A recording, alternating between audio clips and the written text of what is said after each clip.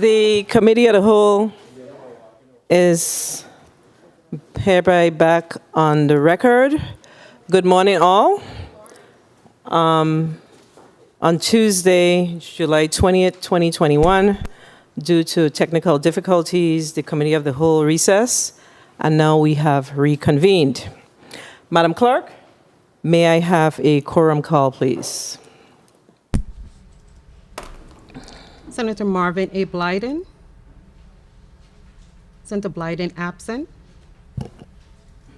Senator Carrion, Samuel Carrion. Senator Carrion present. Senator Dwayne M. DeGraff.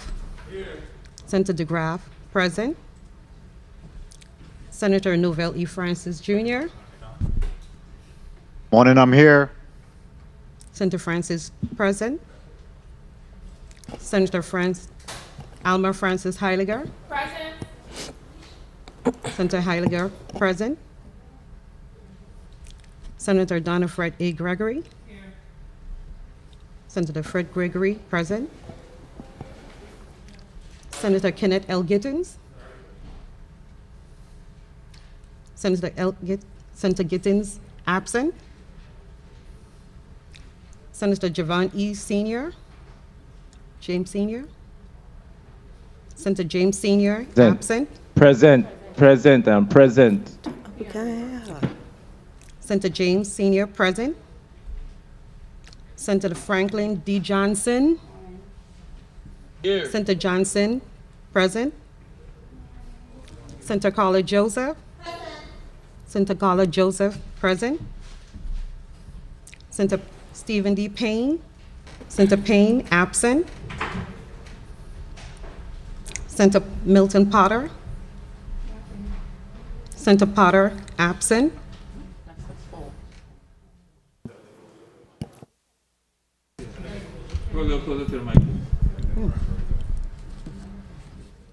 Senator Janelle K. Saru. Senator Saru present. Senator Kurt A. Verley. Senator Verley absent. Senator Genevieve Whitaker. Senator Whitaker. Present. Senator Whitaker present. Madam President, 10 present, 5 absent. Thank you, Madam Clerk. We have a quorum. Do we have any correspondence?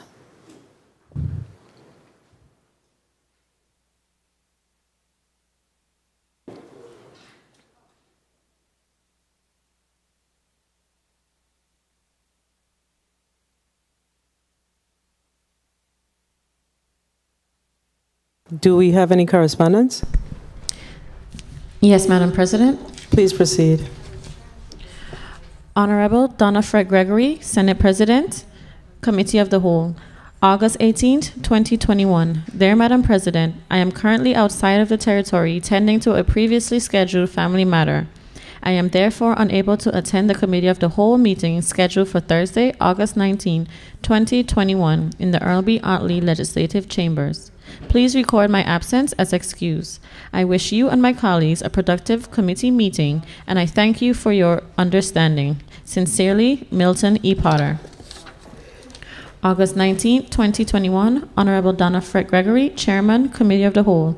Dear Madam President, as Chairman of the Committee on Homeland Security, Justice, and Public Safety, I was invited to join the VIPD Commissioner nominee Ray Martinez, along with his leadership team and Governor Albert Bryan, to meet with the New York Police Department leaders to get an in-depth look at the camera system that the Virgin Islands Police Department is in the process of implementing throughout the territory to assist with solving crime and to deter individuals from doing so. Please excuse me from the Committee of the Whole meeting on Thursday, August 19, 2021, and forward any information to my office. Thank you for your understanding in this matter. Sincerely, Stephen D. Payne Sr., Senator at Large, 34th Legislature of the Virgin Islands.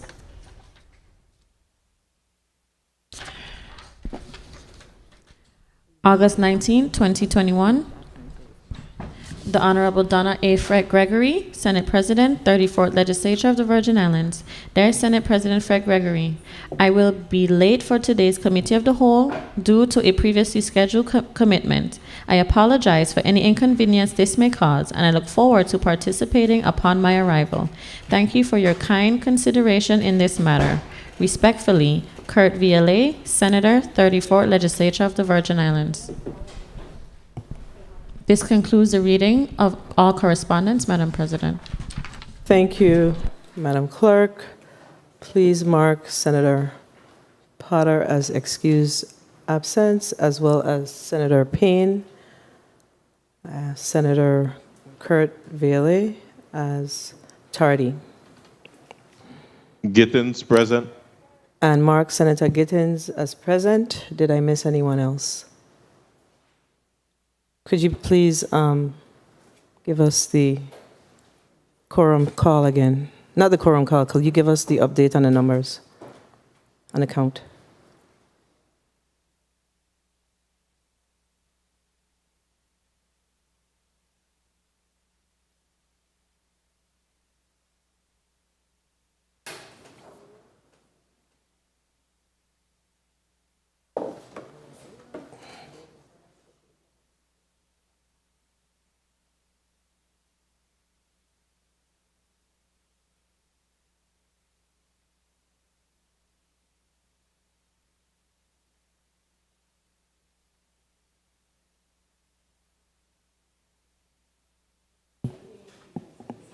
The count is 11 present, 2 absent, and 1 tardy. Today we will continue to receive testimony on zoning map amendment applications submitted to the Department of Planning and Natural Resources, on which the legislature has final disposition. We will hear 10 applicants seeking to rezone property, 5 applicants from the Island District of St. Croix, and 5 applicants from the Island District of St. Thomas, St. John. Madam Clerk, can you please read today's agenda into the record? The 34th Legislature Committee of the Whole will reconvene to receive testimony on the following zoning map amendment applications. Block 1, ZAC-21-5, Stephen Lemillin, authorized agent Clarence Brown, requesting plot number 48-A, Estate La Valley North Side Quarter B, St. Croix, be rezoned from R-2 residential low density 1 and 2 family to R-3 residential medium density. Purpose is to bring the non-conforming property into zoning conformity. Invited testifiers: Stephen Lemillin, authorized agent for Clarence Brown, applicant; Jean-Pierre L. Oriel, commissioner, Department of Planning and Natural Resources; Leah Laplace Matthew, territorial planner, Division of Comprehensive and Coastal Zone Planning, Department of Natural Resources. ZAC-21-6, Carl Brown, requesting plot numbers 1-A, Estate Little Princess, 1-H, Estate Golden Rock, and REM plot number 1-HA, Estate Golden Rock, Company Quarter, St. Croix, be rezoned from R-1 residential low density to R-3 residential medium density. Purpose is to bring the non-conforming property into zoning conformity. Invited testifiers: Carl Brown, applicant; Jean-Pierre L. Oriel, commissioner, Department of Planning and Natural Resources; Leah Laplace Matthew, territorial planner, Division of Comprehensive and Coastal Zone Planning, Department of Planning and Natural Resources. ZAC-21-7, Carl S. Williams, requesting plot number 59-A, Estate Glen, Queen Quarter, St. Croix, be rezoned from C, commercial, to B-3, business scattered. Purpose is to bring the non-conforming property into zoning conformity. Invited testifiers: Carl S. Williams, applicant; Jean-Pierre L. Oriel, Commissioner, Department of Planning and Natural Resources. Leah Laplace Matthew, Territorial Planner, Division of Comprehensive and Coastal Zone Planning, Department of Planning and Natural Resources. ZAC-21-1, Shirley Deschabre Highfield and Rita Deschabre Schuster. Shabert Schuster, requesting remainder plot number 136, Estate St. George, Prince Quarter, St. Croix, be rezoned from R-2, residential low density 1 and 2 family, to B-3, business scattered. Purpose is to allow a mixed use development. Invited testifiers Shirley D. Shabert Highfield and Rita Deschabre Schuster, applicants. Jean-Pierre L. Oriel, Commissioner, Department of Planning and Natural Resources. Leah Laplace Matthew, Territorial Planner, Division of Comprehensive and Coastal Zone Planning, Department of Natural Resources. ZAC-21-9, Jenderson Dominquez, requesting plot number 11-H, Estate Montpelier, Queen Quarter, St. Croix, be rezoned from R-1, residential low density, to R-3, residential medium density. Purpose is to allow for 3 dwelling units. Invited testifiers, Jenderson Dominquez, applicant. Jean-Pierre L. Oriel, Commissioner, Department of Planning and Natural Resources. Leah Laplace Matthew, Territorial Planner, Division of Comprehensive and Coastal Zone Planning, Department of Planning and Natural Resources. Block 2, ZAT-21-3, Orlando Martinez, authorized agent for Jennifer Jones, requesting parcel number 148-1 and 148-323, Estate Anna's Retreat, number 1, New Quarter, St. Thomas, be rezoned from R-2, residential low density 1 and 2 family, to B-3, business scattered. Purpose is to allow for business uses. Invited testifiers, Orlando Martinez, authorized agent for Jennifer Jones, applicant. Jean-Pierre L. Oriel, Commissioner, Department of Planning and Natural Resources. Leah Laplace Matthew, Territorial Planner, Division of Comprehensive and Coastal Zone Planning, Department of Natural Resources. ZAT-21-2, Anya Castor, requesting a use variance to be granted to the B-4 business residential areas, zone parcel number 32, remainder Estate Friedendal, number 4, Estate East End Quarter, St. Thomas. Purpose is to allow 7 dwelling units. Invited testifiers, Anya Castor, applicant. Jean-Pierre L. Oriel, Commissioner, Department of Planning and Natural Resources. Leah Laplace Matthew, Territorial Planner, Division of Comprehensive and Coastal Zone Planning, Department of Natural Resources. ZAT-21-1, Lial and Luz Van Beverhout, requesting parcel number F, Estate Sojourn Free, Western Half, number 1, Southside Quarter, St. Thomas, be rezoned from R-1, residential low density, to R-3, residential medium density. Purpose is to allow 20 dwelling units. Invited testifier, Liel and Luz Van Beverhout, applicants. Jean-Pierre L. Oriel, Commissioner, Department of Planning and Natural Resources. Leah Laplace Matthew, Territorial Planner, Division of Comprehensive and Coastal Zone Planning, Department of Natural Resources. ZAT-21-4, David and Ursula Bryan, requesting parcels number 5-F-remainder and 5-A-1. Estate Agnes Fancy, number 8, 8H, Great Northside Quarter, St. Thomas, be rezoned from R-1, residential low density, to R-2, residential low density 1 and 2 family. Purpose is to subdivide the properties. Invited testifiers, David and Ursula Bryan, applicants. Jean-Pierre L. Oriel, Commissioner, Department of Planning and Natural Resources. Leah Laplace Matthew, Territorial Planner, Division of Comprehensive and Coastal Zone Planning, Department of Natural Resources. ZAT-21-5, Manal Yahya Youssef, authorized agent for Roosevelt S.C. David, requesting parcel number 10D, Estate Marian Dahl, number 4, Red Hook Quarter, St. Thomas, be rezoned from R-2, residential low density, 1 and 2 family, to B3, business scattered. Purpose is to construct a convenience store and office. Invited testifiers, Manal Yaye Youssef, authorized agent, Roosevelt S.C. David, applicant, Mr. John Pierre L. Oriel, Commissioner, Department of Planning and Natural Resources, Ms. Leah Laplace Matthew, Territorial Planner, Division of Comprehensive and Coastal Zone Planning, Department of Natural Resources. This concludes the reading of today's agenda, Madam President. Thank you, Madam Clerk. Colleagues, today we are going to begin with Block 1.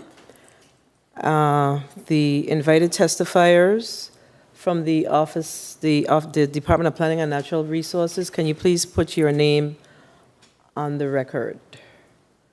Starting with the Assistant Commissioner. I see that you're representing the Commissioner. Your mic is on mute.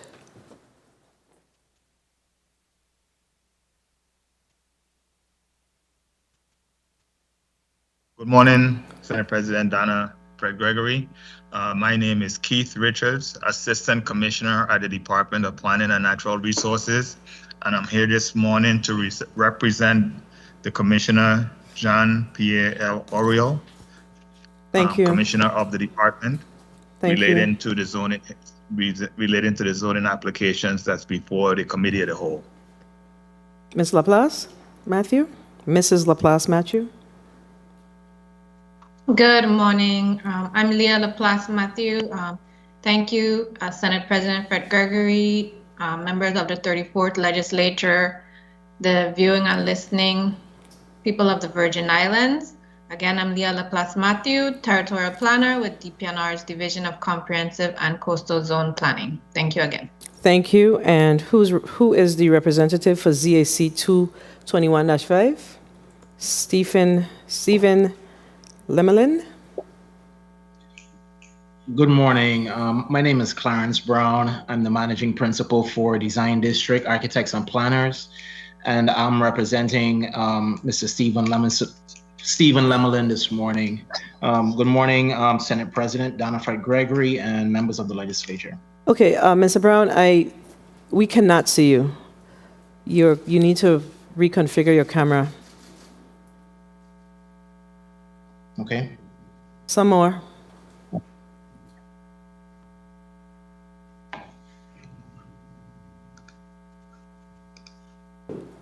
So you need to shift it to the left? Yeah.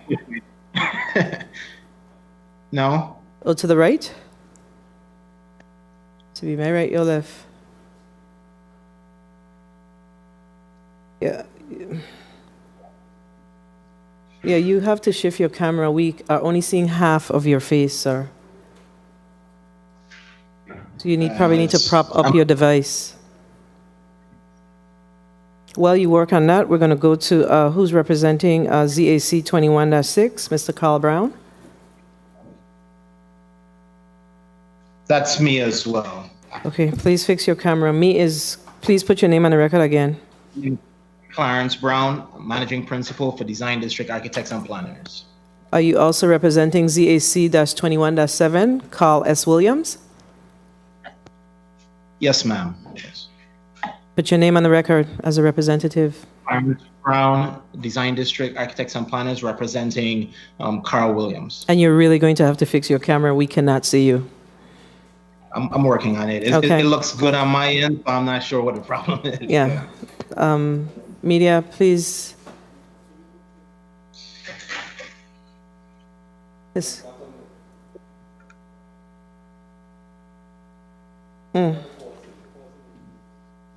Okay.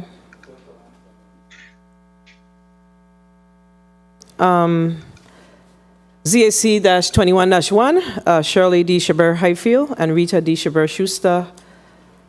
Who's representing? Clarence Brown, Managing Principal for Design District Architects and Planners. Okay. Representing the Highfield family. ZAC-21-9, Jenderson Dominguez.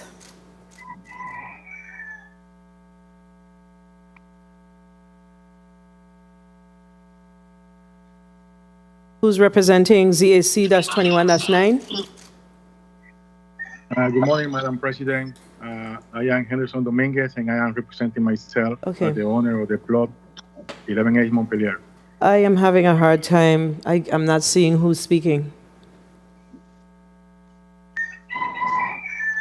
And please mute your devices. I'm hearing chickens in the background. Yeah. Turn your camera on, sir. Jenderson Dominguez, your camera is off.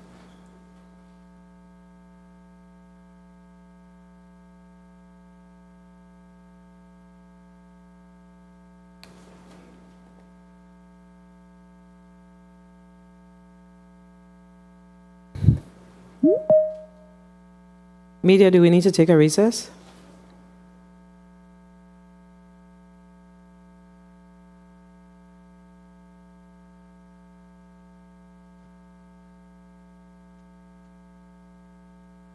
Thank you. I'm seeing two other individuals on the screen. I believe that is someone from the Deshabert family. Would you like to put your name on the record, please?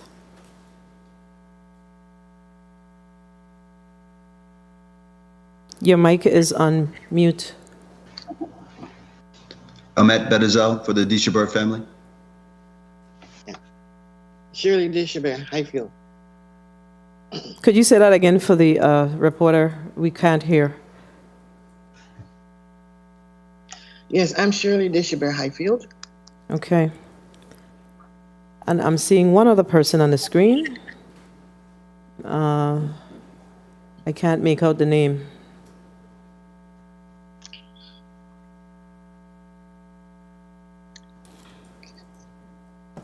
Your mic is on mute. We can't hear you.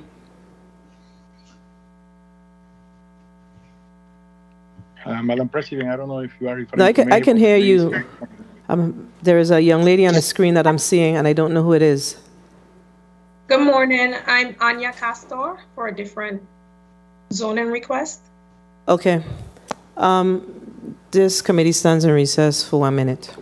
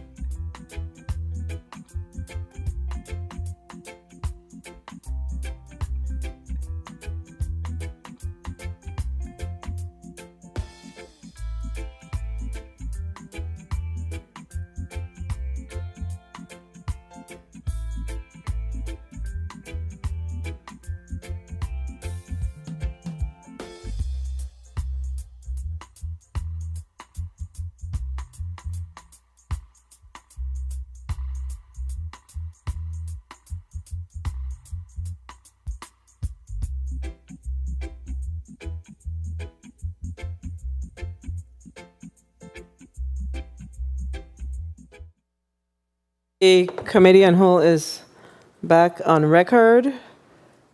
Mrs. Laplace Matthew, you may proceed with all of the items in block number 1. You are the representative morning. today, correct? Yes, I'll be presenting the report. Okay, thank you. You may proceed. Good morning again. Leah Laplace Matthew with DPNR's Division of Comprehensive and Coastal Zone Planning. And I'll begin with report on petition to amend official zoning map number SCZ-2, application number ZAC-21-5. Petition of Stephen Lemelin, authorized agent Clarence Brown, requesting that plot number 48-A, Estate La Valley, Northside Quarter B, St. Croix, be rezoned from R2, residential low density 1 and 2 family, to R3, residential medium density. Project profile. Owner applicant Stephen Lemelin, as per quitclaim deed dated July 20, 2018, document number 2018004318. The property comprises a total of 0.6992 acres, as shown on drawing number 917, dated 4/19/1960, as revised on 2/13/63 and 5/6/64. Current use: a 2-story, 4-dwelling unit building. Proposed use: extension of 2 lower floor dwelling units and bring property into zoning conformity. Surrounding properties are zoned R2 with a mix of vacant land and residences. Infrastructure: water needs are supplied by cistern and wastewater handled by septic system.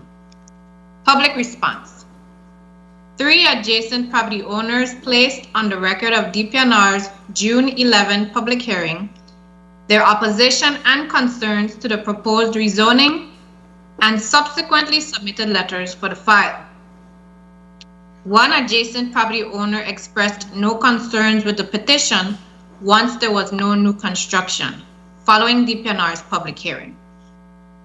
The adjacent property owner's reasons for opposition/concern were: 1, zone change and the potential uses/density allowed under R3 zone.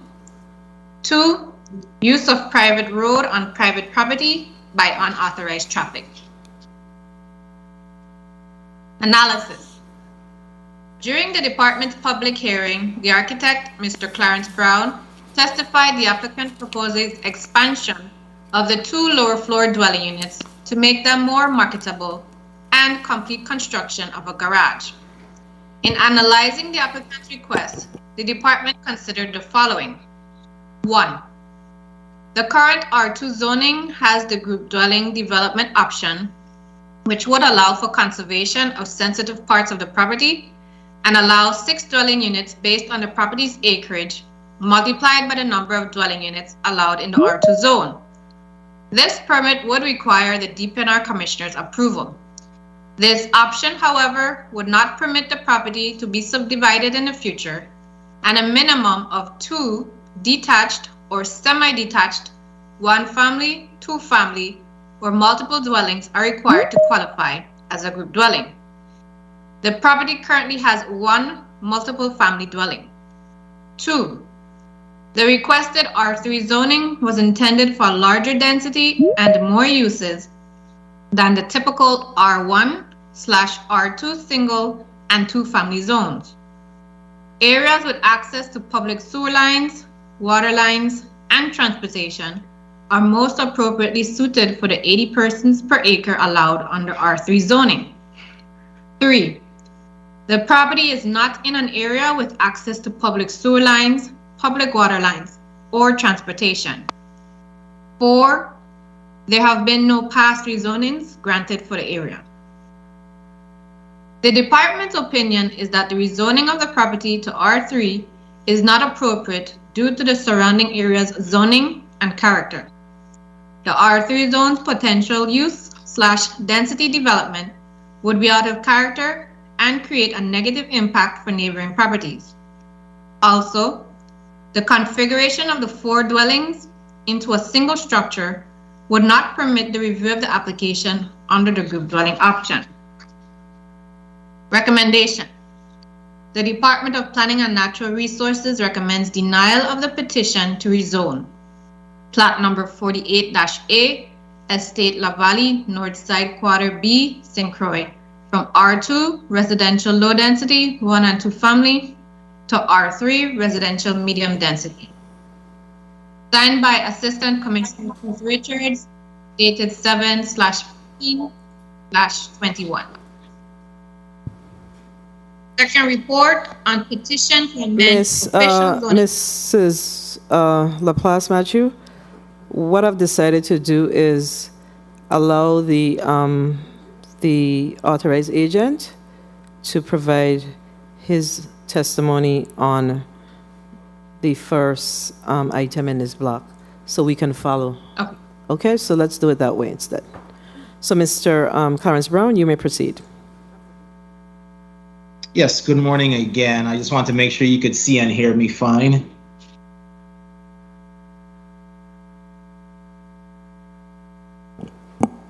Please proceed. Right. Thank you. Good morning, everyone. My name is Clarence Brown. I'm the managing principal for Design District Architects and Planners, and I'm representing Mr. Stephen Lemelin in application ZAC 21-5. Mr. Lemelin came to me for assistance with construction of an expansion to the lower apartments of his home.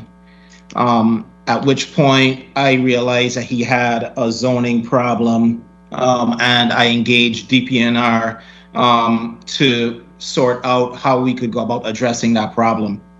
And it became clear that the only remedy for him having Mr. 4 Brown, units in our... Mr. Brown? Yes? Are you reading ma'am. from the letter that was sent to the president? Or are you speaking from the top of your head? I am not, no. No, you have to have some sort of written testimony to present to this committee. Was there a letter sent? Do you have the letter that was Yes, it sent? should have been sent. Yes. You need to read the letter, sir. Okay.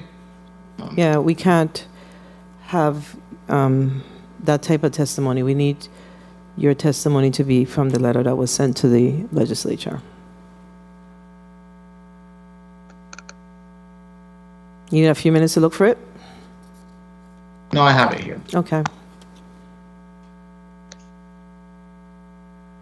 Dear Senate President Donna Fred Gregory, I'm writing the legislature on behalf of Mr. Stephen J. Lemelin seeking a rezoning or zoning map amendment for 48A La Valley on the island of St. Croix, USVI. This rezoning is being sought so that the residential building as constructed can be regarded a conforming use and be allowed to proceed with upgrades to the units.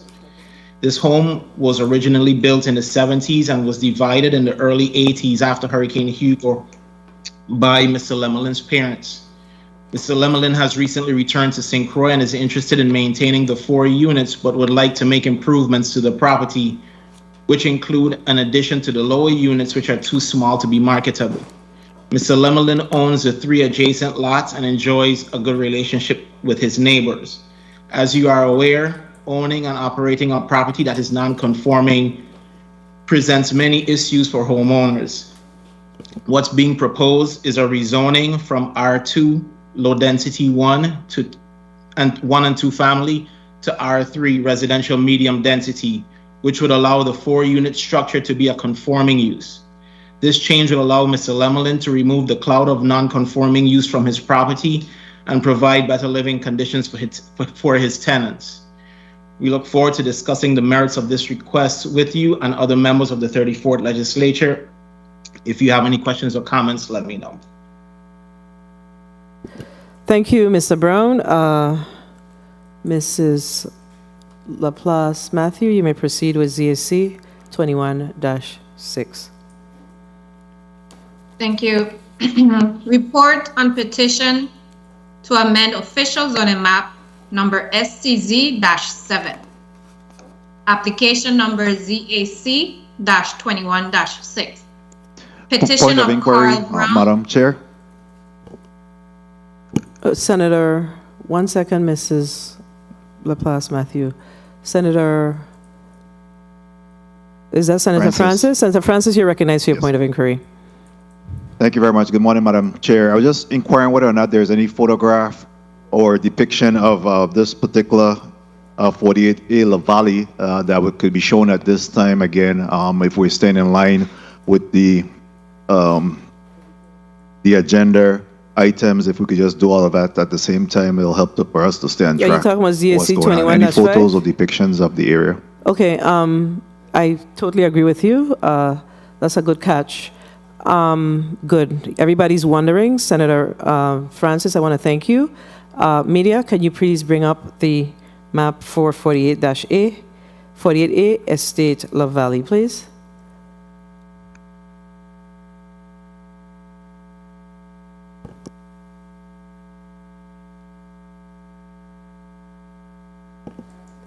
Mr. Brown, do you want to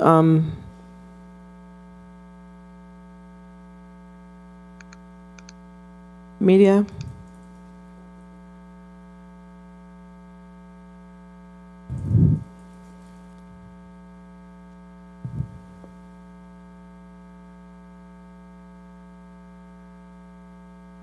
I can share my screen if that's allowed. No. We're going to take care of it. Okay, Mr. Brown, you may proceed with sharing your screen because we're understanding that we do have one for 48A Estate Love Valley. I'm not sure why the media is not able to bring it up, but you may proceed, Mr. Brown, in the interest of moving this meeting forward. Please bring it up. Okay.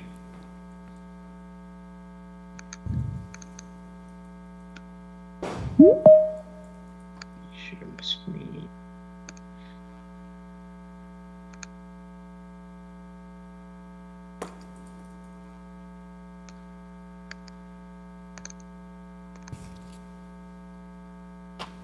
So I'll flip through some pictures of 48A La Valley. This is views from his property to his neighbors. This is a view. Hold 1 second, Mr. Brown. Media, can you please bring it up on the screen, please? On the bigger screen in the chambers. The live screen, sir.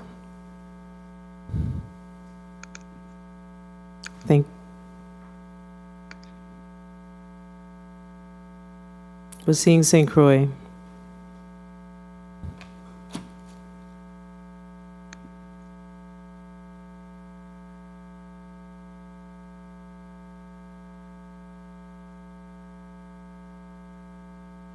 Thank you. Mr. Brown, you may proceed with giving us a very quick explanation of the property. And that's 48, plot number 48-A, Estate Love Valley. Yes. Yeah. So this is a view looking at the north side of that property. This is a view from that building, and this is a view from that building out to the North Shore. Again, these are just pictures of the existing structure that's there right now and the improvements that's needed.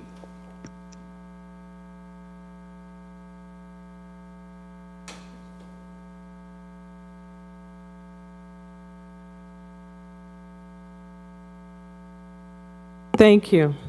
And Senators, let me just share with you all of this information is on the drive. The pictures are also on the drive. So if you wish to look at them again, they're actually on the legislative drive. Okay, thank you, Mr. Brown. Okay.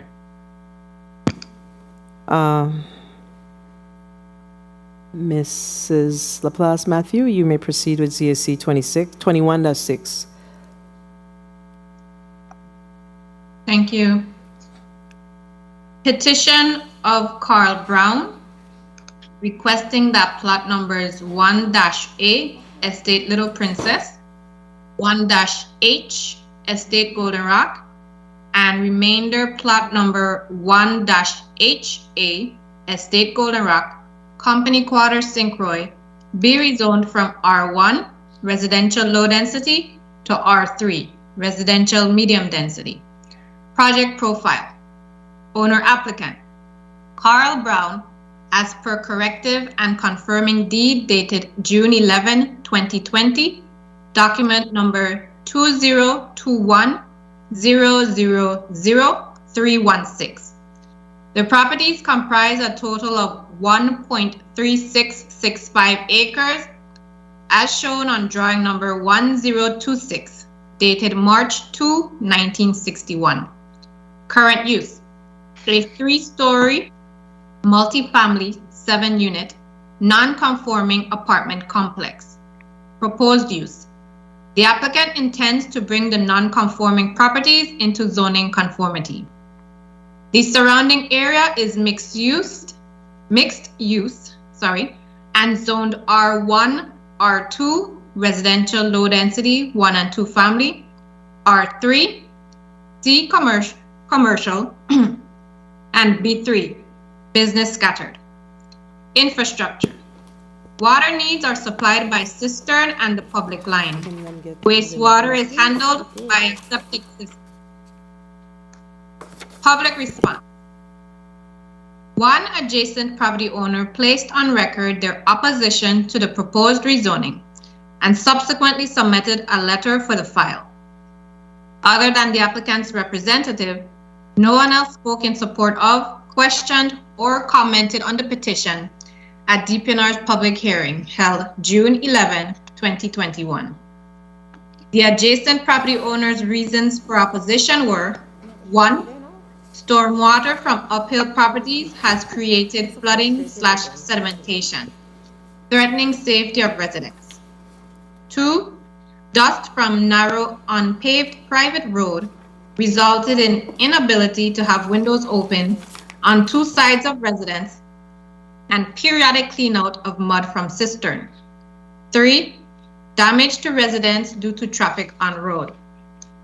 4, only one road to enter/exit properties on Little Princess Hill, and traffic further deteriorates its condition.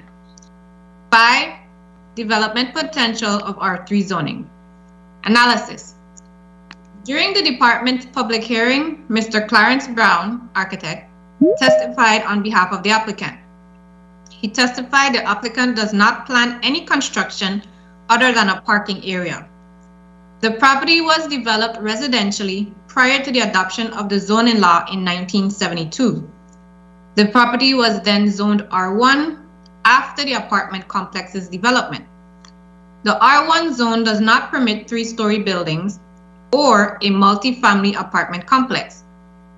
It does permit a maximum of 2 dwelling units per lot, for a total of 6 dwelling units across the 3 lots.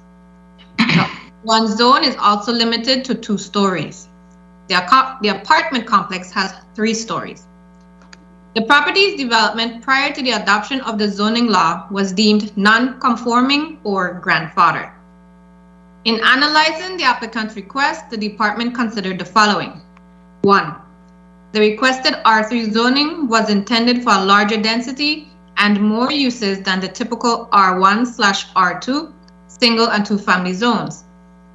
Areas with access to public sewer lines, water lines, and transportation are most appropriately suited for the 80 persons per acre allowed under R3 zoning. 2, the property is in an area of mixed zonings, medium density residential and commercial development, public sewer and water lines, and transportation. 3, there have been 5 past rezonings in the area to R3 and C commercial zoning. The department's opinion is that the rezoning of the property to R3 is appropriate. The rezoning would allow for the property to continue its past use in conformity with the already established character and zoning that developed in the area. Recommendation: the Department of Planning and Natural Resources recommends that plat numbers 1-A, Estate Little Princess, 1-H, Estate Golden Rock, and remainder plat number 1-HA, Estate Golden Rock, Company Quarter, St. Croix, be rezoned from R1, residential low density, to R3, residential medium density, with the following condition. Any future increase in density shall require public sewer line connection to first be made before construction of additional dwelling units. Signed by Assistant Commissioner Keith Richards, dated 7/15/21. That concludes that report. Thank you, Ms. Laplace, and we will hear from Mr. Brown at this time.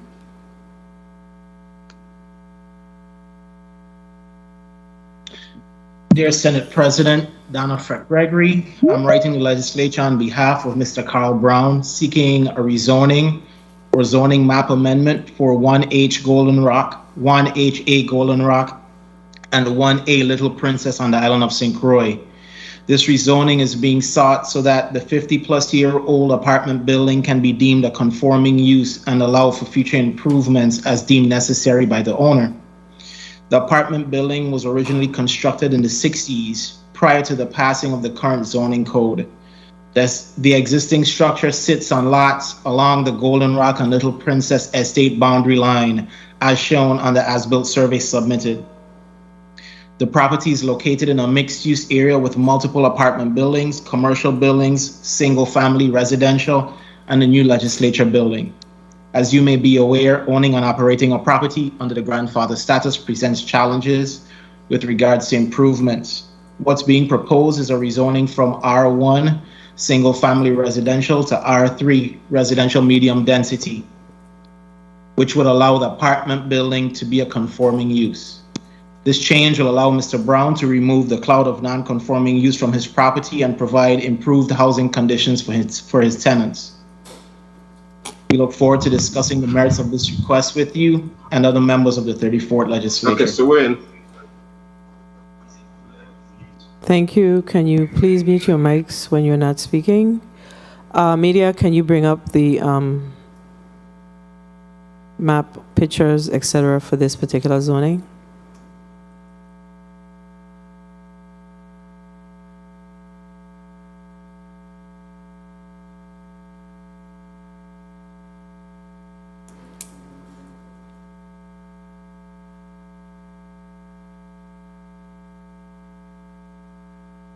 Mr. Brown, do you have the map? Because I'm not sure what's happening in here this morning. Yes, I'll share my screen here. Sure.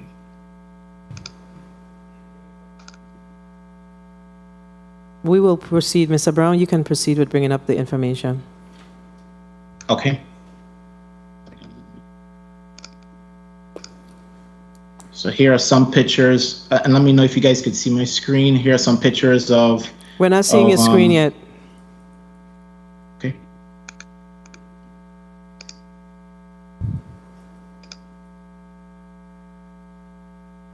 All right. Okay, here are some pictures of the existing building that's there right now.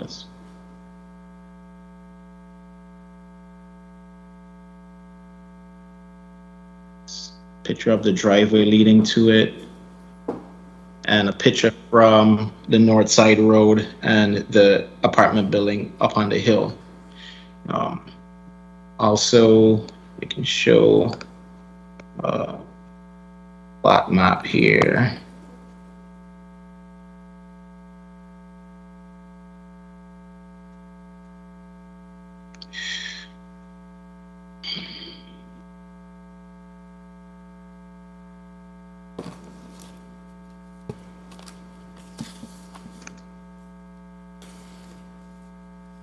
Also, this is a survey where you could see that existing building and the existing carport on the lot.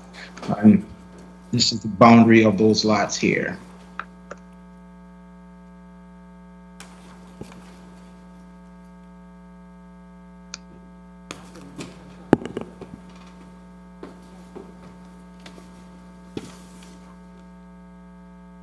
Thank you. All right. Colleagues, again, that information is on the drive if you wish to see it a bit closer. We'll now proceed to ZAC-21-7. Mrs. Laplace Matthews, you may proceed. Thank you. Report on petition to amend official zoning map number SCZ-6. Application number ZAC-21-7. Petition of Carl S. Williams requesting that plot number 59-A Estate Glen, Queen Quarter, St. Croix, be rezoned from C Commercial to B3 Business Scattered. Project profile. Owner applicant Carl S. Williams, as per deed of gift, dated March 30, 2017, document number 2019-001298. The property comprises a total of 0.4106 acres, as shown on drawing number 2125, dated May 19, 1967. Current use: a single-family, non-conforming dwelling, and a two-story building used for storage. Proposed use: the applicant intends to expand the footprint of the non-conforming dwelling by adding 2 bedrooms.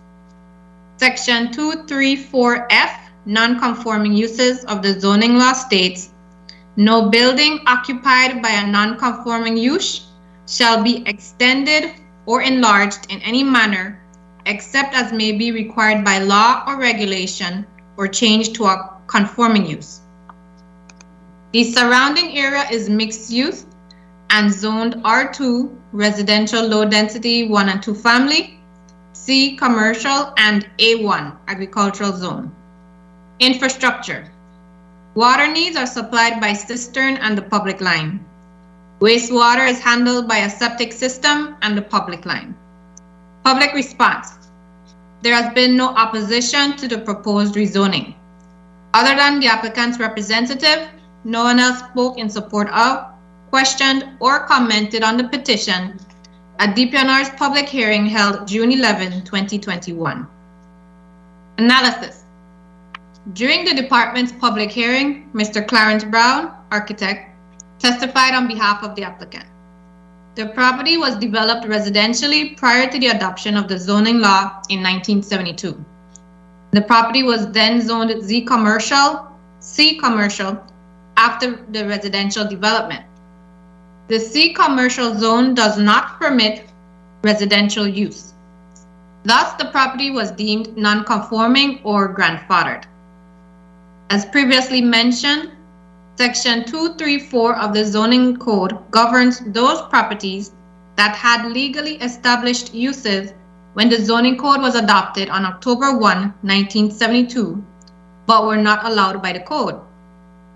These properties were placed under non-conforming or grandfathered status, and the uses were allowed to continue, but with limitations. One of those limitations are in 234F, which does not allow the enlargement or extension of buildings occupied by a non-conforming use. The intent was that eventual conformity of the development of an entire zoning area would happen. After analyzing the applicant's request, the persistent past non-conforming use of the property, and the mixed use of the surrounding area, agricultural, commercial, residential, and non-conforming residential, the department recommends approval of the rezoning request. The B3 Business Scattered Zone is appropriate because it was primarily intended to permit small neighborhood-serving retail businesses within residential districts. It would allow for the mixed use of the property, commercial with residential. The Estate Glen properties along the midline Midland Road have had mixed use, commercial and non-conforming residential, and the B3 zone would not lead to development deemed out of character. Recommendation: the Department of Planning and Natural Resources recommends that plot number 59-A, Estate Glen, Queen Quarter, St. Croix, be rezoned from C, commercial, to B3, business scattered. Signed by Assistant Commissioner Keith Richards, dated 7/12/21. That concludes the report. Thank you. Thank you, Mrs. Laplace Matthew. Madam Clerk, please mark Senator Marvin A. Blyden as present. Thank you. Mr. Brown, you may proceed with your testimony on rezoning 59-A, Estate Glen.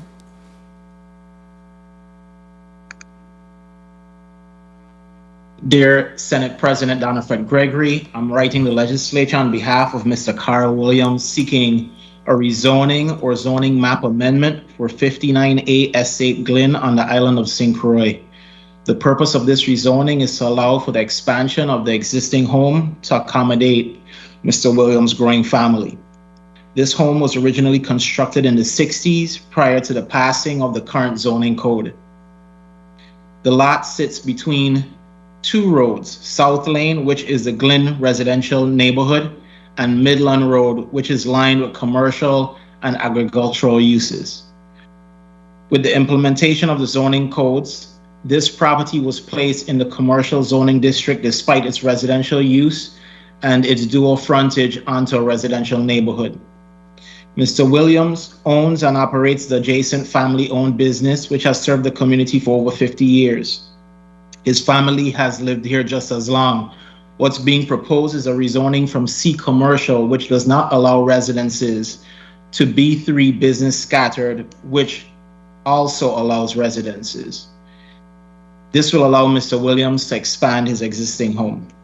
We look forward to discussing the merits of this request with you and other members of the 34th Legislature. Thank you. I can go ahead and share pictures if necessary. Please do.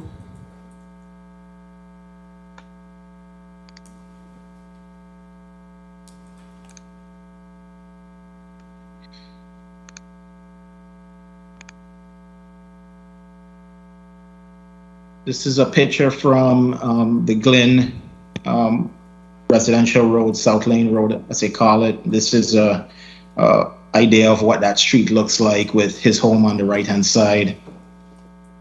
It's just looking in the opposite direction.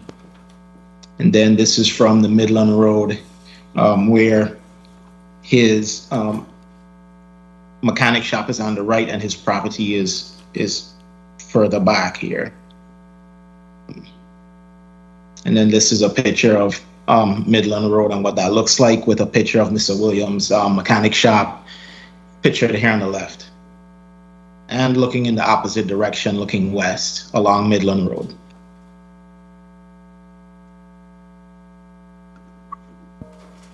Thank you. We're now going to move to ZAC 21-1. Mrs. Laplace Matthews, you may proceed. Thank you. Report on petition to amend official zoning map number SCZ-11. Application number ZAC-21-1. Petition of Shirley Dishabert Highfield and Rita Dishabert Schuster, requesting that remainder plot number 136, Estate St. George, Prince Quarter, St. Croix, be rezoned from R2, residential low density, 1 and 2 family, to B3, business scattered. Project profile. Owner applicant, Shirley Dishabert Highfield, as per quitclaim deed dated June 7, 2018, document number 2018-003912. The property consists of 18.9072 acres, as shown on drawing number D9-6363-C013. Current use. The property is undeveloped. Proposed use. A mixed-use development consisting of retail, office, and residential units. To the north is the St. George Village Botanical Garden and a residential subdivision. To the east are a church and residential subdivision. To the south are a warehouse and automobile junkyard. To the west are strip malls. The surrounding area is zoned A2, agricultural zone, R1, residential low density, R2, B3, and I2, light industry. Infrastructure. Water needs will be supplied by public water lines, and wastewater will be handled by public sewer lines. Public response.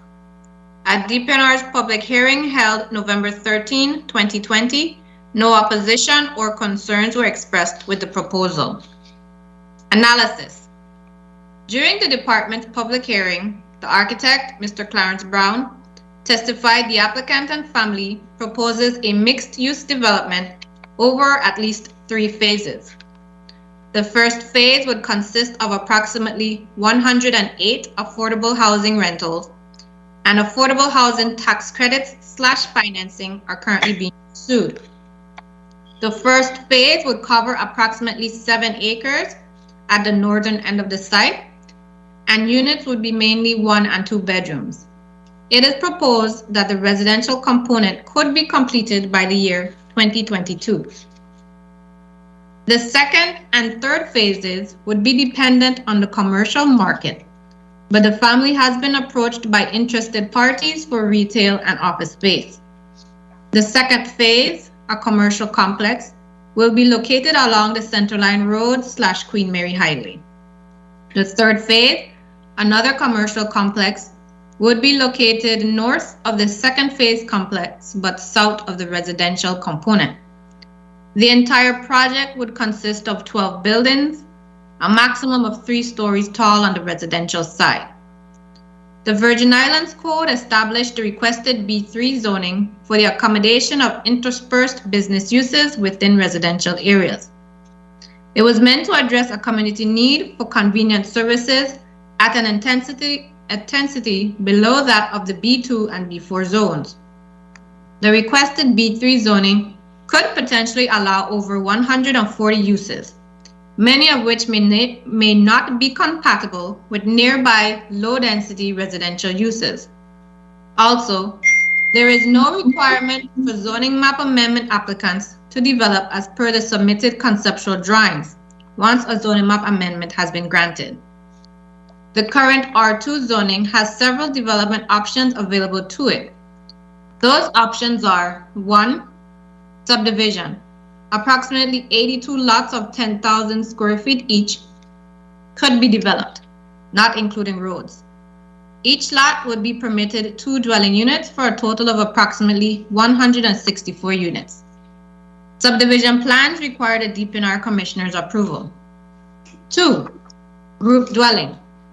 A clustered development allowing for conservation of sensitive parts of the property can be achieved through a group dwelling permit.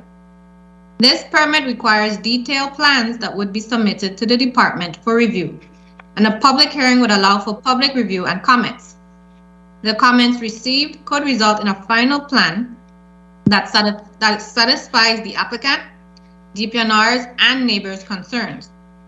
The property's acreage multiplied with a number of dwelling units allowed in the R2 zone could allow for approximately 164 units.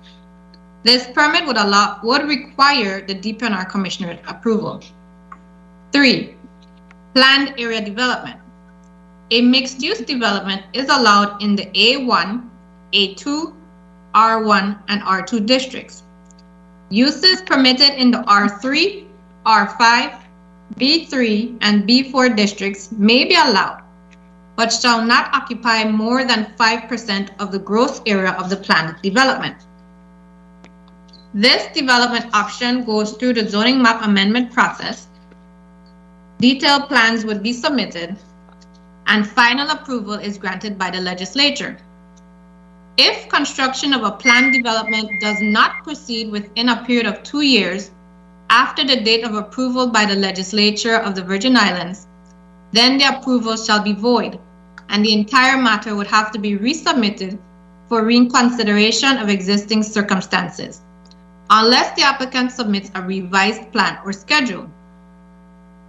The department's opinion is that the rezoning of this much acreage to B3 zoning is not appropriate, and the development proposal should be revisited, considering one of the three mentioned options: subdivision, group dwelling, or planned area development. It is recognized that the Virgin Islands has a housing shortage, and the development options currently available would allow for the property to be developed in consideration of the already established character of the area.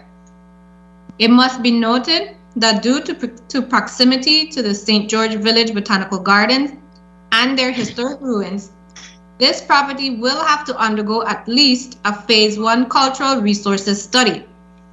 If anything is found, a Phase 2 testing and evaluation would also need to be done. If any resources are found, the project's design will have to be refined. Recommendation. The Department of Planning and Natural Resources recommends denial of the petition to rezone remainder plot number 136, Estate St. George, Prince Quarter, St. Croix, signed by Assistant Commissioner Keith Richards, dated 5/6/2021. In letter dated August 17, 2021, addressed to Honorable Donna Fred Gregory, President, 34th Legislature of the United States Virgin Islands.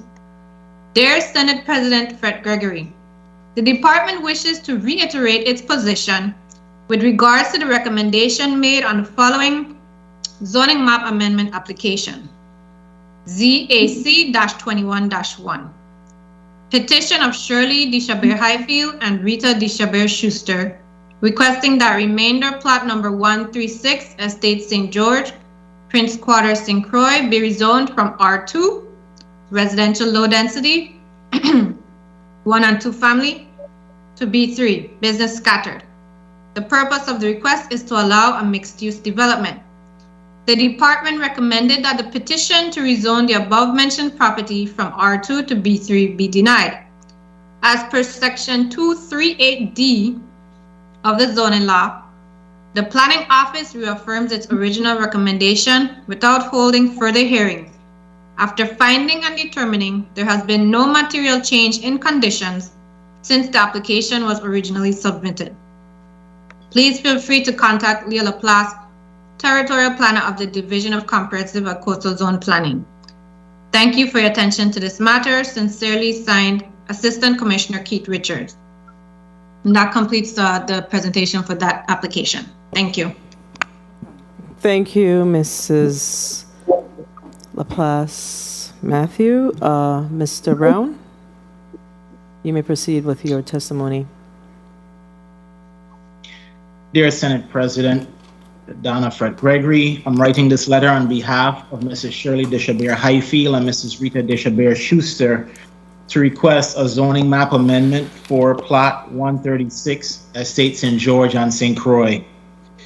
This site, currently zoned R2, sits along the Queen Mary Highway, also known as Centerline Road, directly east of the strip mall with neighborhood pharmacy, and is also directly across from towing and mechanic shop. As you are aware, this road, and more specifically this area, is largely used for business and commercial uses, as many of the adjacent lots have been rezoned for business, including plot 140B, which sits directly to the west. The family is proposing to build a mixed-use development with a shopping center and much-needed apartments on the 19 acres. They are requesting a zoning change from R2 to B3, which would be required for the mix of uses being proposed. We hope that you will agree that this is in keeping with the nature of this area and will have only a positive effect on the community and surrounding property owners. I am available to answer all your questions and to discuss the merits of this request.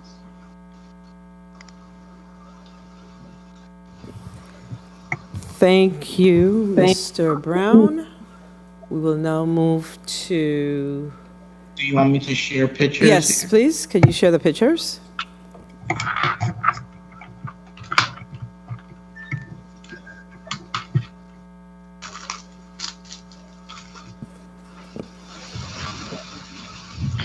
So this is a view from that property looking across Queen Mary Highway to the south, where we have a bottling center and a mechanic shop and other industrial functions. This is just west of the property that's owned, which is a strip mall along Centerline Road. This is the view looking east along Centerline Road. Or I should say Queen Mary Highway. And this is the conceptual site plan of how the property is laid out, which has commercial functions along the Queen Mary Highway to the south and shifts to residential apartments as it gets further north.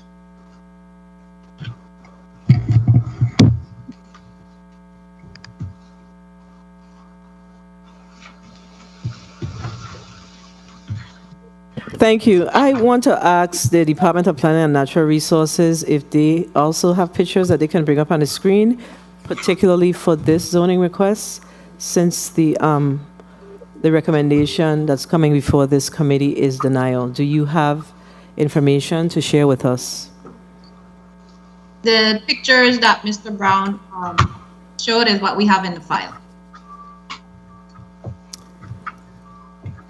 Okay, thank you. All right, we're going to move on to ZAC-21-9. Mrs. Laplace. Matthew, you may proceed. Okay. Report on petition to amend official zoning map number Z-6. Application number ZAC-21-9. Petition of Jenderson Dominguez requesting that plot number 11-H, Estate Montpelier, Queen Quarter, St. Croix, be rezoned from R1, residential low density, to R3, residential medium density. Project profile. Owner applicant, Jenderson Dominguez, as per quitclaim deed, dated May 24, 2012. Document number 20120027.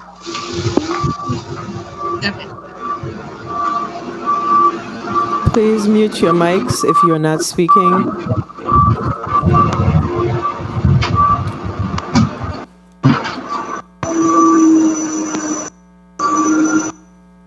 The property comprises a total of 0.5360 acres, as shown on drawing number 4700, dated July 2, 1991, revised July 5, 1991.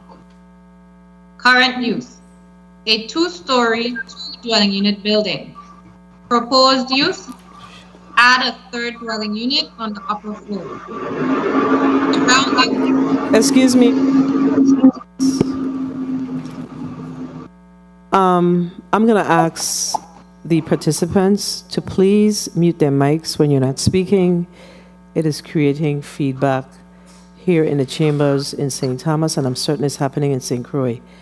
The only mic that should be open is Mrs. Laplace Matthew. Ms. Matthew, you may proceed. Thank you. Surrounding properties are zoned R1 and R2, residential low density, 1 and 2 family with residences. Infrastructure. Water needs are supplied by cistern and wastewater handled by septic system.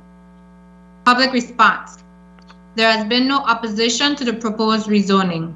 Other than the applicant, no one else spoke in support of, questioned, or commented on the petition at DPNR's public hearing held July 13, 2021. Analysis. During the department's public hearing, Mr. Jenderson Dominguez testified no external modification will occur to the building. In other words, no increase in square footage. He purchased the property with an 810 square foot space on the upper floor that will require internal modifications to convert into a 600 square foot, 1 bedroom dwelling unit and 210 square foot covered patio. In analyzing the applicant's request, the department considered the following. The requested R3 zoning was intended for a larger density and more uses than the typical R1/R2 single and two-family zones. Areas with access to public sewer lines, water lines, and transportation are most appropriately suited for the 80 persons per acre allowed under R3 zoning. 2, the property is not in an area with access to public sewer/water lines or transportation. 3, there have been no past rezonings granted for the area. 4, the R3 zone allows for 80 persons per acre, 6-story buildings, no setbacks, and minimum lot sizes of 6,000 square feet. In contrast, the surrounding R1 and R2 zones allow for 2 dwelling units, 2-story buildings, setbacks of 15 feet on all sides for the R1 zone, or 15 feet front setbacks and 10 feet side and rear setbacks for the R2 zone, and minimum lot sizes of 0.5 acres and 10,000 square feet respectively. The department's opinion is that the rezoning of the property to R3 is not appropriate due to the surrounding area's zoning and character. The R3 zone's potential use/density development would be out of character and could create a negative impact for neighboring properties.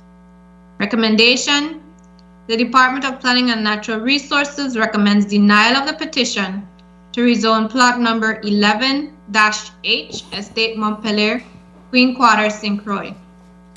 Signed by Assistant Commissioner Keith Richard, dated 8/4/21. That concludes the department's presentation. Thank you. Thank you, Mr. Jenderson Dominguez. You may proceed with your testimony on ZAC-21-9.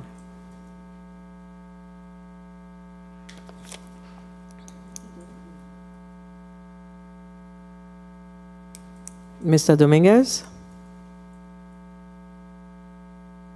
Oh, sorry. Good day, Honorable Madam President, Donna Fred Gregory, and all the Honorable. Could you please turn on your camera, Mr. Dominguez? Yes, my camera is on, Madam.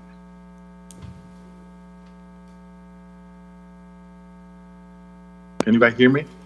We can hear you, but we can't see you. Well, Media, can you please pull up Mr. Dominguez on the screen, please?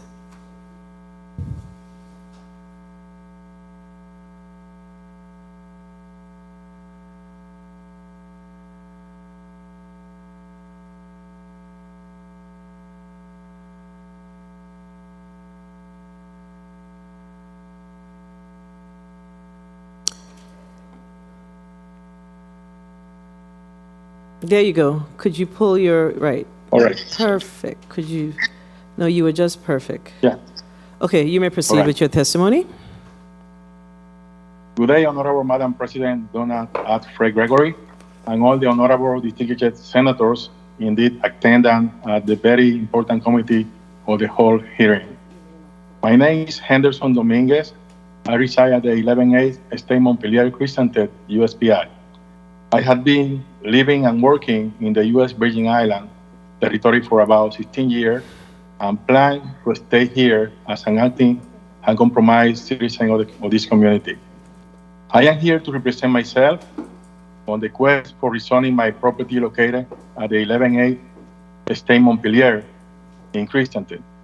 The current zone of this 0.54 parcel is R1, and I have applied to amend the zoning to R3 due to the following fact and reasons.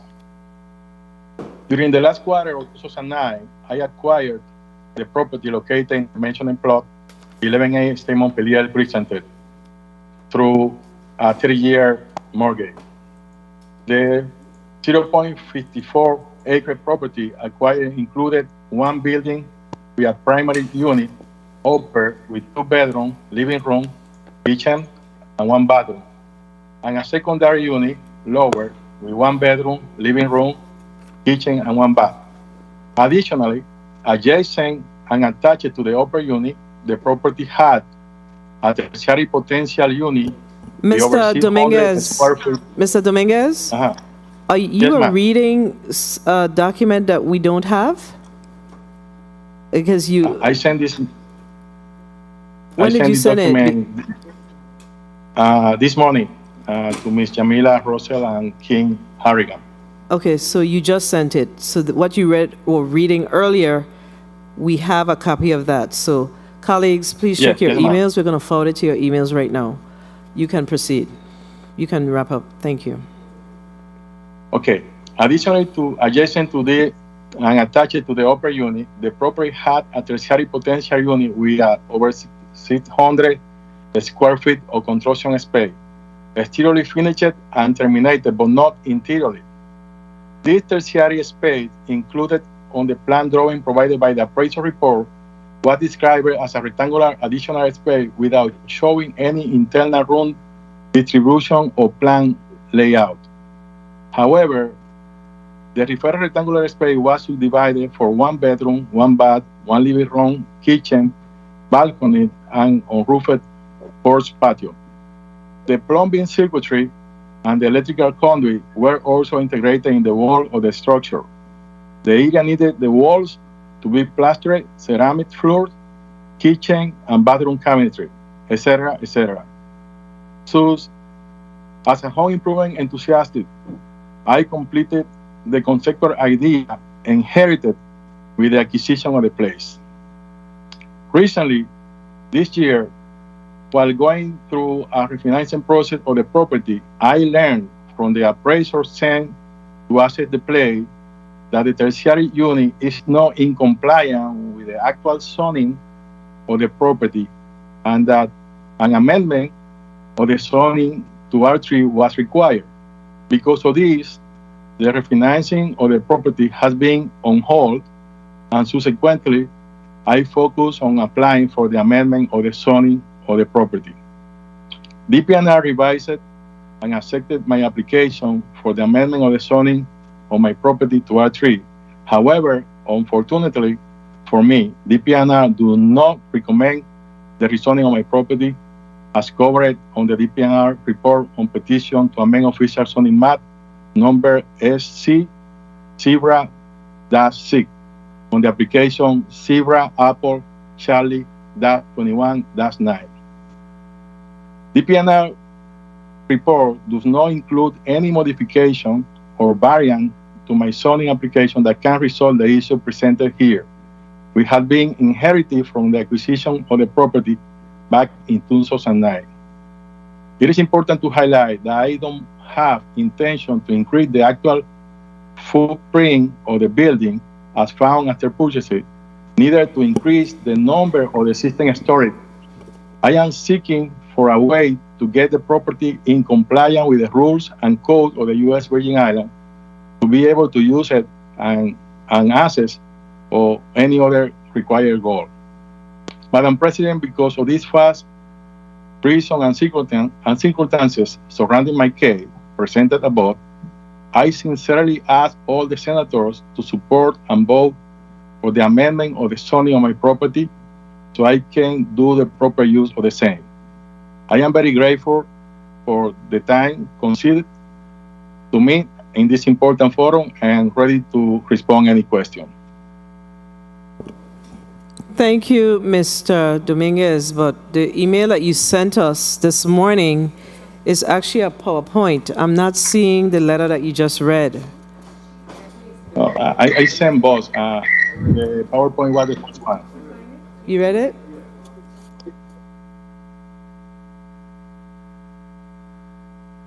All right, colleagues, we are going to go to a 6-minute round.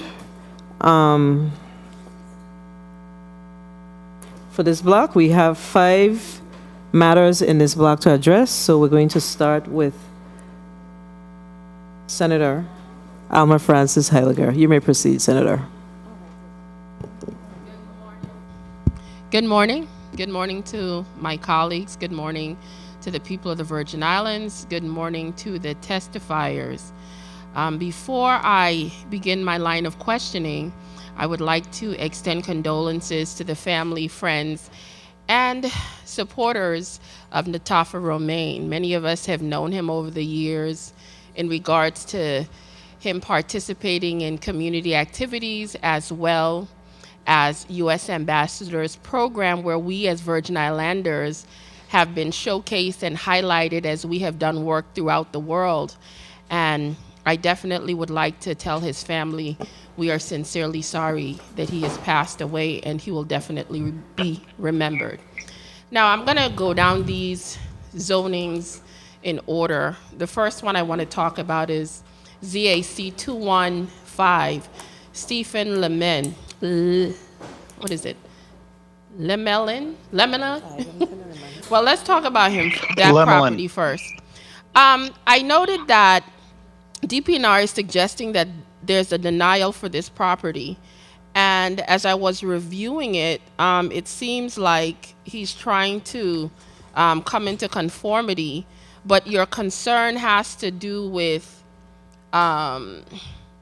he wants to complete a construction garage. But it seems that part of the things that I was hearing is your concern of it going to R3 opens the door for other things. Tell me your thoughts as to why you think this property should not get the zoning, outside of what we've read.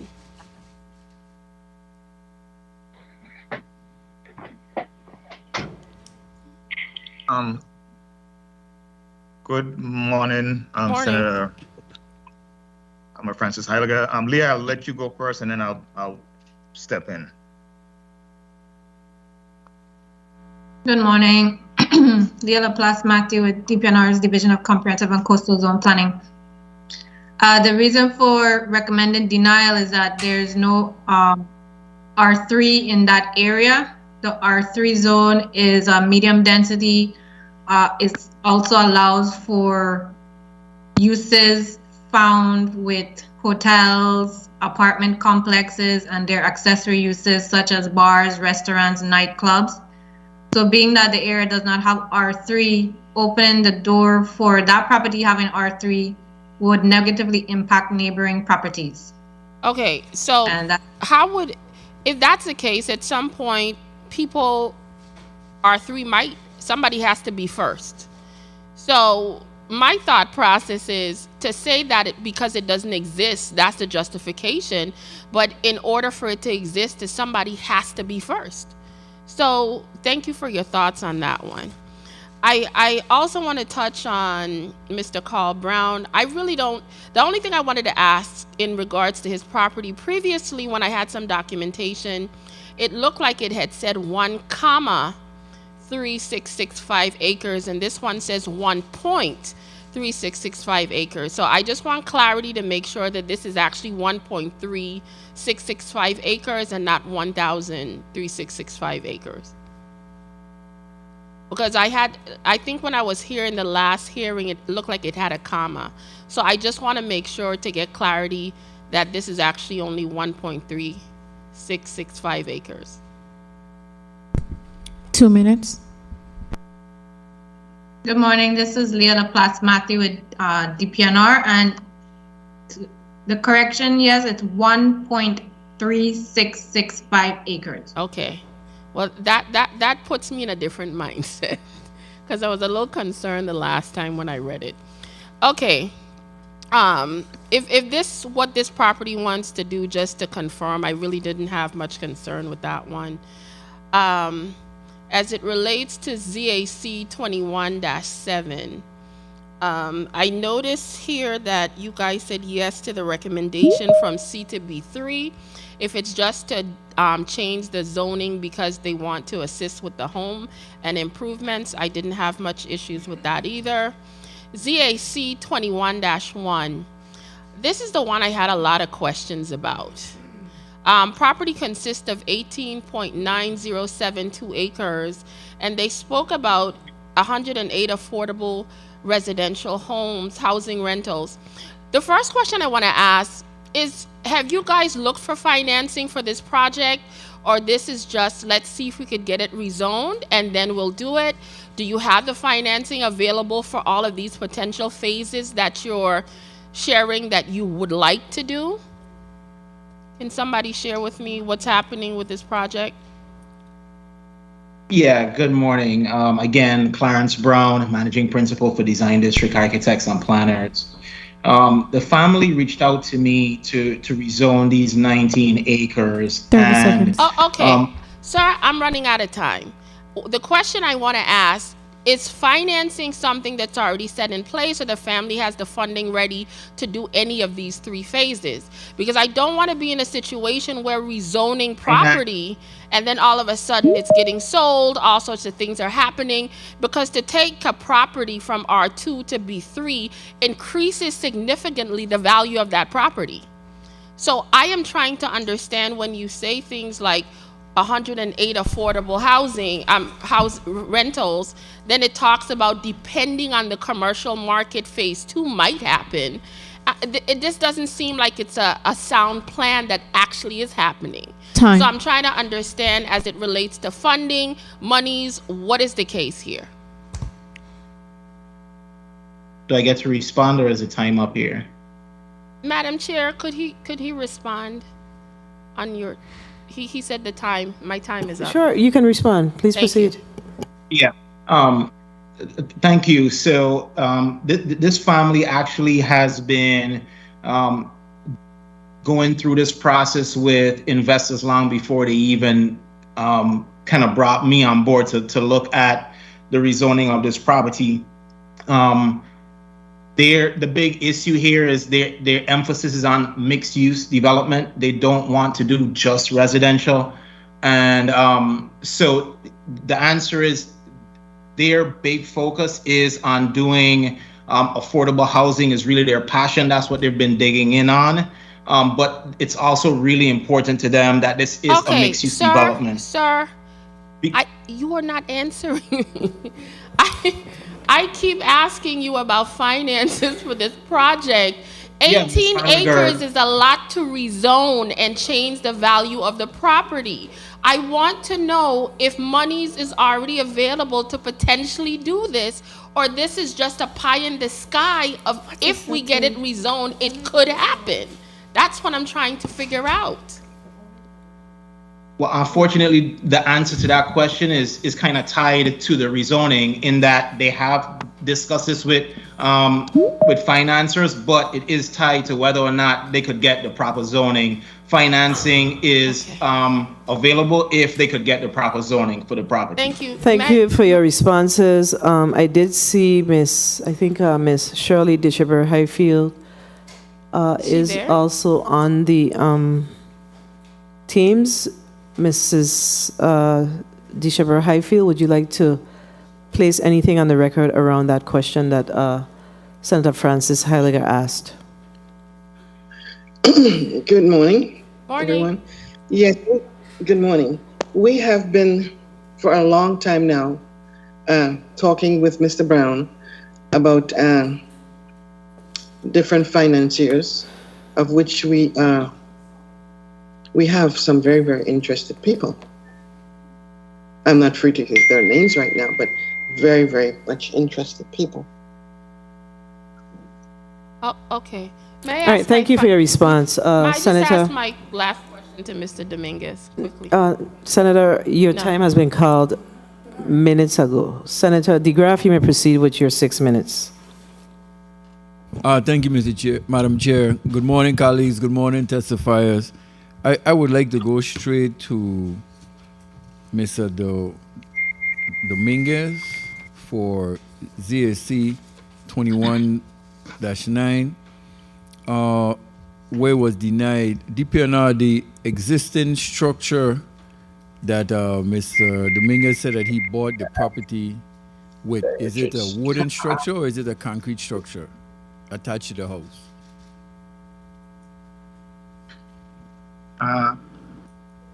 Senator, is a concrete structure. Say again? It is a concrete structure. Concrete structure. Okay, so Correct. Miss Laplace Matthew, is that structure a part of the house if he lives in it, or if it's you're putting it as an apartment? Is the issue? Good morning, Senator Laplace Matthew here. The issue is the density and the uses with the zone, not with the structure itself. Right. So I'm just saying that it is a concrete structure attached to the residence. He bought it that way in 2009. So I was just wondering if, so basically would that part of that structure have to be removed from the house? Or can it exist that way? When you say if it has to be removed, do you mean in its current use as an open space?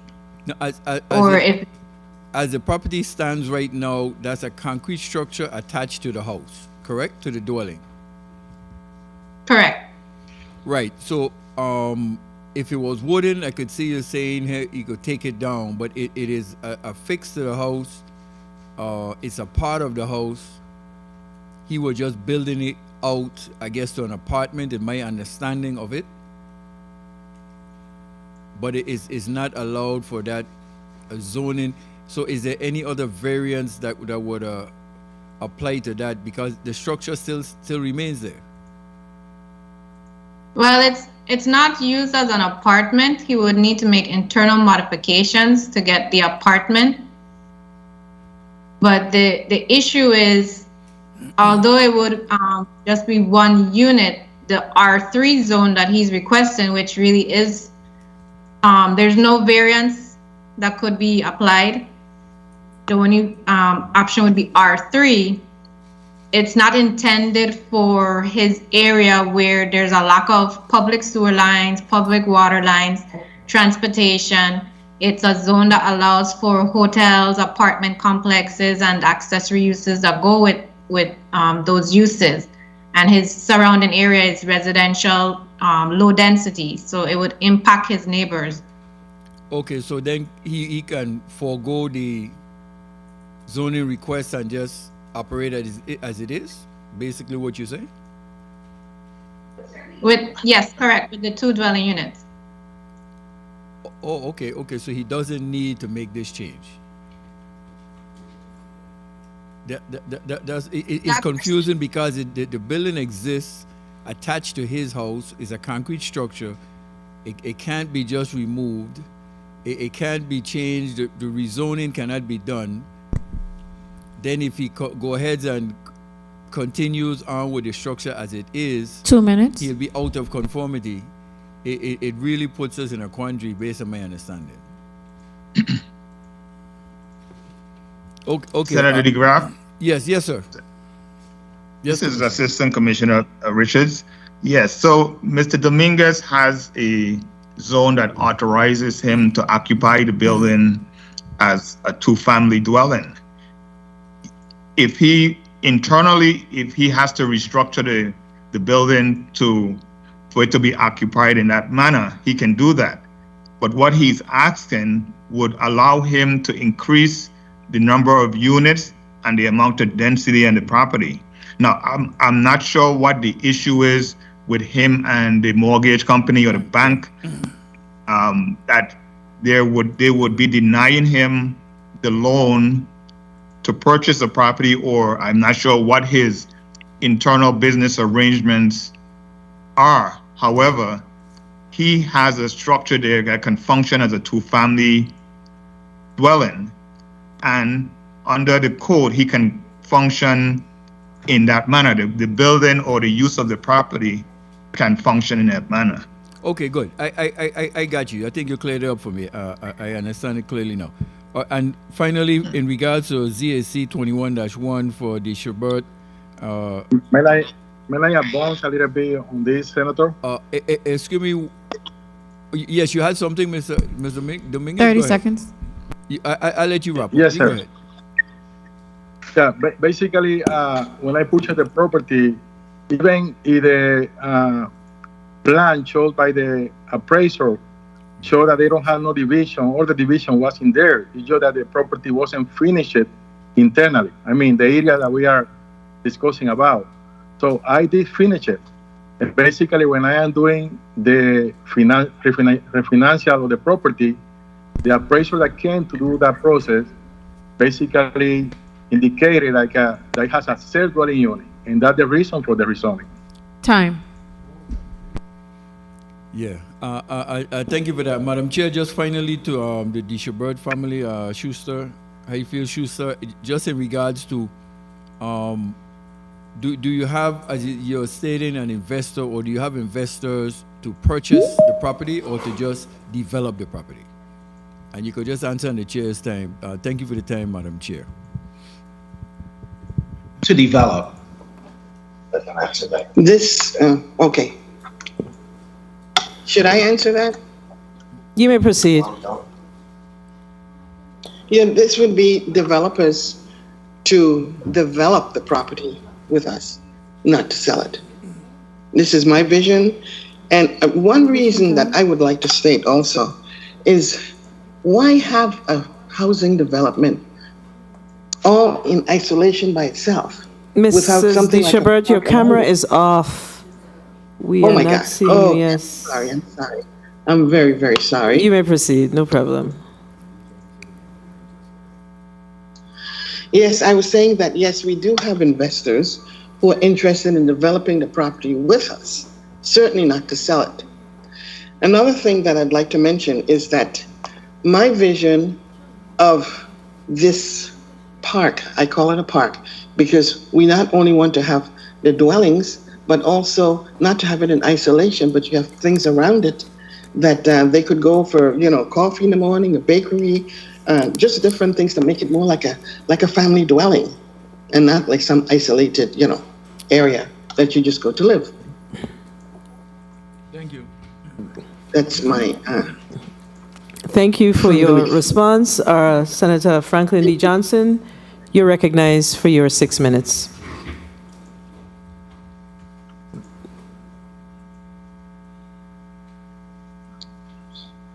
Senator Johnson, are you there? Can you all hear us on St. Croix? Yes. Yeah. You may proceed, Senator Johnson. You're recognized for your 6 minutes. Get up. Good morning. Thank you very much, Madam Chair. I say good morning to all the testifiers. Good morning to my colleagues. Good morning to the listening and viewing audience. I have some disturbance here in St. Croix. That's why I didn't hear you. I definitely would like to ask the department, because in a couple of their denial, they said something that's consistent, and the consistency in the statement is negative. It's going to create a negative. Let's find it first of all. You guys had me going one way over here, so I lose train of thought, but I'll get right back on target. In many parts of the department response, for those that they deny, they said negative response. And I would like for them to, explain to me why they use just a vague open term, negative response, or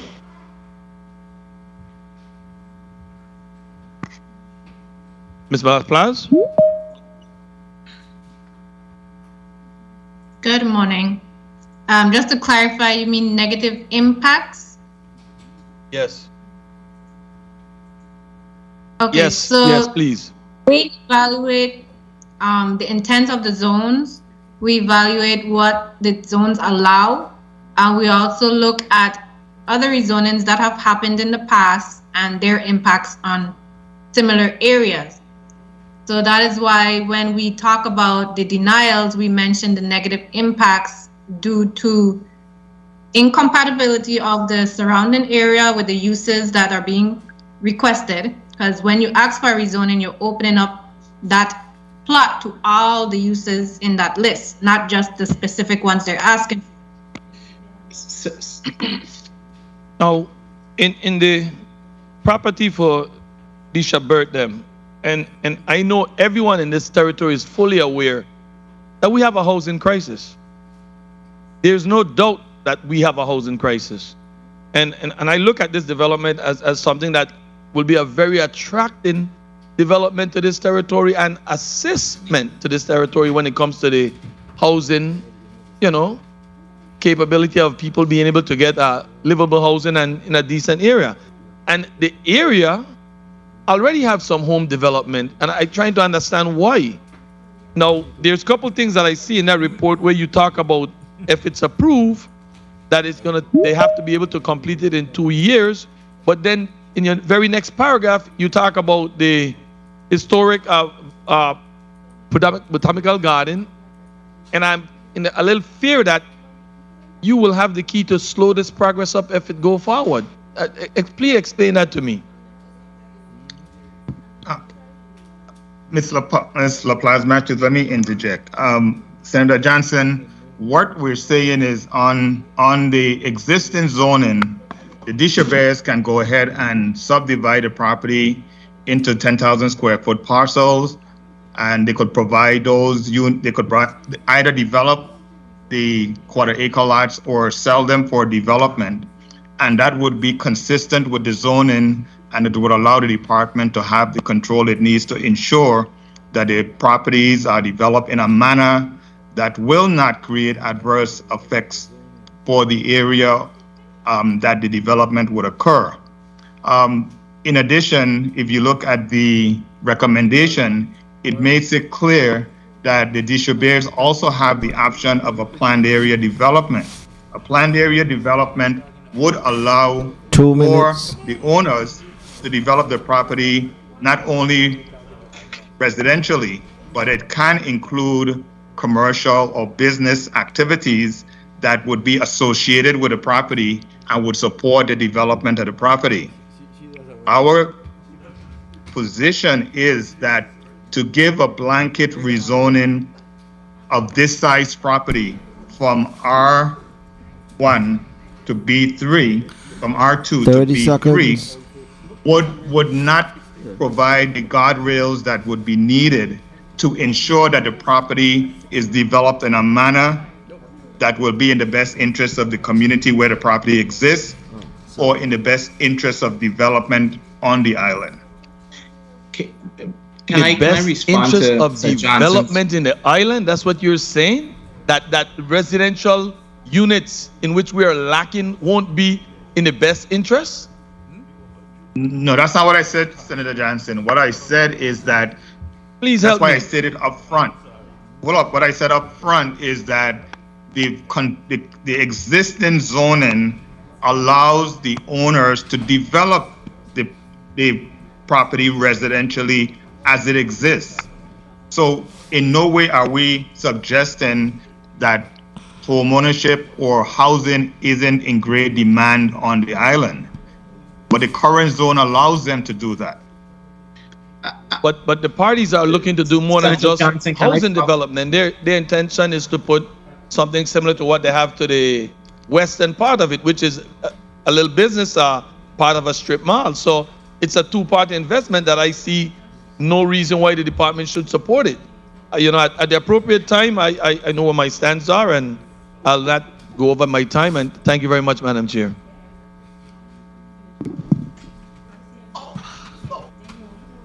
Senator, you know that your time wasn't called, so if you have another question, you may proceed. I'm being so Senator cautious Johnson. today. Eh? I'm being so cautious. And Mr. Dominguez, I need to ask a question. I understand you're trying to, develop your property there. Right? You're talking about a third floor? Are you saying you're going to go up one more step? No, sir. Basically, it's gonna be just using a area that already exists in the original Time. When I purchased the property, that area was there. It just wasn't terminated in the interior of it. But I did that. I finished it. Oh, so you said that it was already in the stage, but you just didn't get to complete it. And Mr. Brown, you wanted to please chime in, and I'll wrap up with Mr. Brown closing off of some statement that he wanted to include for me. Thank you so much. I just wanted to touch based on your comment about negative impact in general. And I'll kind of touch on both as quickly as I can. With regards to the property for Dishabear Highfield, we're surrounded by industrial uses almost primarily, right? Our closest neighbor is one of the biggest, junkyards we have on St. Croix for old vehicles. We have strip mall developments all along Centerline Road and on a huge industrial zone lot just west of us, right? The closest development that could really claim an adverse impact would be a residential component around the corner over Botanical Gardens. And we don't have anyone that came out to oppose this development.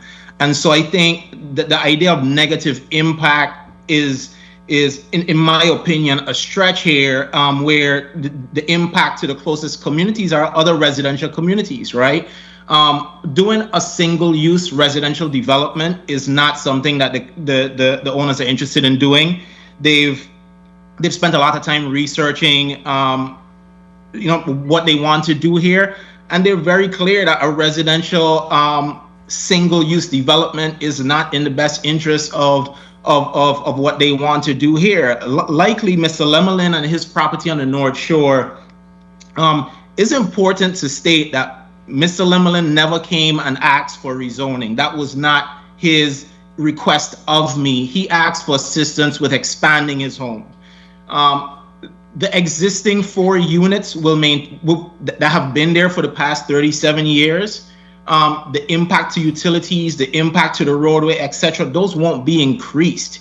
He's not asking to add units. He's asking to expand the footprint of the 2 lower units, which are extremely small. Additionally, his property is oversized for the zone. He's allowed, based on its size, to subdivide this lot into 3 lots, right? And do 6 units, right? And so in terms of impact, he actually has and is proposing to keep a lower impact on the utilities and the neighbors than the zoning would allow based on the size of his property, right? In the impact, the negative impact comment, I totally understand the concerns revolving around spot zoning. I will say that we have a lot of R3 zones in the territory that have never been developed to 6 stories, have never, produced hotels, right? The idea that if we zone a property R3, there will be this, maximizing of the lot is just not consistent with what Mr. Lemelin has come to me with. His request of me was to expand his lower apartments. I was the one that pointed out that he will need to expand. He will need to change his zone because of the non-conforming use. He's literally asking to keep the 4 units that have been there for 37 years and to just expand the footprint of those units. Thank you very much.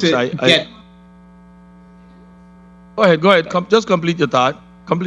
Yeah, I really wanted to address the financing issue as well. Financing is tricky, and financing does not wait around while we get permits. It does not wait around while we get our zoning in line.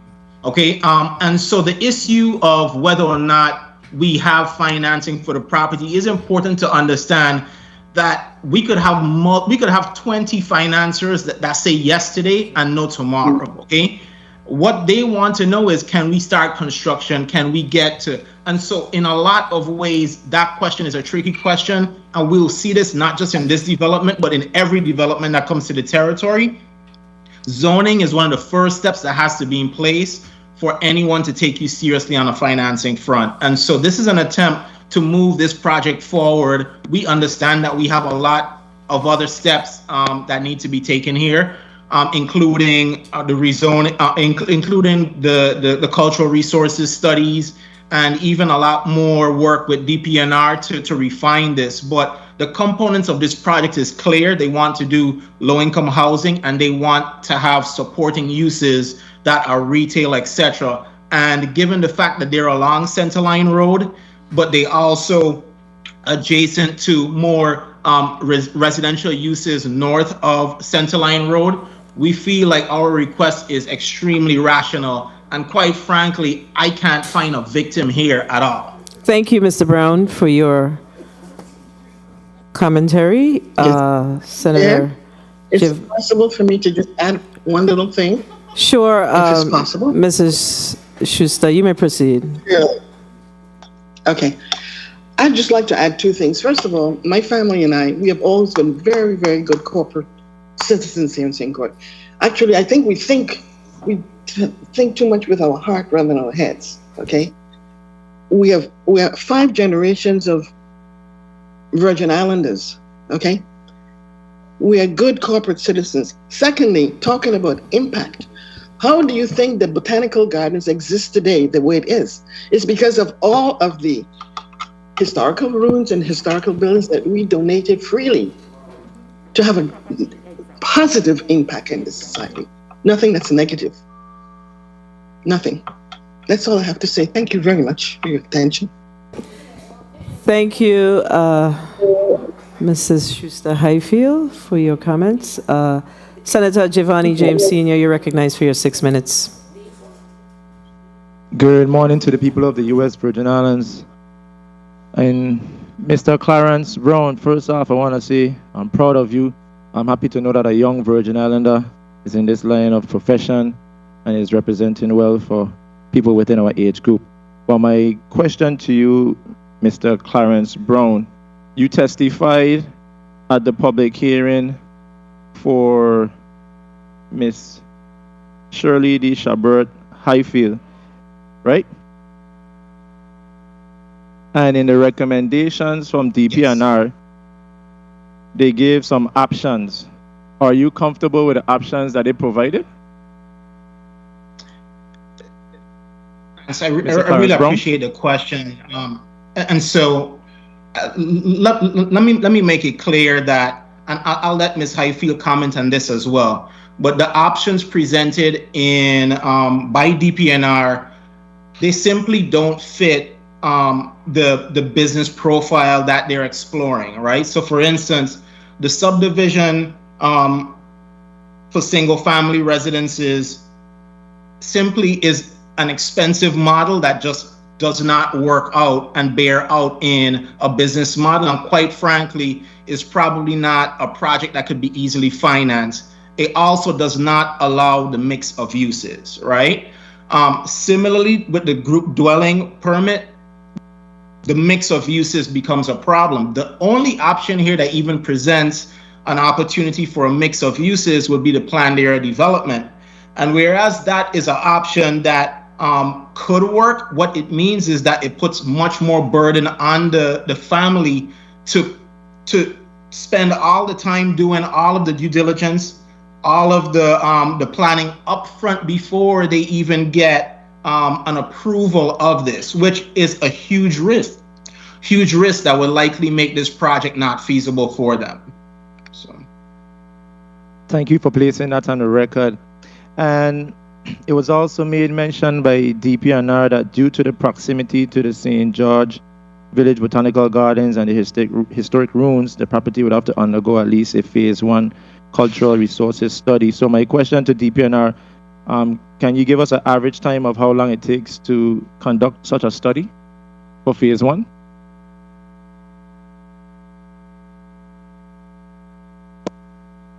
Good afternoon, Leah Laplace Matthew.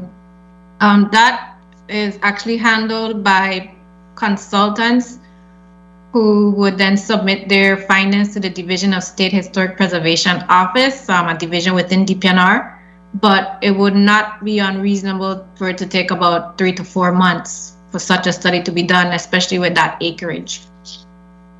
And if it comes to the understanding that there are some historic ruins there, they say that you might have to do a phase 2. And the same thing for the phase 2, how long does it take to do a phase 2 if need be?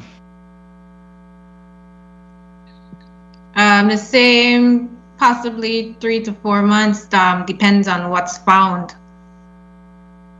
Because the reason why I'm asking, because it says here, if in one of the options, if final approval is granted by the legislature, they have a period of 2 years after the date of approval by the legislature of the Virgin Islands before it's deemed void. And I want to make sure that if we were to conduct the phase 1 or phase 2, that it would not take up a lot of time where it eats up within the 2 years time allotted. So I was just asking that. Now, Senator James, if you have a second, I'd like to just make the connection between the cultural resources study and the planned area development option. A big reason that the family is cautious about spending a ton of money nailing down plans at this time, which is required with the planned area development, is because all of these studies, they'll have to do an environmental study as well. All of these studies require a lot of time and a lot of money. And there's a good chance that if there are cultural resources found there that are deemed valuable that we need to protect or we need to stay away from, that the plans will completely change, right? And so the vagueness in the plan or in my answer as it pertains to financing revolves around the fact that we realize that we have quite a few steps to go through before we have a finalized set plan. And this is just giving us the best opportunity to get to the point where we could secure the financing we need and get this through. Okay, so those two issues are connected. okay, thank you for placing that on the record. And for Mr. Dominguez, good morning, sir. Good afternoon. How you doing? It was made mention through the recommendation of DPNR that is not appropriate due to the surrounding areas, zoning and character. And then it went on to say that it could create a negative impact for neighboring properties. In the future, I want DPNR to elaborate some more, because I think out of the two that were denied today, 30 you made seconds. mention of the negative impacts. It is very important that you place here in the recommendations or the document that you send down to us what those negative impacts would be. And if I'm not mistaken, I think one of my colleagues asked that before. And if they didn't, can you let us know what are the negative impacts if this legislature was to approve this rezoning for Mr. Dominguez, DPNR? If I may, Senator James, I just want to say on the record, zoning districts comes with certain amount of as of right development allowances. So once you rezone an area, you can't, the department is limited in telling a person that they have a new zoning district and then attempt to tell them they cannot proceed with development that's consistent with that zoning district. So the way the zoning law is written, there are certain what you call as of right uses, and those uses come along with the district that the property exists in. So I will use Mr. Dominguez's situation as an example. If we were to give him a R3, the R3 allows him to develop his property, I think it's a half-acre property, in a much more dense capacity. And if you give him that R3, he comes to the department with plans that are consistent to R3. And we cannot say to him, we're denying you because we don't think you can do this on this property. The law, the zoning law, authorizes him the right to proceed to develop that property in that manner. And so that's why when we say the potential for adverse impact comes with the district that the property is in. For example, in the situation with the Deschambault, they have over 18 acres of property that currently exists in R2, which restricts it to 1 and 2 family quarter-acre lots. If you were to give a blanket B3 rezoning for that entire property, that entire property now can be used from the portion that fronts Center Line Road or Queen Mary Highway to the portion that goes north of the highway. That entire parcel is now open to business development. So if the Deschambault decide they're going to subdivide the back portion of that 18-acre parcel and decide to build businesses on the northern part of the property, they have the zoning that allows them to do that. We cannot say on the back end, oh no, you can't develop that property in a B3 manner, because they would have already received the rezoning that gives them the right to proceed in some manner once they get a permit to develop in that manner. So I mean, the department doesn't want to be placed in a position as if it's adversarial to a particular person. We're trying to be consistent with the analysis, the zoning law that exists, and what we're capable of guiding once you exist in a zoning district. And so, Madam Chair, can I ask a simple yes or no question? What's the simple yes or no question, Mr. Senator James? The yes or no question is, in these instances, can a variance be issued instead? So no, the law that's written for variances, for example, in the Mr. Dominguez's case, the variance that you have on file is called a use variance. That means you're varying from the residential use. He already has the right to develop the property residentially. A use variance would only be applicable if he wanted to do something other than residential uses. So Thank you, Madam Chair. Okay. Go ahead. So no, the appropriate, in his case, based on what he wants to do, the appropriate request is a zoning change to another residential district. But in our judgment and based on our analysis, we are saying we don't believe it's appropriate to give him that district that then gives him the right to develop the property in a much more intense capacity. And once you have the R3, the law gives you some right to pursue that. Thank you, Mr. Richards. Senator. Thank you, Madam Chair. Thank you, Senator James. Senator Carla Joseph, you're recognized for your 6 minutes.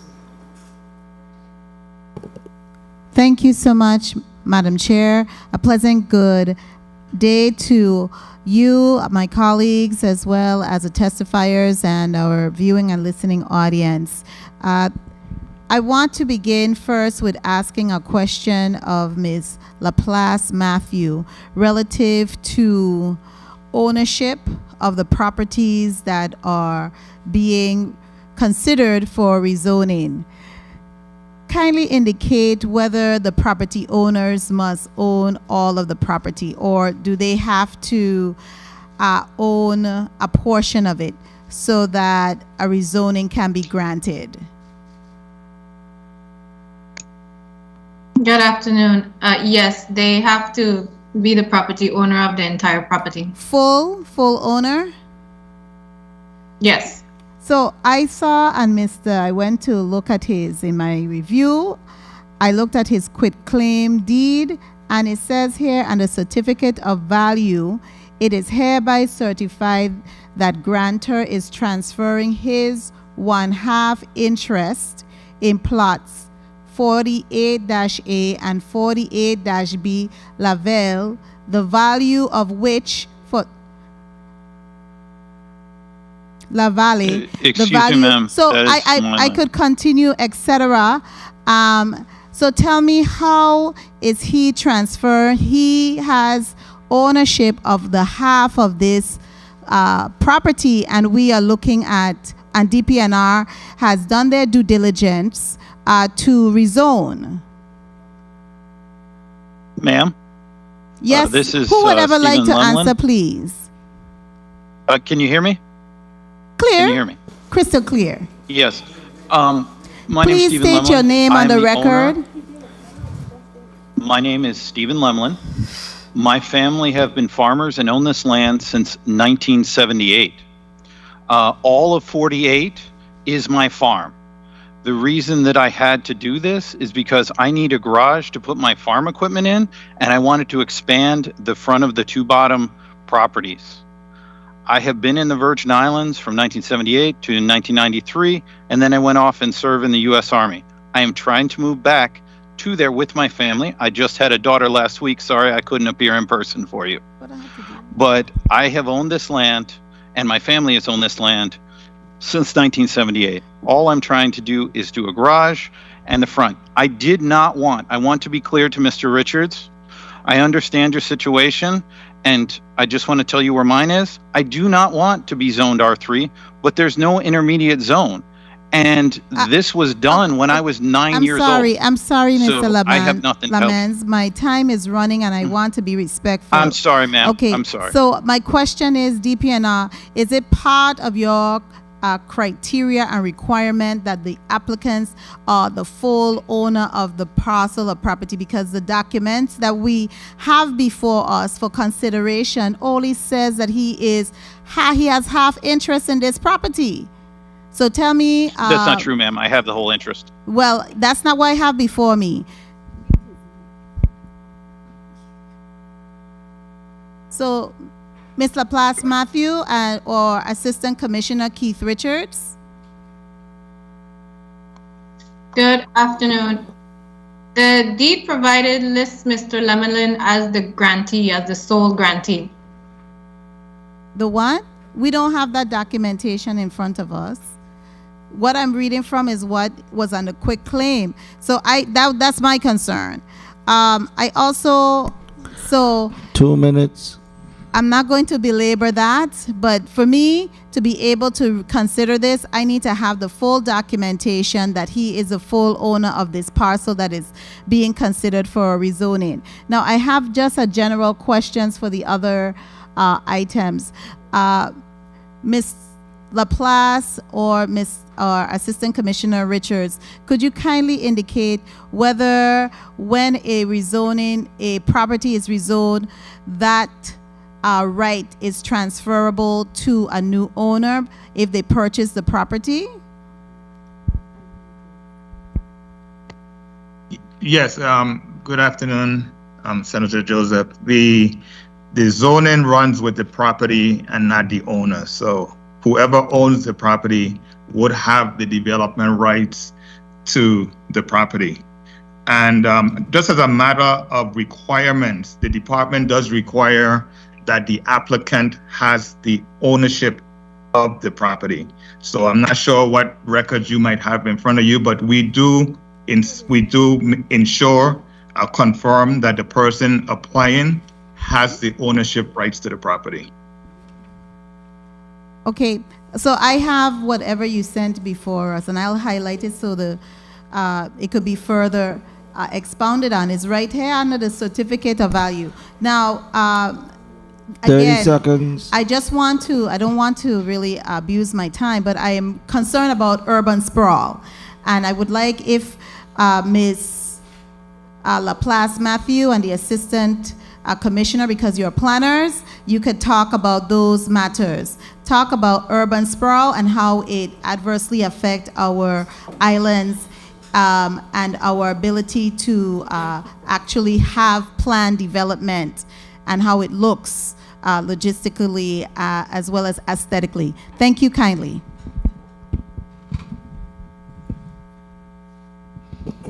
You could be. So, yes, so Senator Joseph, yes, when the department assesses or analyzes development, we do look at capacity and we do look at the quality of the experience for all neighborhoods.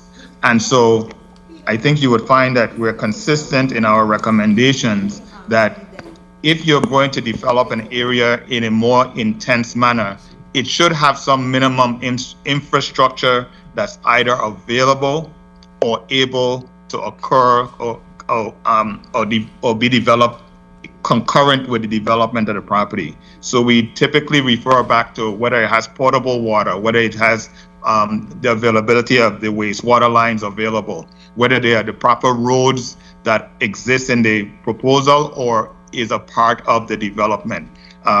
Those are the things that the planning office can use to guide its decisions in ensuring that there is consistency in development, that's consistent ensuring that the areas have the capacity to provide at least minimum infrastructure that an area needs for the community's quality or the neighborhood's quality, for their quality, for the level of services and the quality that they will exist in.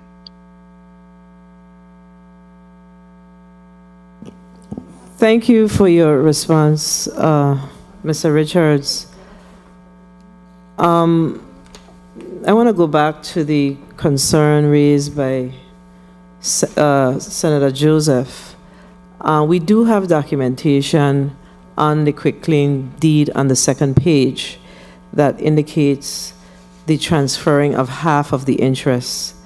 I am going to have to ask legal counsel to come to the floor to, give us a clear explanation of their interpretation of this, because I did see the documentation as well. So we just need to understand it and be in a position to move on. So we will continue, but I'm going to ask legal counsel to come to the floor, please, so we can address this matter that was brought to us by Senator Joseph. Senator Gittins, you're recognized for your 6 minutes.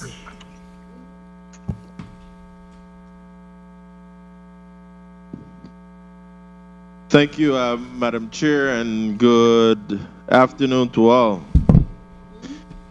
I'll be remiss if I didn't state that here we are again, having to go through these zoning, and I firmly believe that zoning has no business in the legislature. But, I'm starting to change my mind a little bit.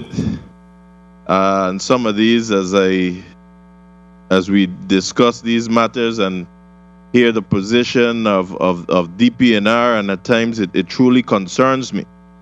Let me ask DPNR representation, when it comes to the property for Stephen Lemelin in La Valley, the property for Carl Brown in Little Princess, the property for Carl Williams in Estate Glen. How are these properties? Are these properties are they conforming with the zoning guidelines, or they're out of conformity?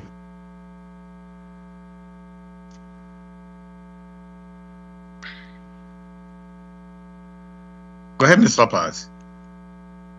Good afternoon.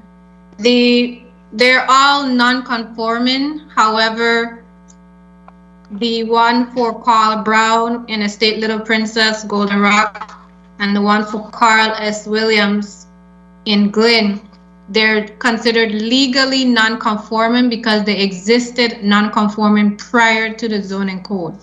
So explain to me and others, what you mean by non-conforming? It does not conform to its zone. So, did the property owner do something that they should not have? Are they in any violation of the Virgin Islands Code?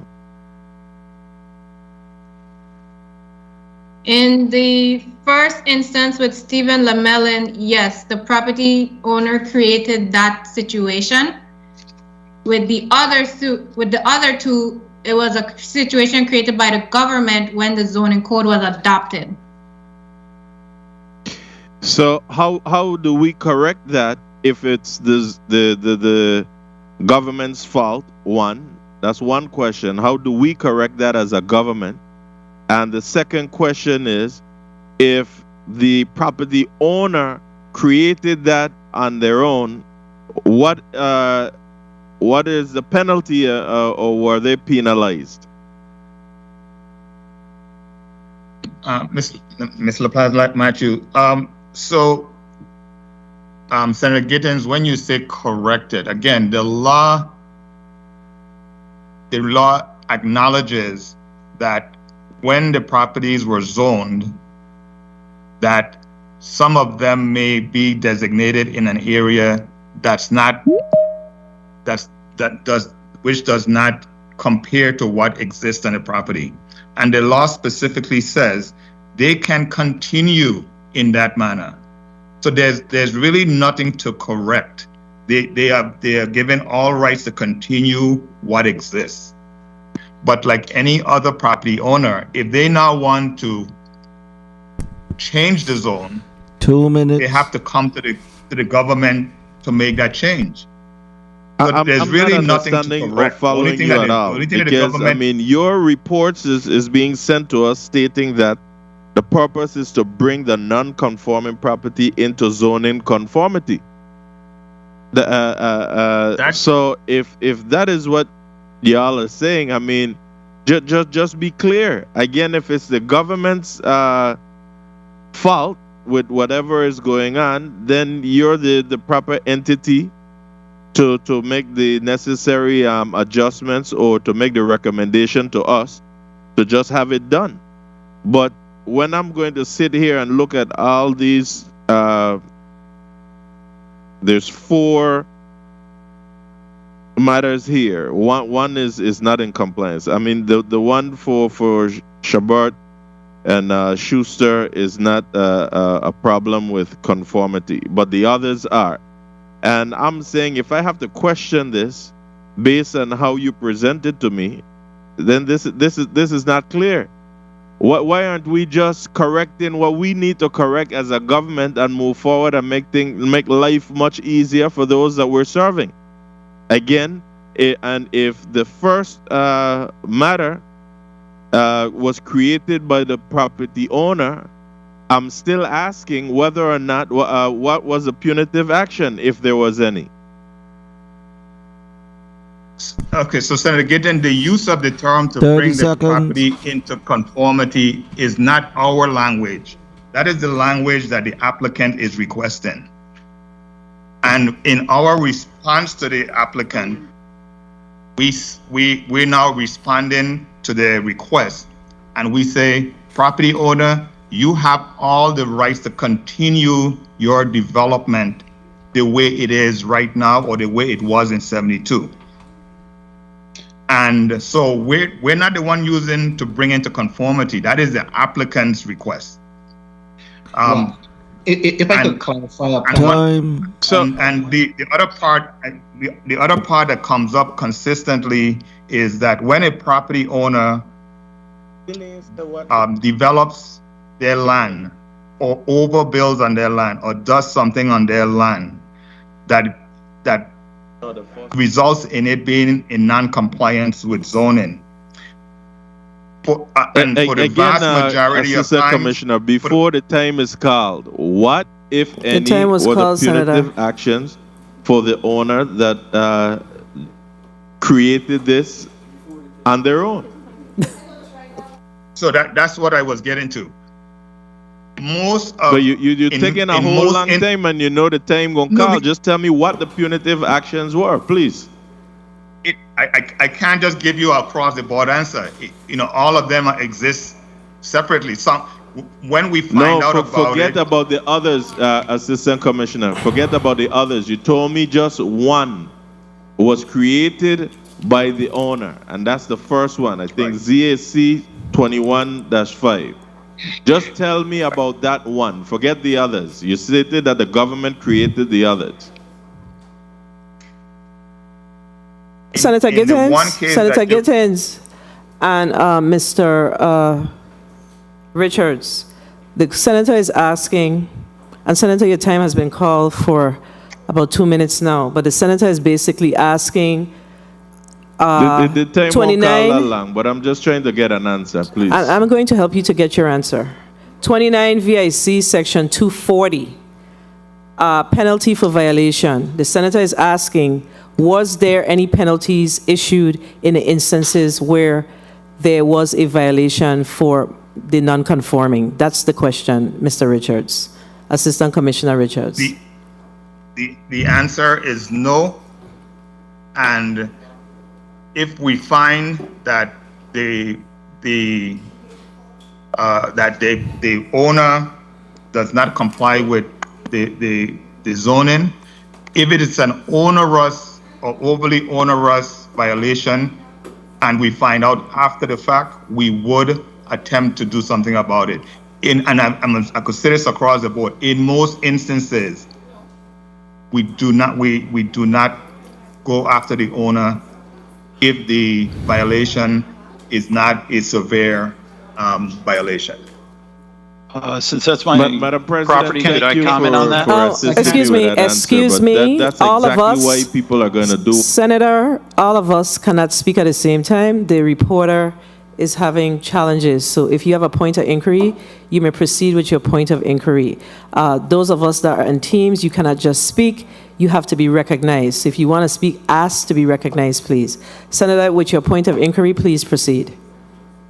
Thank you, Madam Chair. I was saying thank you for assisting with getting the response there, but I'm saying that is a concern because that's exactly why people are going to do what they want to do if there's no repercussions.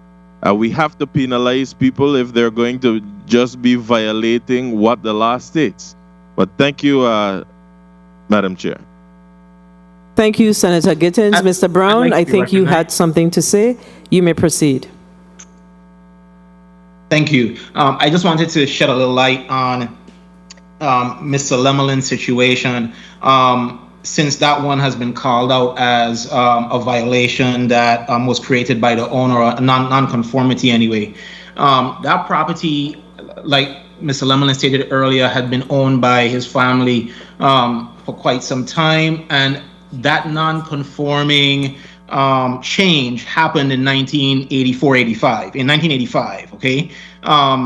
Which was a change that was done by his parents when he was 9 years old, okay? What happens a lot is sometimes these properties are sold or transferred, in this case, transferred to Mr. Lemelin by his parents. This is largely something that he inherited in its current state. I also want to expound on a point that Mr. Richards brought up about the ability to continue to use the property in its current use. The four projects that I brought here, or the three, let me say, that have existing uses, no one is requesting to change the use. In Mr. Williams' case, he's just trying to expand the existing building. He had a new kid and he wants a bedroom for his kid, and this doesn't allow him to do that, right? He can't expand on a non-conforming structure. So it's not as clear cut as, you know, you could continue to use it in this way. There are limitations to it that cause some people to try to get out of the grandfather scenario or try to get away from non-conformity. There are limits, even if you're not necessarily changing the use, right? Thank you for your responses. And I stand to be corrected by Mr. Richards and Ms. Laplace on that, by the way, because Thank you for they know your a lot more response. about that than I do. The Attorney Rogers is now on the floor. Attorney Rogers, based on the question that is before us, can you please provide your legal opinion? Good morning, everyone. Madam President, if the senator would repeat her question, I would appreciate it, please. Senator Joseph, you may repeat the question. Thank you so much, Madam Chair.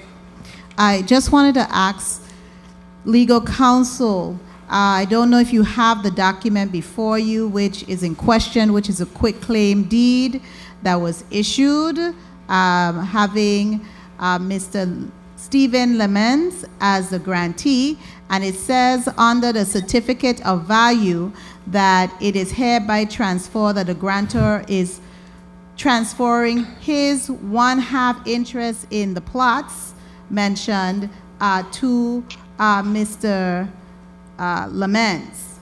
So I just wanted, just for clarity, does that mean he owns only 1/2 interest in this property that we are considering today and discussing today for rezoning?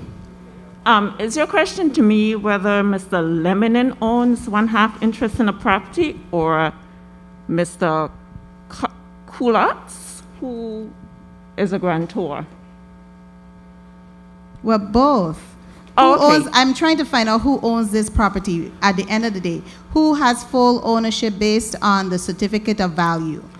Based on the deed that is in front of us, Mr. Kulatz transferred 1/2 of his 1/2 interest in a property that is on the deed to Mr. Leminen.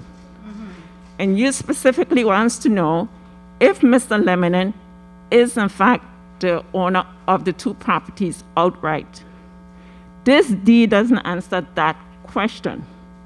This deed only provides that Mr. Kulatz transferred his 1/2 interest to Mr. Leminen.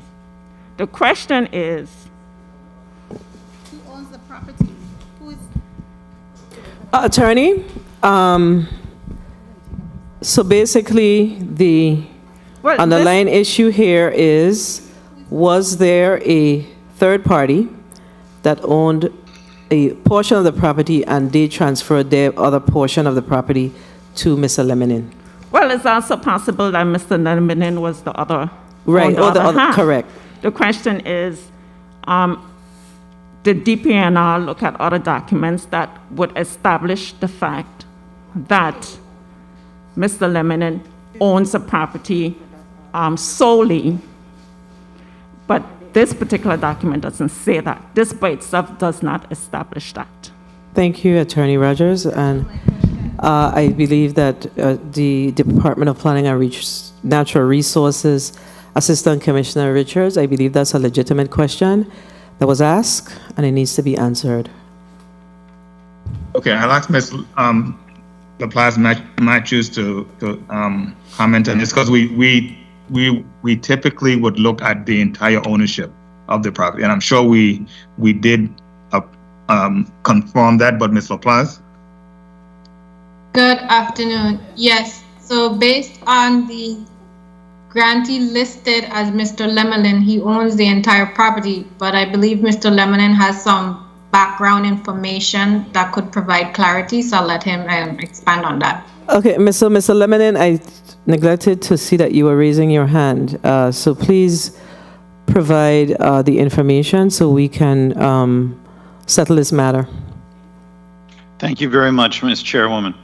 This is a very simple thing. Just before my stepfather died, he divorced my mother. He gave his half of the property to Mr. Kulartz. My mom gave her half of the property to me. After the Hurricane Maria, Mr. Kulartz approached me to sell his other half to me, which I did, which is the document you see before you. I am 100% the owner and have been paying the taxes, as Lieutenant Governor's office can confirm. Thank you. Matter resolved. Senator Samuel Carrion, you're recognized for your 6 minutes.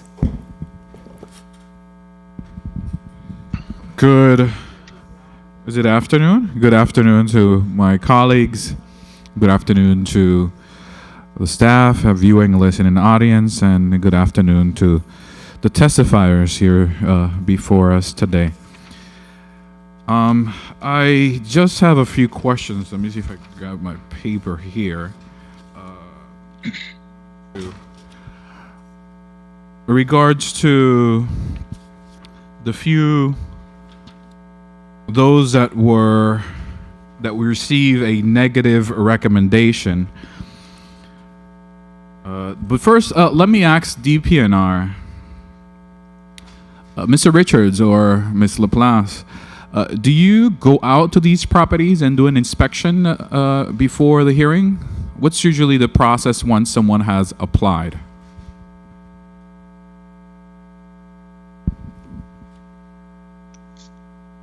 Good afternoon, Laplace Matthew here. So yes, we would drive by. In most instances, we would drive by the area to get a feel of the character and the surroundings.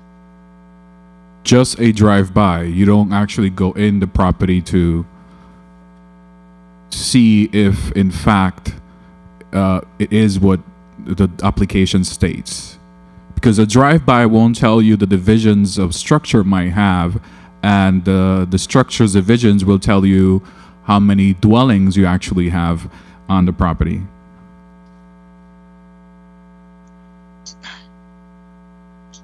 So, Senator Carrion, we do conduct site visits of the property. We use other resources. We use the MapGeo. We use other documents that's supplied by the applicant, and we do our independent assessment. So I think your question might be, do we go inside of the building to ensure that in an instance where the person might say we have 5 units? No, we have to do we typically don't go inside of a unit. We do our observations by site visit, and we use the tools that we have. We look at meter boxes, we look at the structure, we look at how the property is configured to make a determination whether in fact what the owner is providing is what exists. But to say that we go inside each structure when an application includes a structure, I would say no, we don't go inside of the structure in many instances. Okay. With regards to Mr. Lemonlin property that has a not appropriate, you guys gave a negative recommendation. I think my colleagues have asked, and your concerns really are because of the possibility, the potential to develop the property to its full potential based on the surrounding neighbors, and zonings of other residents around?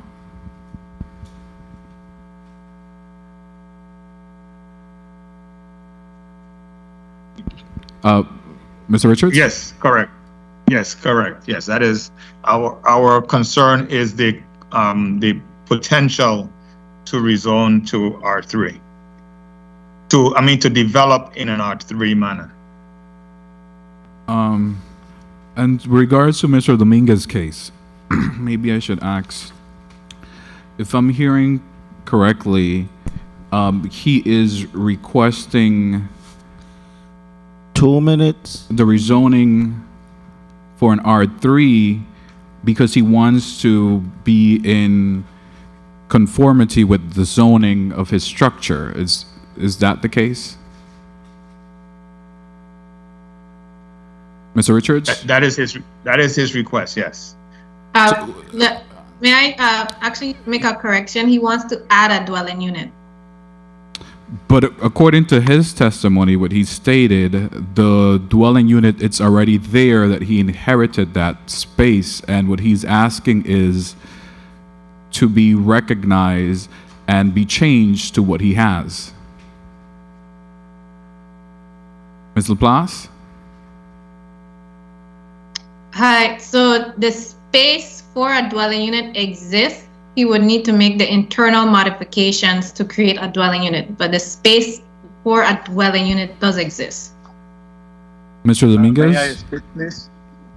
Yes, you may. Yes, I would like to interject here because as I basically described in my testimony earlier, when I purchased the property back in 2009, the property have already the area and has basically the actual layout, and it was finished outside, but internally it was missing like the floor, it was missing like the toilet and the cabinetry.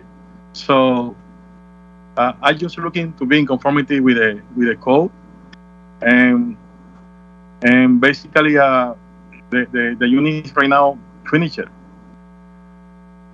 So we play the floor, we play the bathroom, and that's it.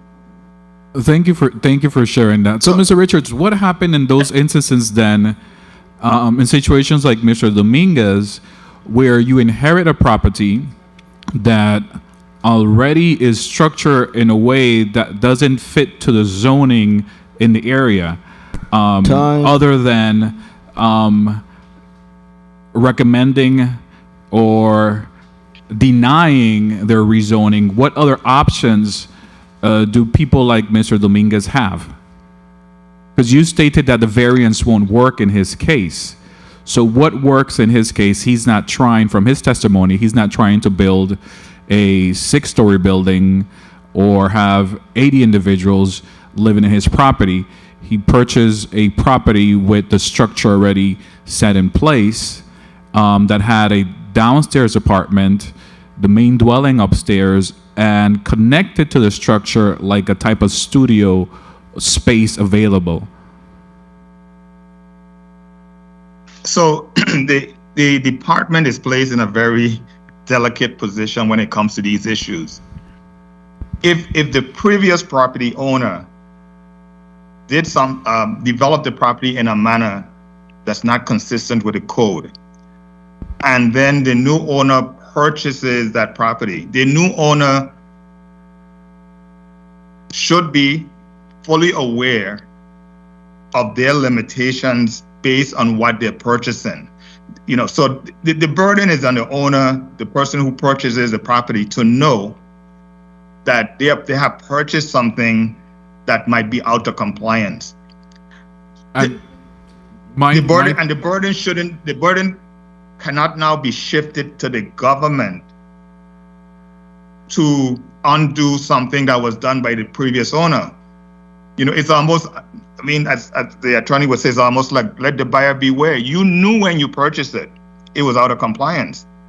And now you come to us and ask us to resolve it. That it's hard for us to resolve it if it's, so now you would, like was previously questioned, we would be rewarding the violation of the law. May I speak, please? Yes, you may. Basically, during the process of the purchasing of the property, we have an appraiser that came, and basically everybody found during the process that everything was in conformity. So to me and for the bank, I assume that everything was okay and according to the actual usage for the zoning at the moment of the purchasing. I guess that probably because at the moment they don't have any cabinetry. I mean, we had all the condia, all the plumbing circuitry, but they didn't have like the kitchen there. I mean, they had the layout, but not like the actual cabinetry for the kitchen. But I guess that maybe making the difference. Well, thank you for clarifying that. I think my time has been called, but I beg to differ with you, Mr. Richards, with your statement, because the government does have the responsibility to make the necessary. That's why this body is created, and that's why you have the hearings in place. When instances like Mr. Dominguez, when you inherit a property, you purchase a property that has identified one zoning, but the structure in it doesn't fit that zoning, and you weren't aware of it, then you're supposed to have these hearings to be able to then bring these properties into conformity, because then what else can Mr. Dominguez do? So just a quick response, Senator Carrion. You would be, the body would be surprised. These are not unique instances. These are situations that property owners create outside of the law, outside of zoning, outside of permits. And many of them exist without knowledge. And the only time that it comes to the attention of either the property owner or the government is when there is a transactional need. And in many instances, and what it sounds like in Mr. Dominguez's case, the bank is telling him, you have a violation that we're not going to financially support unless you correct it. But I would tell you, in most instances, 99% of the instances, prior to the person purchasing the property, they are fully aware that these properties are out of compliance. And to say that the owner didn't know, typically we find that that is not really accurate. You still haven't answered my question, and I thank the chair for her leniency. My question is, what's the solution then? Is he supposed to tear down the structure, concrete structure that he has? What's the solution in his case? Mr. Applause, I'm not sure if I'm accurate in saying this, but he can utilize occupied space as part of one of the 2 legally approved units on the property. He just cannot create a new dwelling unit on the property. Thank you for your responses. I've been trying my best not to insert myself in a discussion as we proceed with my colleagues, but Senator Francis Heiliger, I will give you the point. Give me 1 second. But I'm a bit taken aback by the response of the Assistant Commissioner when he says that the government can't do anything. So we have the cadastral office that's under the office of the Lieutenant Governor, and we have DPNR. There must be some system that is put in place to address exactly what we're talking about today. Absent of the land and water use plan, we must put a system in place to come back and have this discussion that we're having about who's responsible, that the government is not responsible, is unacceptable. We know that we've been challenged with this situation for quite some time, and you've indicated, Assistant Commissioner, that in most instances you don't know. I find that very hard to believe, because we do assessment of the properties, and so there is an opportunity to see if properties have been assessed and built out. So there must be some collaboration and communication between those 2 entities. Some sort of a system needs to be put in place to address that very issue. So we can't buy that, and this is exactly why the Section 240 of 29 VIC will continue to be violated, because one hand don't know what the next hand doing. That's a problem. So the government has to take some responsibility and culpability for what is occurring, what is continuing rather to occur here in the territory as it relates to these zonings. Senator Francis Heiliger, you're recognized for your point of inquiry. Thank you. My point of inquiry was literally along the lines of what you just stated, because I wanted to know about the collaboration between the 2. Because at the end of the day, if one is assessing, and how do you know that the property taxes went up or whatever changed if you're not partnering with DPNR to know what's going on? And at the end of the day, somebody has to be held responsible for this. Because if that's the case, people could just willy-nilly be building and doing whatever they want in the Virgin Islands, and nobody's held accountable. But the only thing I want to ask with Mr. Dominguez quickly, your issue right now is because of a property you purchased the way it is, you can't get refinancing. Because that's all I'm trying to get from all of this conversation. And when you attempted to do your refinancing, the first time when you purchased the property, your appraiser, from what I'm understanding, said everything was a go. But now the second time around, the bank is saying it's not conforming, so we can't help you. I just need to make sure that's what I'm understanding today. Yes, you are correct, Senator. That's it? All righty. Yeah, thank you.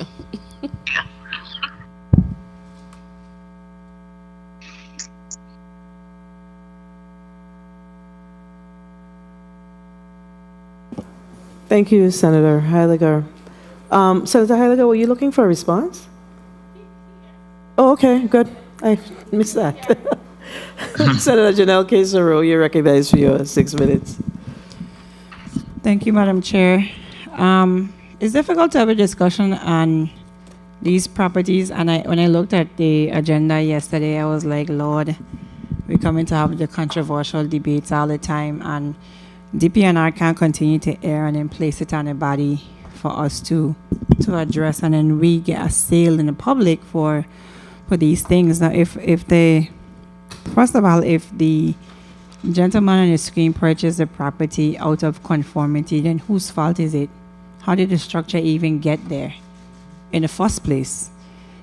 You know, I could see if he built it on his own and then came here for help.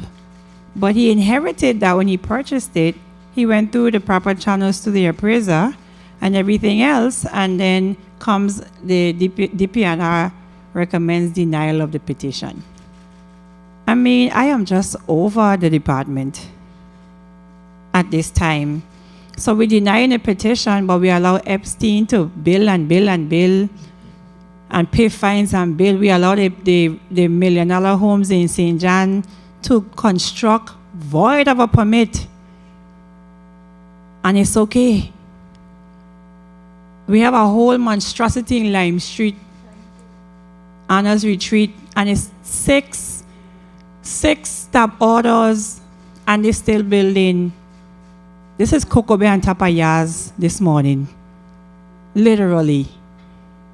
Then you have, I don't know how, what does DPNR recommend that the body do in terms of, because we have a crisis here, and this is a prevailing issue. This is probably the most fundamental issue facing DPNR. What does the body recommend in these instances? One grandfather in here, where am I? Where a building was built in the 60s. This is in Golden Rock. And it was built prior to the passing of the current zoning code. Are we looking back and are we looking at, are we reassessing the properties and realizing that the code has to change, the zoning has to change? Another one by a house, the area already built, he bought it that way, we denying a petition. I mean, what do you recommend, Mr. Richards? At this point, I know how I'm going to vote on the when these bills are called in session. I know where I stand, but I want to tilt my discussion to next steps, because I don't think you gave the answer to the previous senator when he asked you, like, what do you recommend? So, good afternoon, Senator. We need to look at the entire zoning code in its current manner and make revisions to it. The department has done so twice over the years without any success. We have a zoning and subdivision major revision that we're preparing to submit to the legislature, which would assist in some of the issues that are before us today. And looking at zoning differently and applying a new zoning structure might assist us, have you but we begun don't the process have that. have you begun the process of looking at the code? Yes. We have a you guys have been in office approximately 3 years. Have you sent to the Senate President recommended changes to the code? So yes or we no? did. Yes or no? Well, it's not a yes or no answer. 2 minutes. You know. Have you sent to? We've had conversations with the legislature over the last 3 years. The bill that we were prepared to submit, the legislature said no. Administration put it into pure legislative VI code form, which we have done. When was that sent? What's the date? The date of what? Whatever document you're discussing, you sent down. It wasn't before the 34th legislature. It was before the 33rd legislature. And we said we would put it into VI code structure. And that is now being reviewed by legal counsel to be submitted to the legislature. That would help in some of these instances. We do understand that what's before us is by virtue of development pressures throughout the territory. And what we are doing today is what the law allows us to do. It allows us to... Mr. Richards, I think that Hold what on, I'm saying, hold Senator, on, hold on. the final decision is Chair. in your hands. Madam Chair, We could please. just give the best assessment we Mr. can. Richards, please allow the senator to. The senator is on her time, so please allow her to speak. You are talking over her. Apologize. We keep putting it back on the legislature, and we're not the subject matter experts. You talking about something that you sent in the 33rd, and when the former president speaks, I guess he can give a point of information. But you sent something in the 33rd, you quote unquote, you had conversations. It ain't happen unless it's in black and white. Until there's a transmittal letter was sent to this body 30 indicating seconds. that the changes in the code need to be made. I don't know how we could continue to have zoning hearings over and over and over again with the same craziness before us over and over and over again. And there is no sense of urgency to say, let's make a change. It's a lazy response to say, well, we're doing what the code allows. Jim Crow was the law in 1960. Was it right? No. So to sit here and put, I am frustrated this morning, Madam Chair, because every time we zone, every single time there's an issue here and there and everywhere, and DPNR does not accept any iota of responsibility. None. It's all the code say this. For Christ's sake. Don't tell us you had a conversation. Send the legislation down. You could send all kind of thing down from Government House. Send the legislation down to this body to amend the code that will help you to do your job. But stop passing the buck. Stop. Thank you, Senator Sarro. May I respond, Senate President? No. Thank you. There's no response needed. The senator made a comment. She didn't ask you a question. I believe Senator Vela is here. Is Senator Vela here? I'm not seeing him. Senator Blyden, you're recognized for your 6 minutes. Thank you so much, Madam Chair. Good afternoon to my colleagues, listening and viewing audiences, staff, central staff, and DPNR, and all testifiers. Thank you so much for your testimonies. I'm not going to speak to those that was recommended to be approved by DPNR. I'm going to speak to the two that was denied in respect to DPNR opinion. First, I'm going to go to Mr. Dominguez. Good afternoon, sir.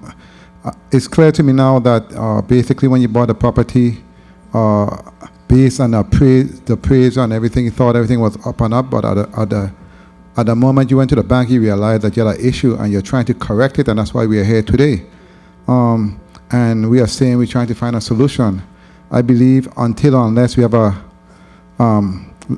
comprehensive land and water use plan, and we here in this body do not have to vote on these measures anymore, we do need to find a solution. And I believe one of my colleagues do have a bill that's going to address those issues in the interim, whereas when it comes to a situation like these, we can pass with the request with restrictions.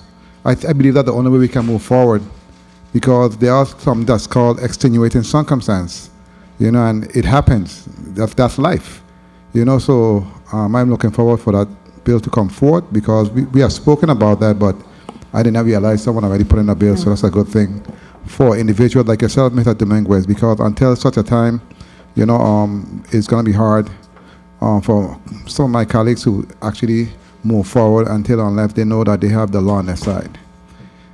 Let's speak to another one that was denied, Miss Schuster.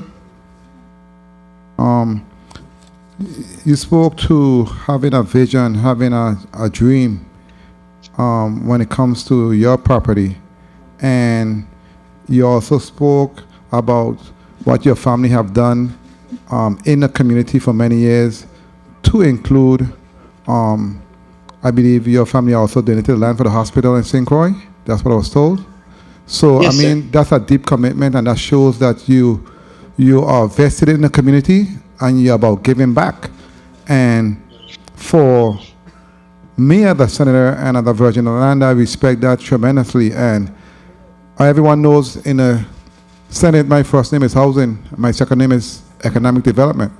So with that being said, of course, I'm going to support your request because it addresses two of the major issues we have here in the territory. We have a housing crisis in terms of assisting families to have a place to live, and we need economic development in order to move forward in terms of keeping revenues coming into our coffers. So I honestly don't have any questions. I made myself clear. I know I'm going to vote. I'm going to vote in affirmative, and I want to thank DPNR for doing their due diligence. But at the same time, it is what it is, and I do support affordable housing. We do have a housing crisis. But let me ask you before I go to Ms. In respect to the development, what's your total vision? Because you spoke to a community within a community where you have the housing development. You're going to have like a laundromat, places people can go to eat, etc. What do you envision with this development moving forward? Because I know you have a plan based on a testimony. Yeah. So can you expound on that for me, please?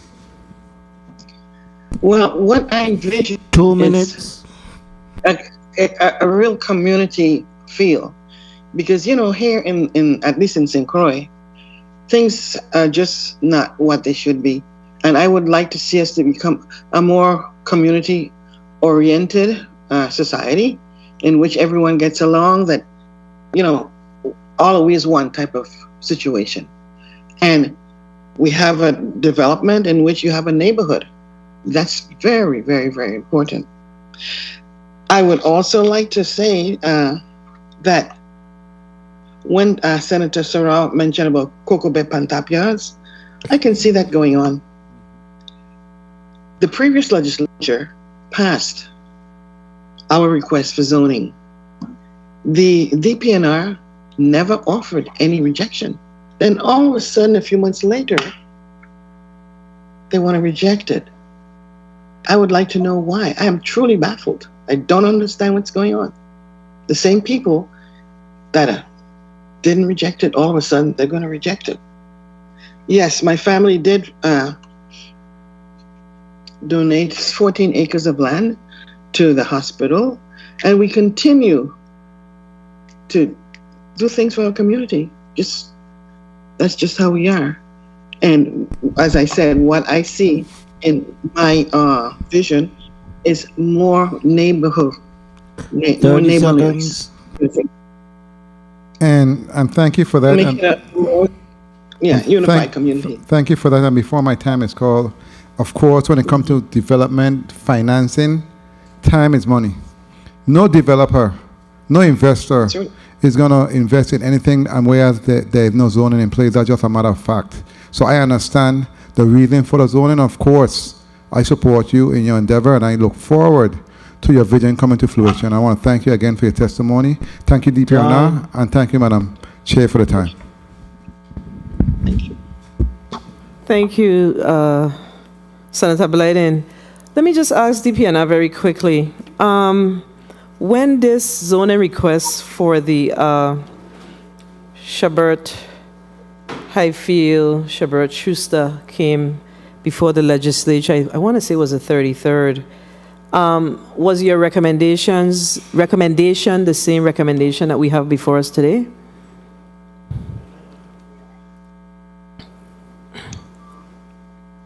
Afternoon, Senator. Yes. The recommendation has not changed. So the recommendation has not changed. All right. I believe that Senator Velie. Please, first of all, please mark Senator Velie as present, and Senator Velie, you're recognized for your 6 minutes. Thank you, Madam Chair. Good afternoon to the people of the Virgin Islands. Good afternoon, colleagues. Good afternoon to the testifiers. Some of these zonings are going to be grandfathered because they existed before the zoning laws were enacted. So there's nothing that we can do, or nothing appropriate we can do, but to make sure that they're granted the zoning because they were grandfathered and they were built before. But what I want to go over those that were denied, and I heard a discussion in reference to the Shabert property, and I heard the questions in reference to capacity of the group to be able to develop that particular property. That family has developed various properties on the island of St. Croix, to include the Sunny Isles Shopping Center. That family, they're excellent custodian of historical property in our towns. You don't see a Deshabot building in Christiansted that's in deplorable condition. They maintain those properties. They have given generously to the Virgin Islands and the people of the Virgin Islands. Give us a land for Wang Louis Hospital. Some 14 acres, which is close to what they're trying to develop now.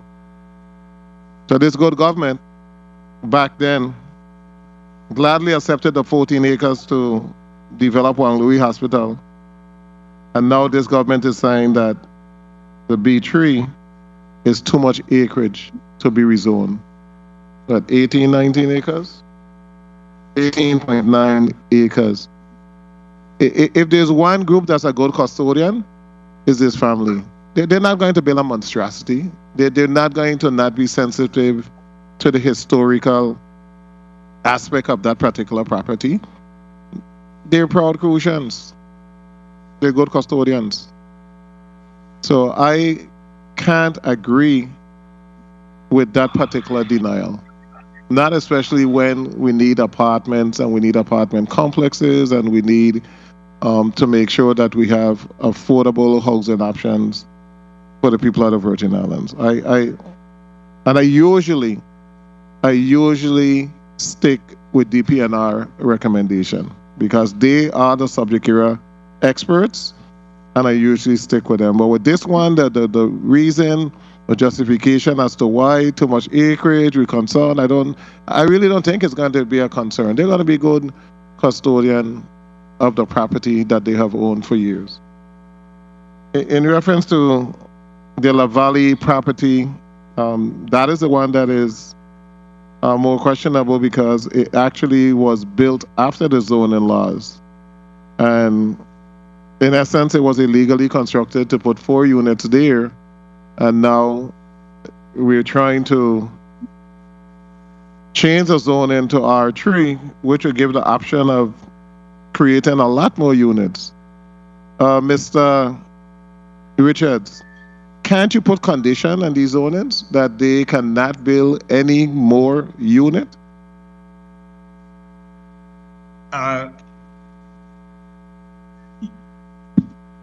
Yes, you can. However, so why can't you recommend Senator, for this particular property? I'm reading the number 1 you had under analysis. The current R2 zoning has a group dwelling development option, which would allow for conservation of sensitive parts of the property and allow 6 dwelling units based on the property acreage. Why under that particular language that you wrote, we can't allow the homeowner to not develop no more than those 4 units that he already has, or to just go ahead and build a garage for his machines and not change it to R3. Leave it under R2 with this, enacting this particular clause. Yes, good afternoon, Senator. The reason that DPNR would vary away from that type of language in rezonings is that historically we have not been able to carry out or carry through with those type of restrictions. When you try to restrict density, in almost 100% of the time when we have tried that with the legislature proceeds and removes the restriction. So what ends up happening is that a property owner just ends up with a brand new zoning on their property with no restriction. I'm asking to keep it as R2. Because you have here that under the group dwelling development option, which would allow for conservation of sensitive parts of the property and allow 6 dwelling units based on the property acreage multiplied by the number of dwelling units allowed in the R2 zone. Under that particular language, can these 4 units fall under the R2 zone? So what you that would require the legislature to approve the rezoning with a density restriction, and like I said, we have done that in the past. That's what I'm asking. What we found, it doesn't work. It doesn't work. Okay, we already have a property that has 4 units. It has already been built. There were no penalty to the original developer that built it. They purchased a property. They purchased a property that is not conforming to the zoning laws. I'm asking, based on your analysis, can we keep the R2 zoning and put in that particular permit would require the DPNR commissioner approval, which will then be ratified by this body that he can only keep the 4 units and expand the garage. And I think the same thing should be for the next property for Mr. Dominguez. But let me go to Mr. Dominguez quickly. Mr. Dominguez, you presently have 2 units? No, sir, I have 3 units. So you have the 2 units on the bottom floor? No, there are 2 in the upper floor and 1 in the bottom floor. And now you want to divide the upper floor into 2 instead of 1? No, I want to keep it in the way that it is right now. So then what is that's what I'm trying to find out. Then what is the violation, Mr. Richards, in reference to what he has now? Why can't his zoning just stay the same? Isn't it allowed under the present zoning, the 2 units? No, he's allowed 2 units under his current zoning. From what I understand happened to Mr. Dominguez is that the previous property owner, according to him, expanded the area for a 3rd unit, never got authorization for it, and now he purchased the property, completed the build out of the 3rd unit, and now is asking the government to rezone it to allow for the 3 units that he built. May I interject here? Yes. Yeah, basically, when I purchased the property, that potential 3rd unit that we are speaking about, or the 3rd unit that we are speaking about, basically was terminated outside, but internally, we didn't have any flattering or any kitchen. Right. So you internally finished the property, Mr. Dominguez, but because you added on the third unit, he's now out of compliance? Mr. Richards? Yes. Again, so I understand the way Mr. Dominguez told us he purchased the property with the structure physically on the outside built, but internally they didn't build it out. They didn't build a 3rd unit. So now he came to us and asked us for approval for that 3rd unit, and we said, no, your property only allows you for 2 dwelling unit. You cannot have a 3rd unit. And now he wants a zoning change. Would the R2 designation allow him to have the 3rd unit? The R2, No. no, because the R2 now allows for only 2 dwelling units per acre, also per parcel. And again, that's so why would the R2 would the R2 with a permit from the DPNR commissioner with conditions allow the 3rd unit? That's not something that we have in our tool basket without some kind of rezoning from the legislature. We are not allowed to vary away in the way you just described unless the legislature approves something. That's what we're here for. I mean, whatever is suggested or recommended by DPNR, we have the ability to vote it up or vote it down. Right. So our recommendation, Senator Veale, is that you deny the recommendation And if Mr. Dominguez wants to expand the second floor as one dwelling unit, he has his right to do that. But what we are subject, because what you effectively would say that anybody now who builds a third unit on the parcel and violate the zoning law, all it would have to do is come to the legislature for approval. And it's, you know, you're going to create issues within neighborhoods that already exist in some respects, unapproved by the government. But in this case, you would be approving these instances by government action, and then we'll have a stream of individuals coming in to ask for the very same thing. And understood, but I think that is where the lack of enforcement, the lack of penalty, the lack of fines is really the reason why a number of individuals are violating the zoning laws of the Virgin Islands and the building code and building laws of the Virgin Islands in reference to getting permits and etc. to proceed. I mean, we know of all of the illegal construction that have taken place in various parts of this island, and they just haven't been penalized. There must be a penalty in place so that we could confirm. And I will end there and say that I never saw no land and water use plan that came before the legislature in the 33rd. Maybe a particular senator had it, but it never came for discussion on the floor. So I'm not going to be a part of any discussion in reference to the legislature didn't act. Maybe the senator that you gave it to didn't act. Thank you so much, Madam Chair. Thank you, Senator. You may proceed. Say just one thing in response? You may proceed. So we do have these development pressures throughout the community when property owners do what they did. A very good example is the amnesty legislation, the infill law that you recently approved. That came about as a result of development pressures and as a result of, in many instances, property owners violated a law, and then they come to the government and say, we want you to agree with what we did. And I guess when the development pressure gets to a certain level, the legislature says, okay, let's come up with some tool to address what has happened or what is going to happen.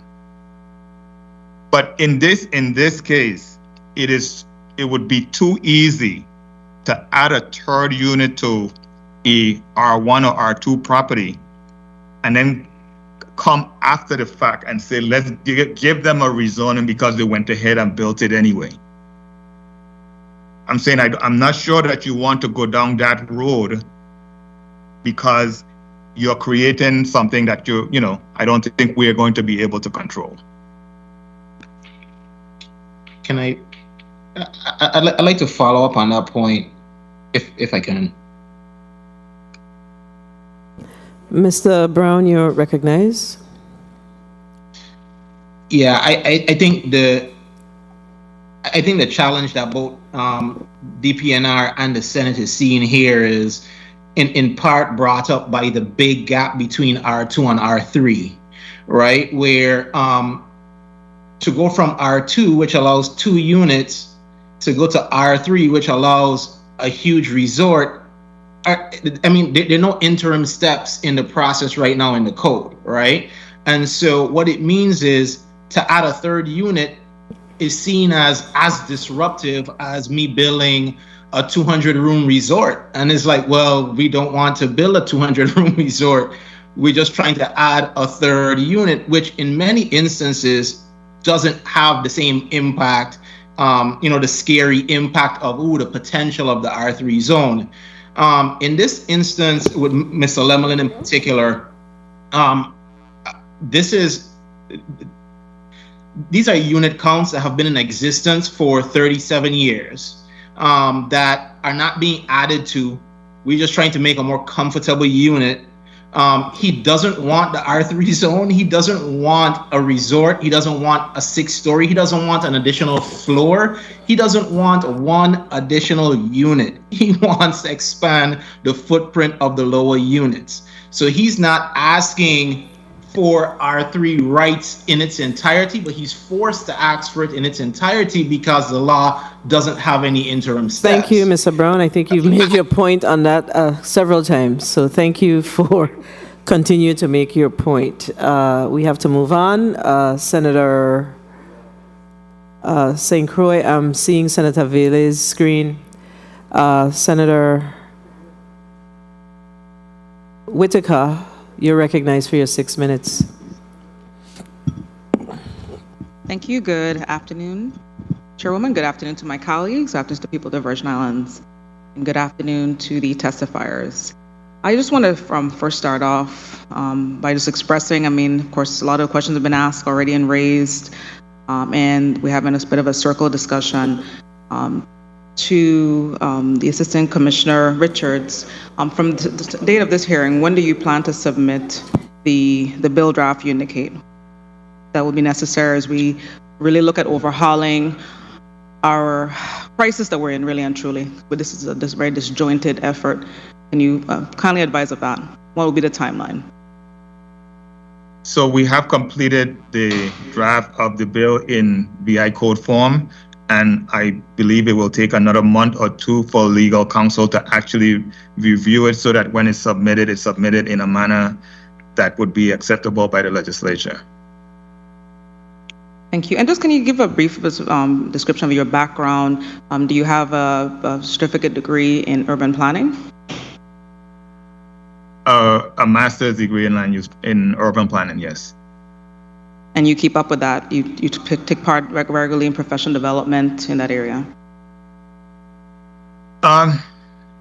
Yes, I try to stay on top of it, yes. Okay. And I asked you these questions before I get into each area, each property and zoning requests, but that what we're looking to do, I think one of the things that you should be responsible for is helping with the development. Of course, as a regulator as well, but also helping. And because different families and individuals are trying to get together, in some cases, very simple requests for the land and the state that it is in. The department should work, a lot more concretely on assisting homeowners, especially when it comes to efforts to increase housing. You would agree that housing is a crisis in this territory, right? Assistant Commissioner Richard? Yes, and that we're in a crisis? Yes, I do, and yes, I do, and we actually work with the applicants, and we do always suggest alternatives to the applicants. However, in many instances, the applicants are not inclined to try to use the options that we provide, and so they proceed with the option that they're requesting. But we always work with the applicant, and we always talk about what are the alternatives. Okay, so for ZAC 21-1, that relates to Shirley and Rita Dishabur property and requests. We already kind of went into that, but I just wanted to understand the denial. Which I completely disagree with. I support all these requests make perfect sense and should be supported. Particularly the cultural resources study. Can you please explain what that would entail? So if they start to dig and what have you, can you explain that process when you say it's a cultural resources study? So in the phase 1 cultural resource assessment, the State Historic Preservation would work with the developer's assistant or consultant to do a phase 1 study to determine if there are any cultural or architectural resources within the fossil, and if they do find it, then they would go to phase 2, which is how do we ensure that development is protective of these resources. Okay, and that really goes to the larger effort, right? Beyond this hearing is really about the St. Croix, the National Heritage Area and things of that nature. So are you guys right now involved in that? Because we have, in this case, are you involved right now in any studies and analysis, and does the staff have the capacity to do those kinds of studies? 1 minute, 30 seconds. Yes, we do have cultural resources that is in our inventory, and we ensure that they're protected. But there are many areas which have not been studied to the extent that there's some type of potential impact. And so that's why we do require the phase 1 assessment to ensure that we're not impacting on any resources that may exist that we're not aware of. And let me say, with the Shabert's development, we believe that it would be more appropriate to compartmentalize the rezoning. To apply a blanket B3 across the entire property does not give the department the control it may need in the future, that you don't have development that's just not consistent with the surrounding neighborhoods. We agree that along Queen Mary Highway, it's appropriate for business development. But when you take it and apply to the entire parcel across the entire area, it does become a problem for DPNR to control in the future if the owner decides, I'm going to subdivide this 18-acre parcel into four parcels or 5 parcels. That they would be clearly within their rights to do that. And then each parcel now comes with its own development rights. And so we're just, one of our responsibility is to manage development in areas. And one of the only tools we have is zoning. Time. Zoning, in a sense, is a plan to manage development of an area. He may conclude, and you may ask another question, Senator Whitaker. He may conclude, and you may ask another question. Yeah, I'm concluding actually. We have to look at reasonableness, Assistant Commissioner, because right now there are some developments that are actually troubling, and if we get into a point where here we're denying some more basic requests, we're finding ourselves hopefully not getting into any kind of discriminatory practices. And what I'm saying is to say that we have to start to use reasonableness as a body. I'm certainly committed to fixing this, and I know there's other commitments, and so we really need to look at some levels of reasonableness, and then the DPNR doing its due diligence to go out into the field, and also its due diligence to help us develop our society. We need more homes, and we need better infrastructure. Thank you. Thank you so much, Senator Whitaker. I have a point of inquiry by Senator Francis Halligan and Senator Joseph. Senator Joseph was first. Thank you. Proceed. This question, thank you so much, Mr. Chairman. I just wanted to ask a really quick point of inquiry to DPNR. I look at your submittal documents that you have required.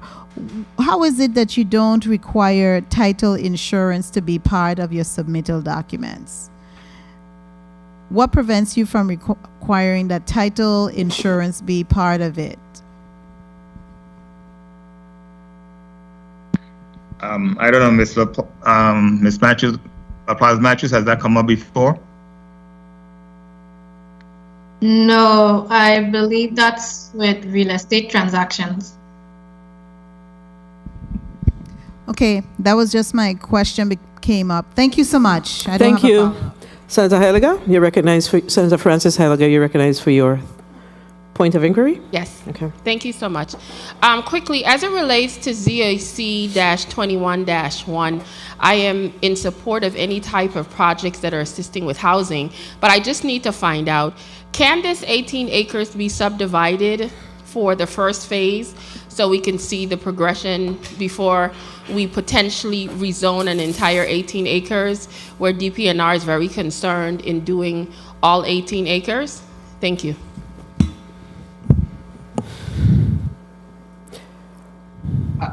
DPNR, Mr. Brown, I'm sorry. Okay, yeah, I'll take a stab at that because I think that boils down to what the owners, how it impacts the owners.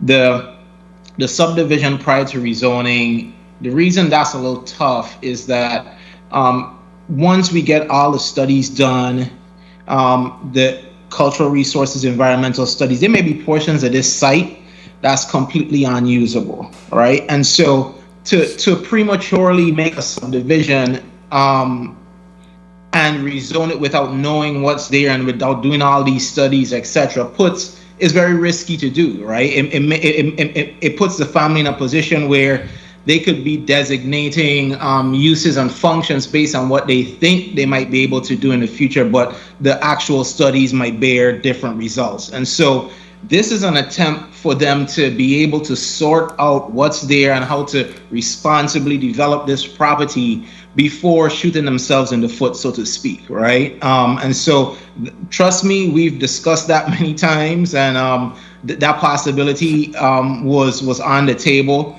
And we've decided it's just not in their best interest to do that at this point. Yeah. Thank you, Mr. Brown. Senator Novelli Francis Jr., you're recognized for your 6 minutes. Thank you very much, Madam Chair, and good morning. Actually, good afternoon to everyone. Before I go into my line of questions, I think it's only fair that I give the Assistant Commissioner of DPNR an opportunity to put on record exactly what was sent down to the legislature for consideration during the 33rd legislature in respect to zoning changes. Assistant Commissioner Richards, can you put on record exactly what had been sent down to the Senate President's office, either through DPNR or through the Office of the Governor, in regards to zoning changes? So, Senator, there was a zoning and a major zoning and subdivision legislation that was created by DPNR and the executive branch. Can I do a little bit of due diligence before I respond? I'll respond before we finish, but I may have indicated 33rd. It could have been the 32nd. So let me do a little bit of due diligence before I respond accurately as to the exact document that was transmitted to the legislature. Very well. Please, so that we can make sure that we get some clarity there, because I know going back to many years, I think I first met you in the 90s, and certainly the land and water use plan have been something that you have painstakingly worked on over a number of years, and we have had that discussion over and over, land and water use plan as well as urban planning, and we're still behind the 8 ball on that particular issue. So I'd like to clarify exactly what was received by the legislature for us to work on. In respect to La Valley, 48 La Valley, and I heard you made mention that this may have been done after some changes were made to the law, and however, they're asking to expand the current footprint of 48 La Valley. One of my colleagues asked whether or not there's conditions that could be established, and I know you talk about the restriction of density, that sometimes once the legislature approved those, that there's a lot of times unenforceability to the residents, and they end up creating hodgepodge on their property. Whose responsibility is it to ensure that whatever conditions have been established by DPNR and approved by this body is policed? Whose responsibility is that? It would be the Department of Planning and Natural Resources within its various divisions. Very well. So it would be unfair to hold the legislative body responsible if in fact we have allowed for some conditions to be put in place as a result of a request, and that there weren't any enforcement. That is really not the responsibility of the legislature, and rather the responsibility of DPNR. Is that correct? Yes, and I wouldn't want my comments to be misinterpreted. What misinterpreted? What I said is that many times we have these conversations in this format, in this format, and we agree that there would be conditions applied to the actual legislation, but at the end of the process, that language does not end up in the legislation, And so we cannot enforce something that's not within a approved legislation. Very well. And of course, whatever condition has been established, it'll be the work of both the legislative branch, executive branch through the PNR to make sure that those things then go into a legislation that will be finally approved by the executive branch, which will be the governor's approval. 1 minute, 30 so seconds. I think that there's some opportunity for us to be able to fix that. In respect to 48, again, do you believe that allowing for some conditions to be put in place there without actually invoking the R3 could definitely be able to address the issues in terms of this request? Which one is that, Senator Francis? 48A LaValle, ZAC 21-5. Yes. I think the biggest issue with the LaValle project is that the amount of units surpass even the R2 requirements. So I'm not, Leah, do you know if we had discussed the issue of expanding the floor area, the floor area, and still be authorized by the permits division? No, because I don't believe they would accept that because it's more than the density allowed. And when you speak of density, that would allow for the use of the property, correct? They still have to adhere to the boundaries requirement and everything in terms of this construction. Are they in violation of that as well? No, it's just the density. Okay, so when you speak to density, can you explain for the public what are you referring to in terms of density as it pertains to property outline? Time. For this particular property, its zoning being R2, the density is based on the number of kitchens, so no more than 2 kitchens, which would be no more than 2 dwelling units. Very well. And with that, Madam Chair, if I could just wrap up with one more question regarding the other situation, which is Mr. Dominguez. I appreciate it. Yep. Ms. Laplace, in regards to the Dominguez property, I think that's ZAC 21-1, is that the same issue in terms of the density concerns with the kitchen or bath? Correct. The same concern regarding kitchen count. Very well. Thank you. The other measures that's before us, I believe that they're supportive and clearly, when we talk about development and we talk about home ownership is something that I intend to support. So the other measures I will be supporting. Thank you very much, Madam Chair, for the opportunity. Thank you, Senator Francis. And I too must. I'd like to pick up with density. You may proceed, Mr. Brown. You had something you wanted to say? Yeah, really quickly. I just wanted to, I guess, shed a little bit more light on the density issue as it pertains to 48A LaValle.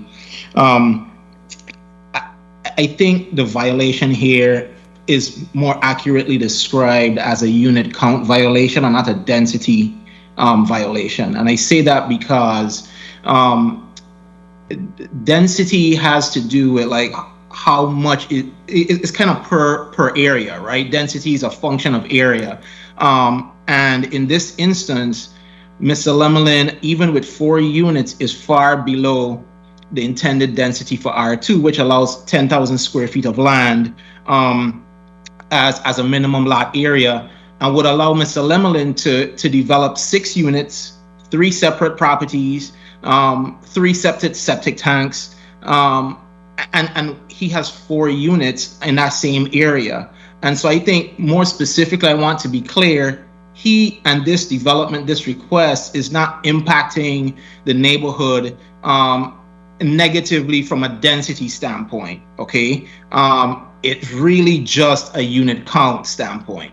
in that as one lot, he's not allowed to have more than 2 units. However, with the same area of land, he, by law, could build 6 units here.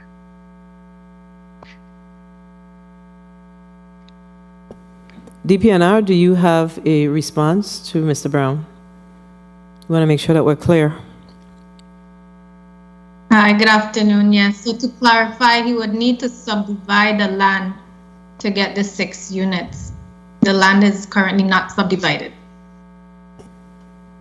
Thank you. So as one parcel of record, it's only allowed 2 units. All right, thank you for your responses. I too must lend my voice to the conversation that we're having today around these rezonings requests that's before us. I have to ask DPNR, what is exactly is, because it seems like every time we have these conversations, we continue to hear the very same complaint or the very same concerns coming from DPNR. What is the challenge with DPNR's ability to enforce? And I ask the question because I heard you. I heard your concerns around if we do this, then it opens Pandora's box, if you will. Basically, that's what you all are saying.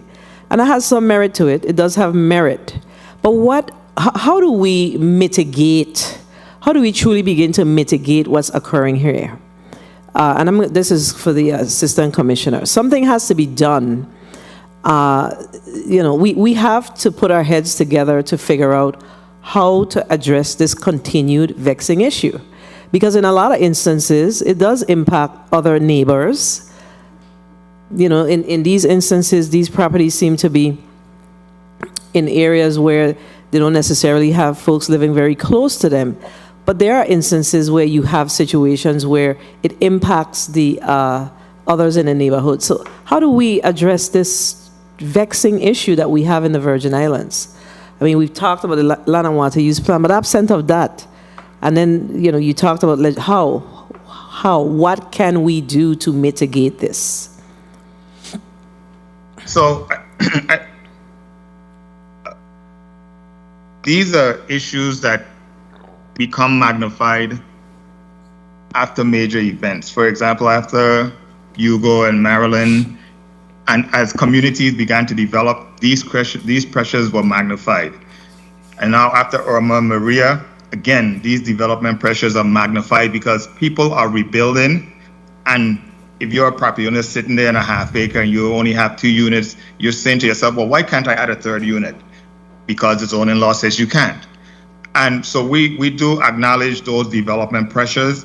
And part of the answer is to change the zoning and building requirements that look at the properties individually, because in some instances you can add a 3rd unit without disturbing the neighborhood because you have enough space, you have enough parking, you have enough, even if they don't have wastewater, municipal wastewater, there's enough septic area for a septic system.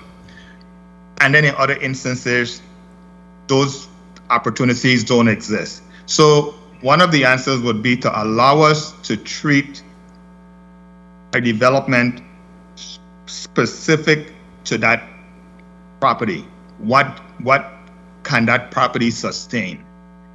And I do believe that the legislation that we are going to send down will go part of the way to addressing that. It'll allow us to treat the parcel not necessarily in the zoning district that it exists in, but in the capacity of that parcel. So, okay. So our challenge has always been to apply the zoning law across the board, regardless of where that property exists. Understood. So you talked about the legislation that you intend to send down. When can we expect to receive that? Because from time to time, well, not time to time, we always hear from departments and agencies of the government indicating that they're working on it. but these are issues that, are impacting the lives of people in our community. And, getting some sense of when this legislation will come before us will also help us to determine how we can move forward with these measures that's in front of us. So do you have some sort of a timeline around when we can expect to see this legislation or these recommendations for amendments to the legislation?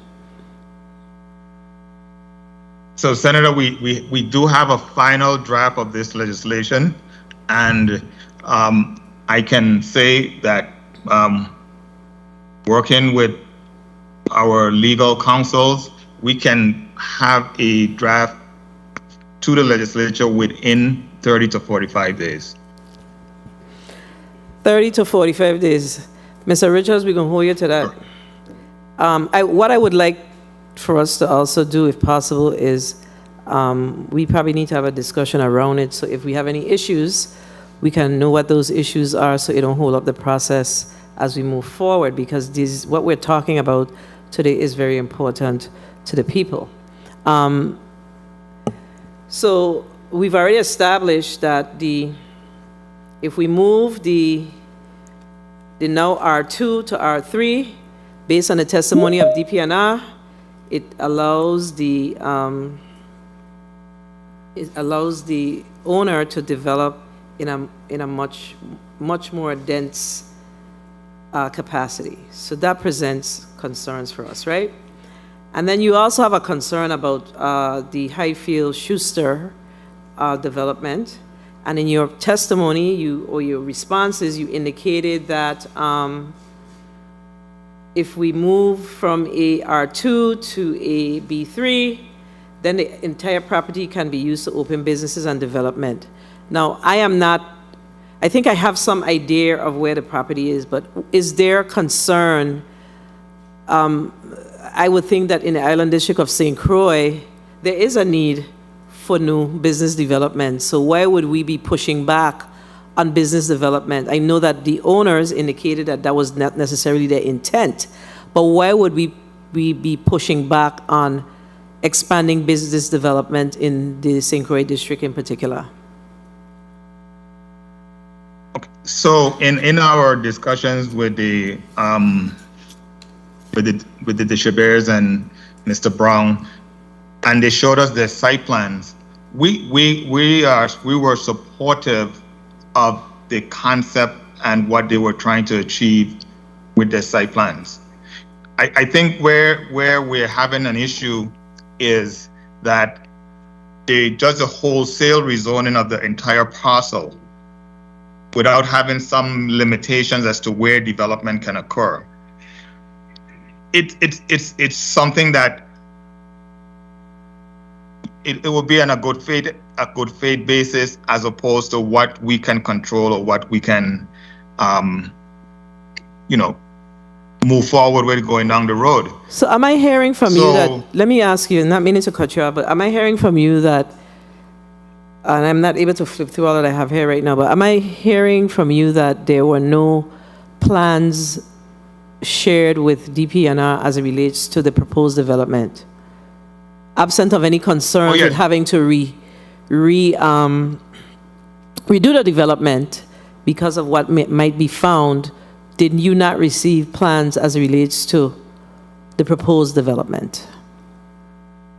Yes, we did receive some site recommendation or ideas from the developer how they would intend to proceed with their development, and what they're suggesting to do is something that the department can support. So yes, they have shared their plans with us. In concept, we agree with their plans. So however, what is it that you can't support? What we hesitant to support is just a blanket rezoning of the entire parcel to B3. I see. So there is a particular portion that was provided to you as it relates to the development, and that's the component that you are prepared to support. That's what you're saying. Yeah, but their concept is for the entire parcel. They would have commercial or business development on the center line or Queen Mary's front, and then they would have the residential in the northern part of the parcel. We agree with that. We support that. But there's nothing in a B3 rezoning that guarantees that. There is guaranteed in a planned development. There is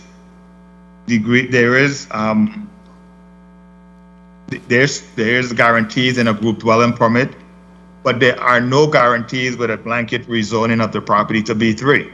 There's just no guarantees.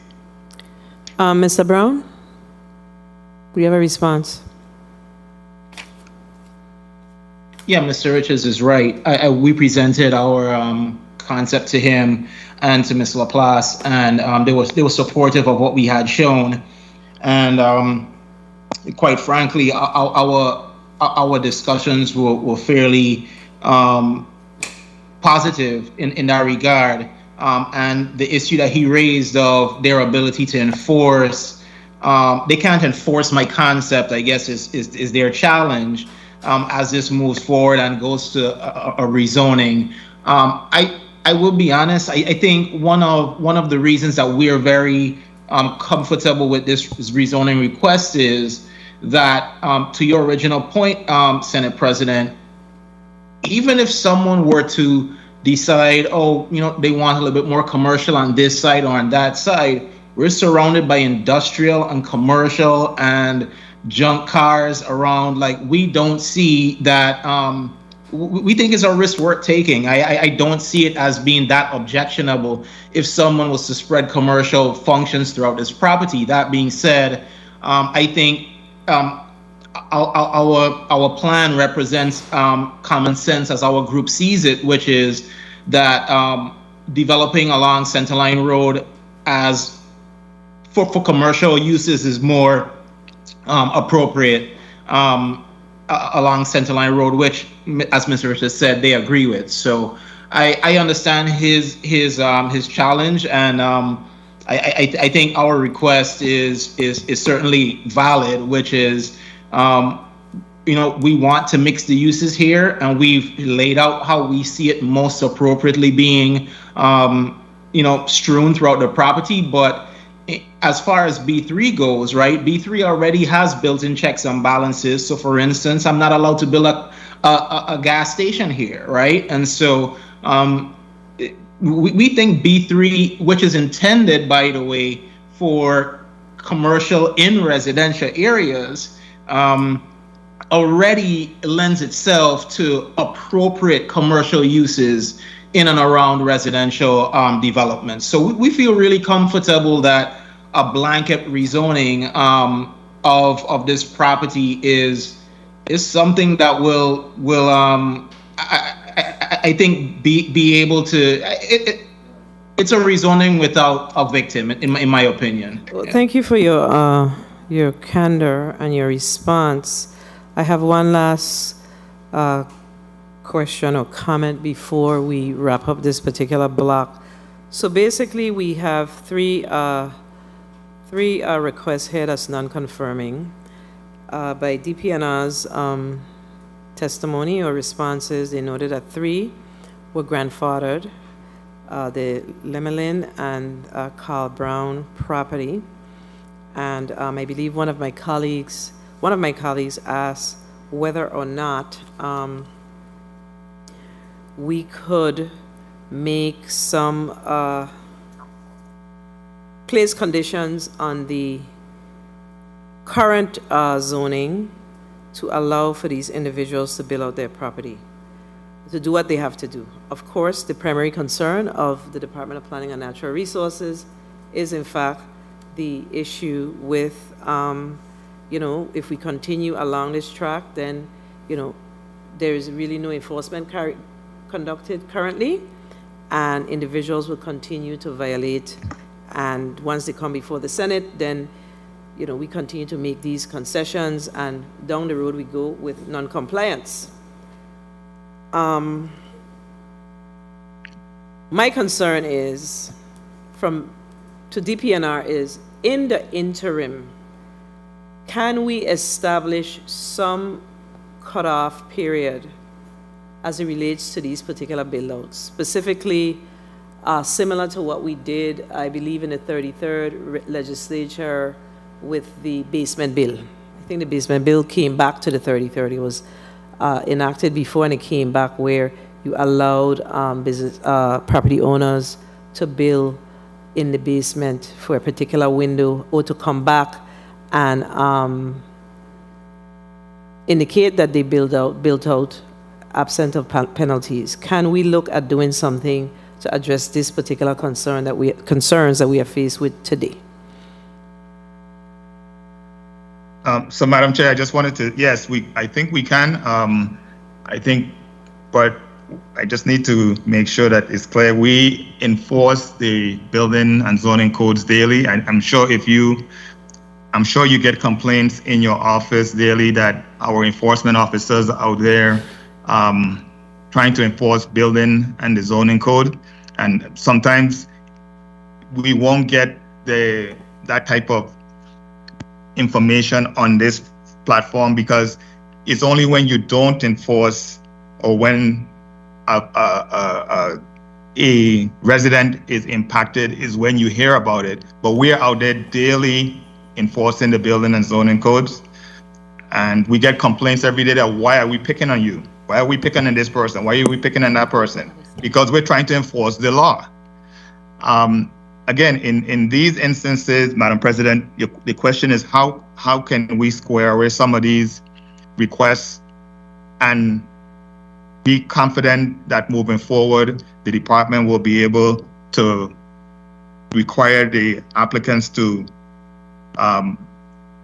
proceed in a manner that we are restricting them. We can attempt to include the appropriate conditions that, if it is in the legislation and it is approved, it is very easy for the department to enforce it. It is, but I'm going to just say for the record, in the past, the restrictions do not make its way into the legislation. And many instances when the executive branch vetoes those bills because the restrictions didn't make it, the legislature just goes ahead and overrides it. And then DPNR is left to address the problem when it gets to the permit or the enforcement side. So I'm just saying this is all part of what has historically happened. This isn't something that just happened yesterday. Thank you for your response. And let me just remind you, I think it's important to remind you that we can't hold one legislature responsible for the next. So I think the discussions that we've had today clearly states that, just based on what I heard from my colleagues, that they are in fact interested in making sure we do the right thing, because we acknowledge and we recognize that we cannot continue down the road that we are on, the path that we are on. However, we also need to make sure that we are able to assist our citizens, while our citizens need to also understand that we have laws that needs to be followed. But when we have certain circumstances, we can't be so hard line in not trying to figure out how do we meet our citizens halfway, or how do we meet them in a way where we can assist. So I believe that we should have some sort of an offline conversation so we could figure out how to address those that are particularly in this non-conforming situation, and opening up to other zonings will create some other types of issues for the particular area. So I'm looking forward to having that discussion before we bring these before the full body. So I am going to ask the participants to, if they would like to make a closing remark, 30 seconds to close. I'm going to start with the Senator. Did I hear? Oh, Senator Gittens, you're recognized for your point of clarification. You may proceed, Senator Gittens. Thank you, and sorry about that. I wasn't sure if I should make it after, but I think I want to make it before the participants leave. And my clarification is, to your point, Madam President, you said it well about making concessions for non-compliance. While I do intend to support these measures once we can do the right thing, I'd like to be clear of my comments earlier with regards to penalties and following the law. What I don't want to do is us setting a precedence. We know that if someone purchases a vehicle or purchase real property and there's a lien on there, there's a responsibility for that lien to be paid. So in this case, our expectation is of DPNR is to address the non-conformity before proceeding to a desired conclusion. And again, Madam President, thank you for making it clear with regards to making concessions for non-compliance. Thank you. Thank you, Senator Gittin. So I'm going to ask the Assistant Commissioner to give a 30-second closing remark, if you wish. Okay. So, thank you, Madam President. In our process of trying to address rezonings, we do in all instances attempt to work with the applicant to at least meet them halfway in trying to get what they want. And I think if you ask the applicants, they will tell you that. In many instances, our hands are tied, and we could only apply what the law calls for. The issue of non-compliance or grandfathering, I just want to make it clear. The law gives each property owner rights that they currently have. When they apply for rezoning, they're asking for something different than they already have. And so the department doesn't want to be placed in a position as if we are being overburdensome on the applicant, because they do have rights that they are free to pursue under the current zoning. Thank you, Mr. Richards. What they're asking is for something different. So I just wanted to make that clear. Thank you, and so, Mr. Richards. you know, with that, we are prepared to work with the legislature to try to address the needs of the applicants, but also ensuring that we have a system that can be protected and that we can enforce when it comes time to enforce it. Thank you. I'm going to ask the representative for 30 seconds, please. When you hear time, the clerk is calling time. Please adhere to the time. 30 seconds for the representative of ZAC 21-5. Stephen Lemelin. Stephen Lemelin. Yeah. Mr. Brown? Yeah, once again, thanks to everyone for giving us the opportunity to explain the merits of our request here.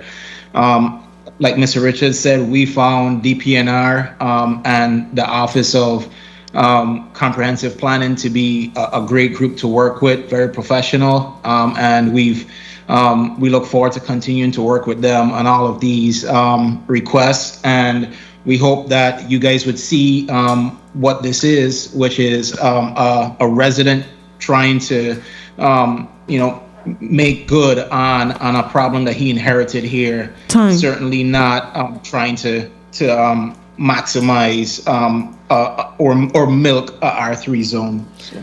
Okay, so you are actually representing a few more of these individuals or these zonings in this block, so you can proceed with wrapping up for the other, so that you're representing. Mr. Brown. Thank you. Yeah.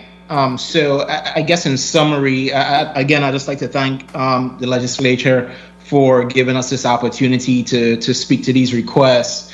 I find these requests to be really appropriate. In some instances, some of my clients are just asking for very minor modifications to their property, but they're limited in doing that by circumstances way beyond their control, and in many cases, in decisions that were made decades ago. Mr. Lemelin is certainly open to conditions being placed on his request. If that means not a full rezoning, but a conditional approval to allow for him to do what he needs to do. And we're certainly open to sitting down with Office of Planning and the legislature to work on conditions that work for everyone involved. But again, we'd like to thank both the legislature and for DPNR for their work on this. Thank you, Mr.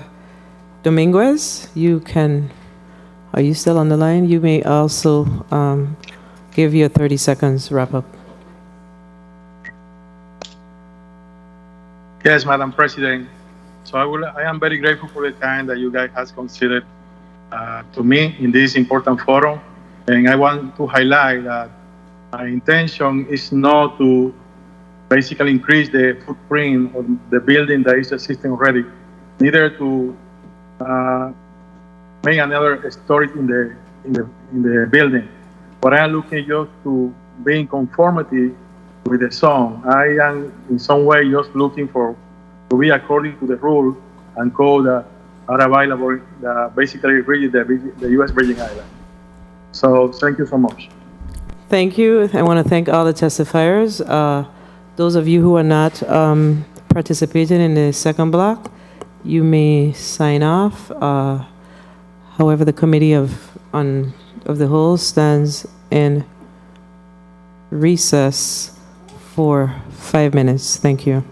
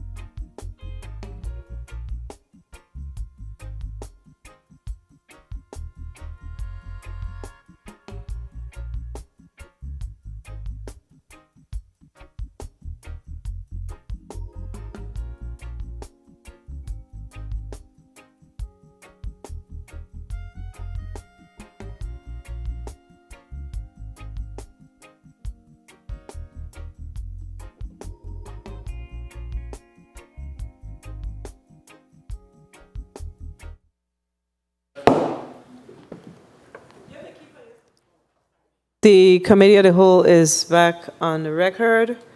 Madam Clerk, can you please reread the items on the agenda in Block 2, please? Block number 2, ZAT-21-3, Orlando Martinez, authorized agent Jennifer Jones, requesting parcel number 148-1 and 148-323, Estate Anne's Retreat number 1, New Quarter, St. Thomas, to be rezoned from R2, residential low density 1 and 2 family, to B3, business scatter. Purpose is to allow business uses. I invited testifiers: Orlando Martinez, authorized agent Jennifer Jones, applicant Jean-Pierre Oriol, Commissioner, Department of Planning and Natural Resources, Leah Laplace Matthew, Territorial Planner, Division of Comprehensive and Coastal Zone Planning, Department of Planning and Natural Resources. CAT-20-21-2, Anya Castor, requesting a use variance be granted to the B4 business residential areas, zone parcel number 32, remainder Estate Friedendal, number 4, Estate East End Quarter, St. Thomas. Purpose is to allow 7 dwelling units. Invited testifier, Anya Castor, John Pierre Oriol, Commissioner. Leah Laplace Matthew, Territorial Planner, Division of Comprehensive and Coastal Zone Planning, Department of Planning and Natural Resources. ZAT-21-1, Leal and Luce Van Beverhout, requesting parcel number F, Estate Sergeant Fry, Western Half, number 1, Southside Quarter, St. Thomas, be rezoned from R1, residential low density, to R3, residential medium density. Purpose is to allow 20 dwelling units. Invited testifier, Leah and Luce Van Beverhout. Applicants: Jean-Pierre Oriol, Commissioner, Department of Planning and Natural Resources. Leah Laplace Matthew, Territorial Planner, Division of Comprehensive and Coastal Zone Planning, Department of Planning and Natural Resources. ZAT-21-4, David and Ursula Bryan, requesting parcels numbers 5-F-remainder and 5-A-1 estate, Agnes Fancy, number 8H, Great Northside Quarter, St. Thomas, be rezoned from R1, residential low density, to R2, residential low density, 1 and 2 family. Purpose is to subdivide the properties. Invited testifiers: David and Ursula Bryan. Applicants: Jean-Pierre Oriol, Commissioner, Department of Planning and Natural Resources. Leah Laplace Matthew, Territorial Planner, Division of Comprehensive and Coastal Zone Planning, Department of Planning and Natural Resources. Finally, ZAT-21-5, Manal Yaha Yusuf, Authorized Agent, Roosevelt St. C. David, requesting parcel number 10D, Estate Mariandal, number 4, Red Hook Quarter, St. Thomas, be rezoned from R2, residential low density, 1 and 2 family, to B3, business scattered. Purpose is to construct a convenience store and office. Invited testifiers: Manal Yaha Yusuf, Authorized Agent, Roosevelt St. C. David. Applicant: Mr. Jean-Pierre Oriol, Commissioner, Department of Planning and Natural Resources, and Ms. Leah Laplace Matthew, Territorial Planner, Division of Comprehensive and Coastal Zone Planning, Department of Planning and Natural Resources. This concludes the reading of the Block 2, Madam President. Thank you, Madam Clerk. The representatives from the government, the Department of Planning and Natural Resources, can you please place your name and titles on the record for block number 2? Starting Good afternoon. with... Proceed. Good afternoon, Senate President Dana Fred Gregory, and good afternoon to the rest of the members of the 34th Legislature. My name is Keith Richards. I am here representing Commissioner Jean-Pierre L. Oriol, Commissioner, Department of Planning and Natural Resources. Thank you. Good afternoon, Senate President Fred Gregory, Senators of the 34th Legislature, the viewing and listening public of the Virgin Islands. My name is Leah Laplace Matthew, Territorial Planner with Division of Comprehensive and Coastal Zone Planning within DPNR. Thank you. Would the representative for ZAT-21-3, Orlando Martinez, please put your name and title on the record?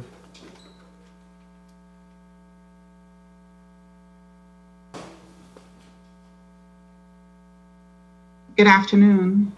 I believe I'm doing a share. 1 second.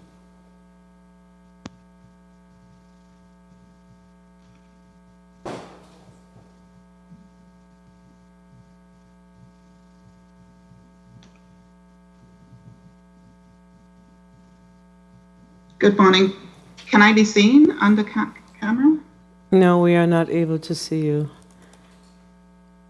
Okay.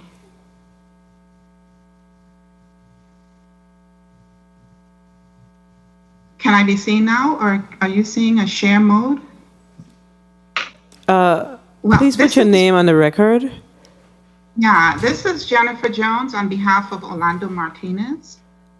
And what is it that you're trying to share, Ms. Jones, Attorney Jones, is that it? Oh, no, I'm trying to get out of share, sorry. And it's just not letting me come out of share. We're going to move on until you can get your cameras working. So The authorized agent for Orlando Martinez, ZAT 21-3 is Jennifer Jones, Attorney Jennifer Jones. That's correct?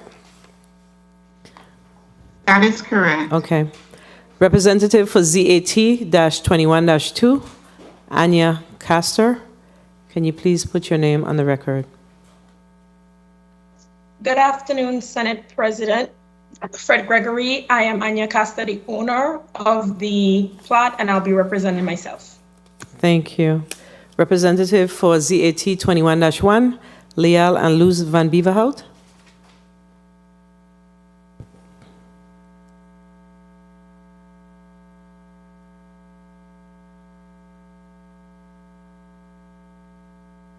Is there anyone logged on for Leal and Luz van Beverhout?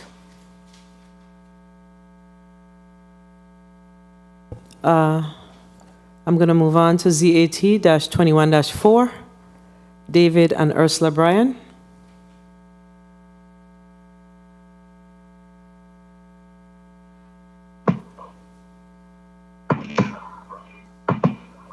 Good afternoon. My name is Crystal Bryan, and I'm here representing my mother, Ursula Bryan. Can you please turn your camera on? Good afternoon. Good afternoon.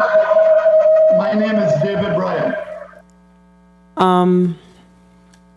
We are unable to see you.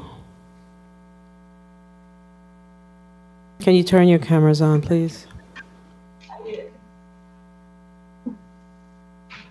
The cameras are on. We're going to move on. We may have to take a recess until we could address these technical difficulties. Who represents ZAT-21-5? Manuel Yaha Youssef. The authorized agent is Roosevelt STC. David, are you on the line? Yes, Roosevelt, Roosevelt David. Should I make my presentation now? No. You are representing, so you are the authorized Manuel representative. Youssef. Yes, Manuel Youssef. All right. Kendi. Yeah, Marion Dow. All right, thank you.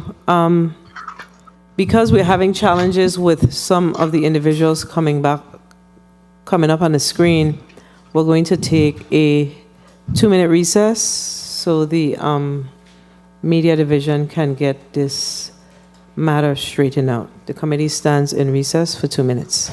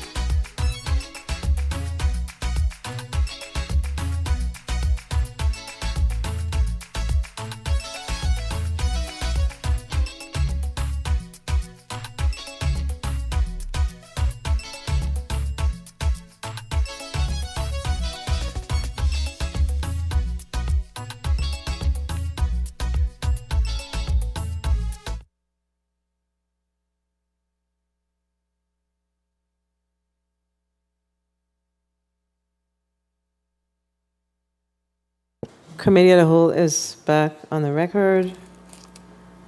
I believe that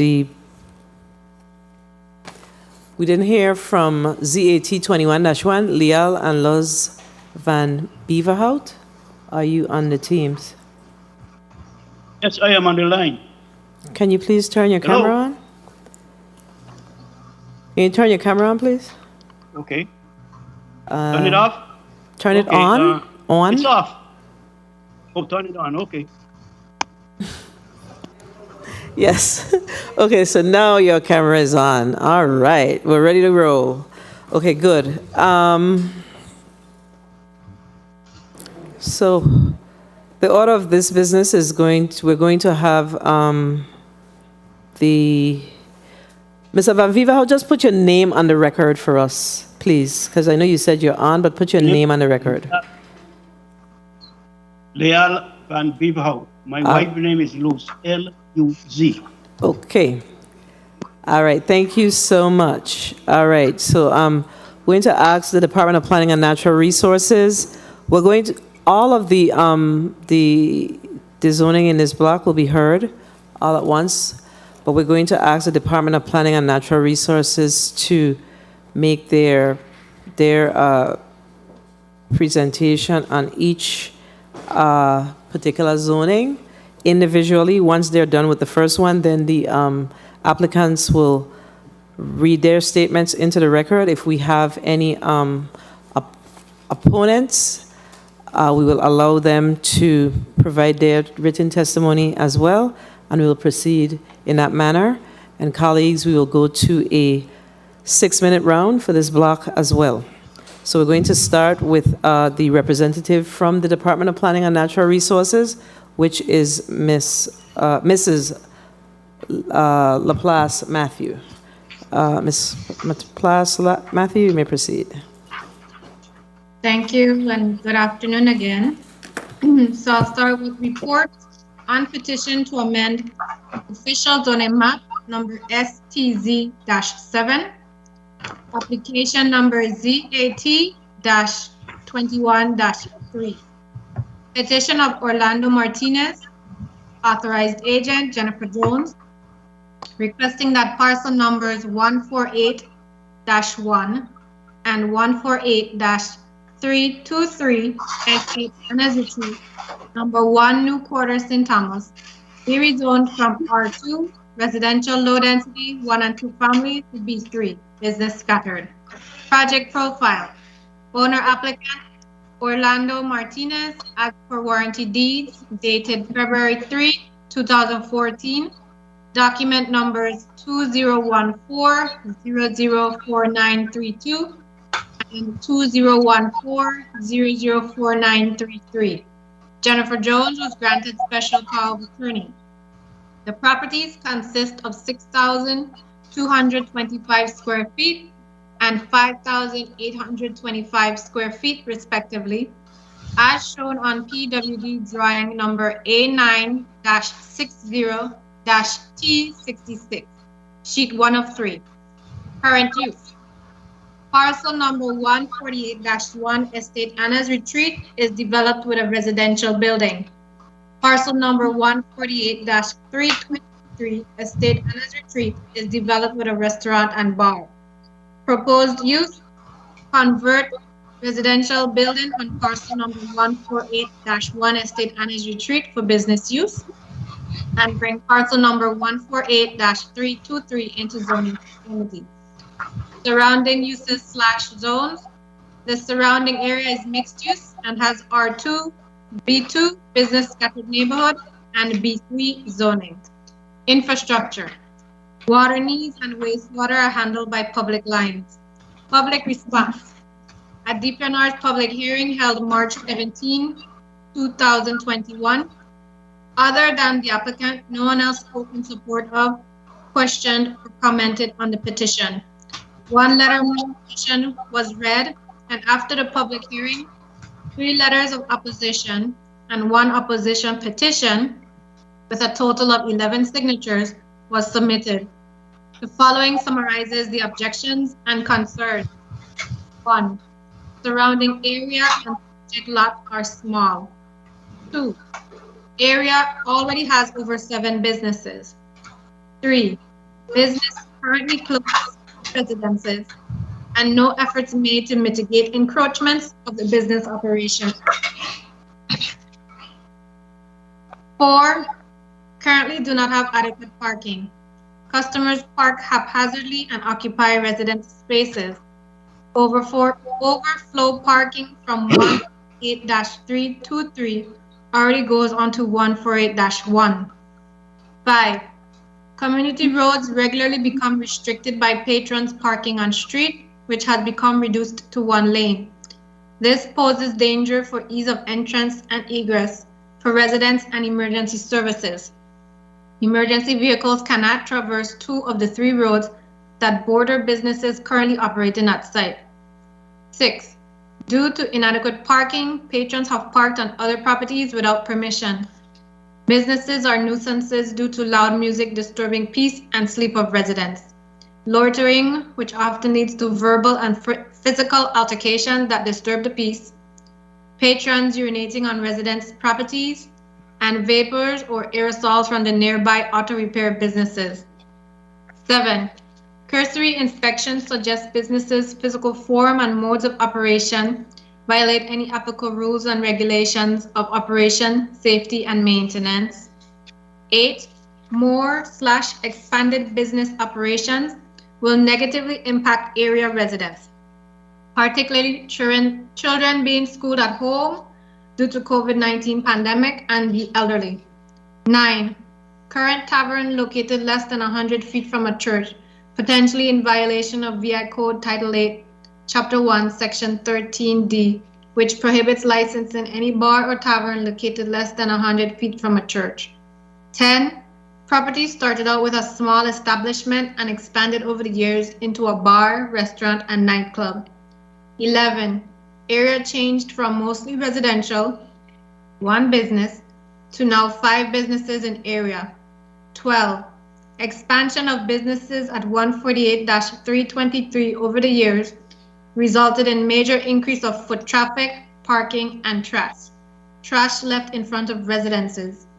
13, 148-1 near a residence that may face adverse impacts from business salon use on 148-1. 14, B3 zone allows more uses than just the hair salon, barbershop, and hair store intended by applicant. 15, within a 150-mile radius, there are already 3 barbershops, many hair salons, and a hair store. 16, applicant refers to Act 5050 application package, but it went through legislative process and unclear if it was intended for 148-1. 17, only 148-323 is being taxed at commercial rate. Analysis. In 1984, then property owner Rena Reimer applied for rezoning from R2 to commercial for parcel number 148-323 Estate Anna's Retreat. Act 5050 incorrectly identified and rezoned parcel number 148-321 Estate Anna's Retreat. The error was brought to Mr. Martinez's attention in 2016 after he applied for a rezoning of parcel number 148-1 Estate Anna's Retreat.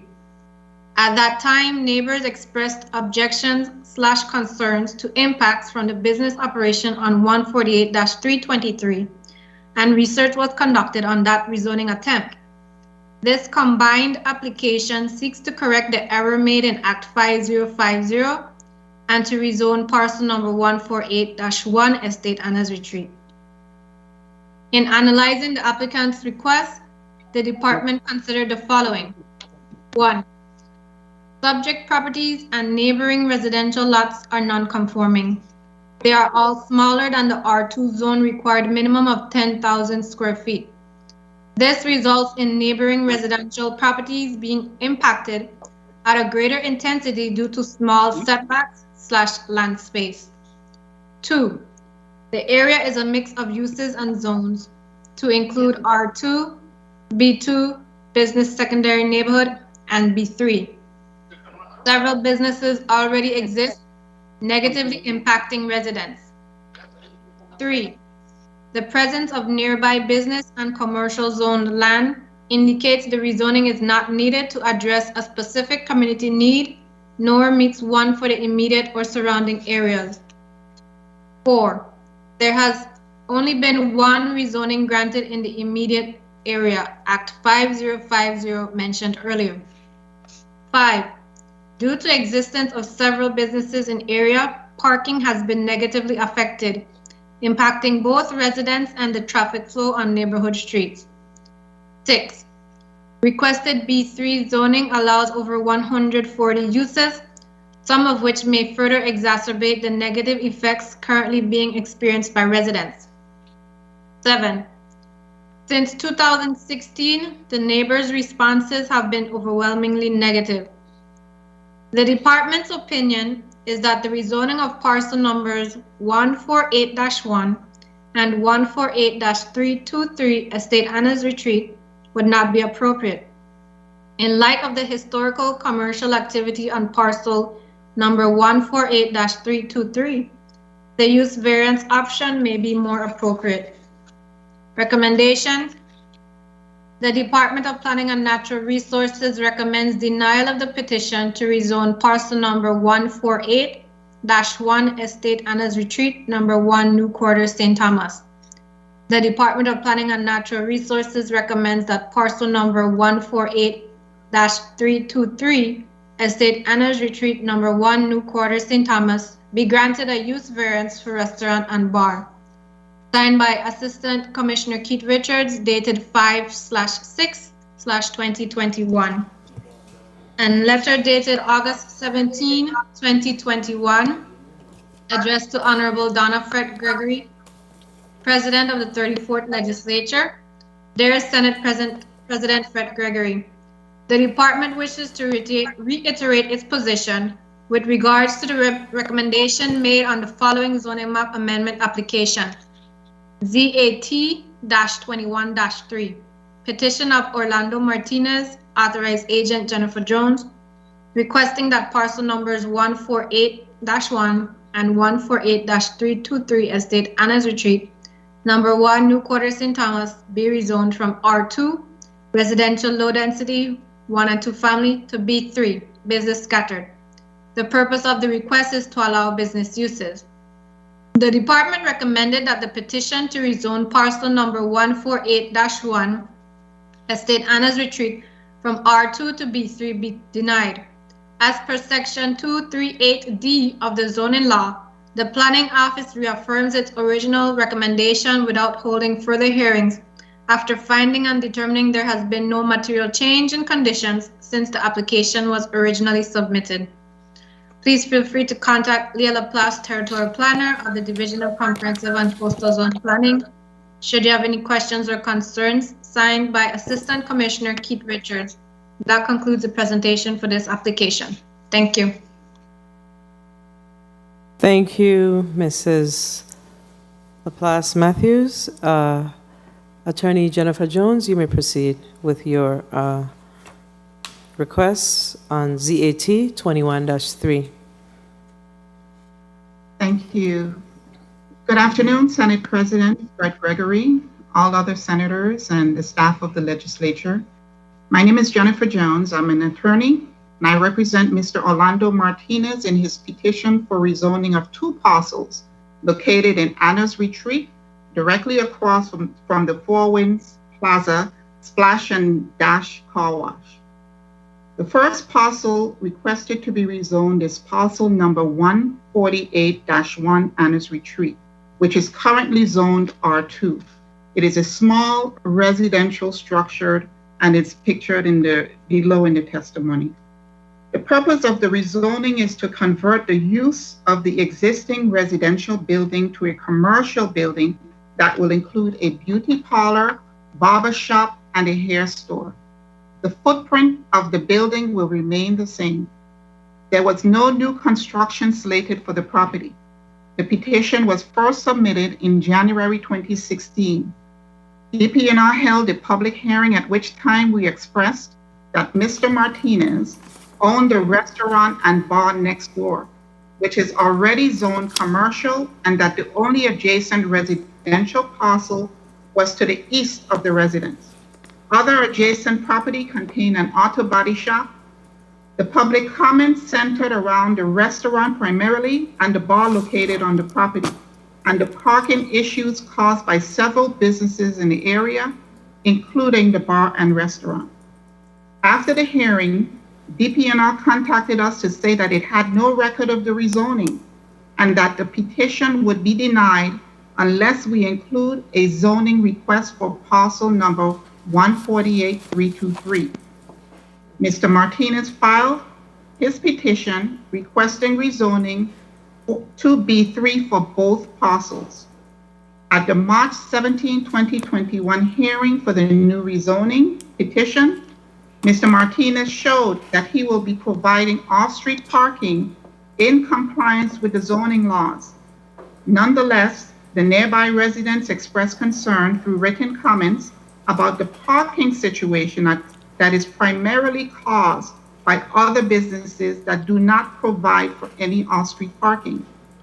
Mr. Martinez is apparently being held to a stricter standard than other businesses in the area, including a car repair and auto body repair shops, which uses undoubtedly conflict with the other uses in the area. DPNR recommends denial of the request despite the large commercial activity of the area and the fact the use contemplated is low impact and not industrial, as is the case with other business activity in the area. The second zoning request is for parcel number 148323, which is adjacent to parcel number 148-1, the only adjacent residential parcel and 2 estate roads. When Mr. Martinez purchased this property, he was told that it had been rezoned to B3 and was previously operated as a bar and a restaurant. He paid commercial taxes for the property. After DPNR indicated it had no record of the rezoning, and after the extensive research of the legislative records, we found proof that the previous owner, Rena Reimer, had applied and received zoning for parcel number 148323, Anna's Retreat 2B3.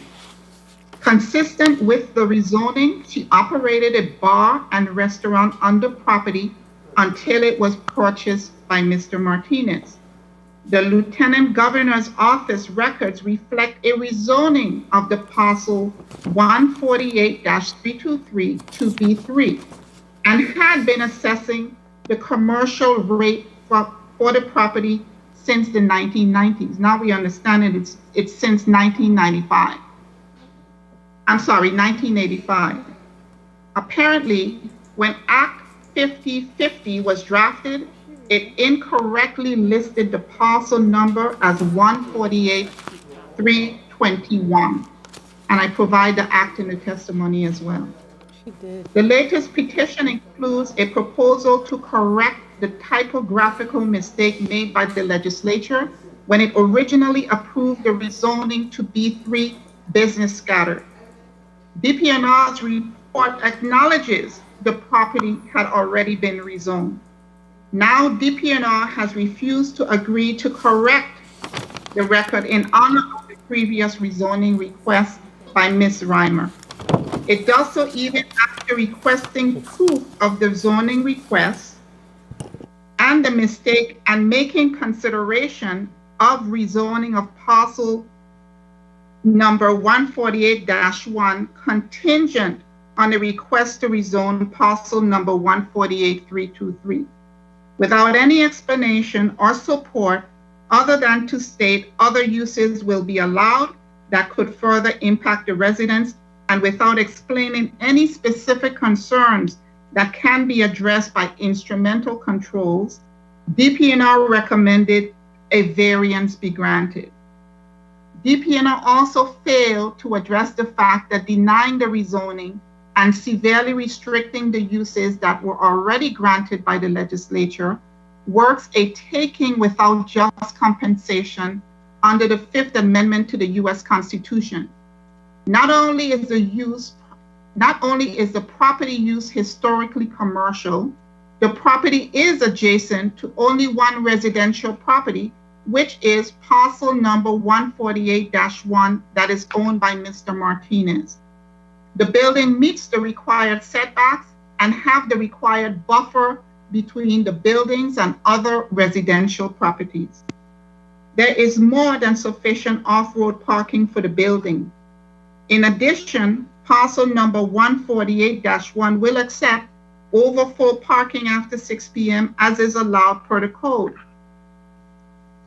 I also show additional photos that indicate that there's parking space areas for parking available. In effect, Mr. Martinez is again being subjected to more stringent requirements than is provided by the zoning laws. Mr. Martinez's position is that he would like to be granted a rezoning or variance for parcel 148-1. He does understand that this would further impact traffic, which would be more appropriately addressed by enforcement of the zoning laws for all businesses in the area. Thus, he relies on the wisdom of the legislature in this regard. His primary concern, however, is the recommendation of a variance for parcel number 148-323.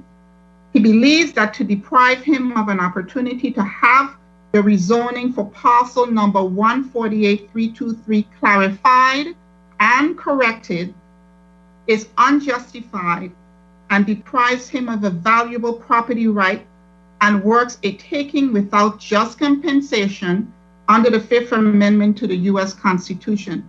Thus, he requests that the legislature grant/correct the rezoning of parcel number 148-323 to reflect an amendment to the B3 zone.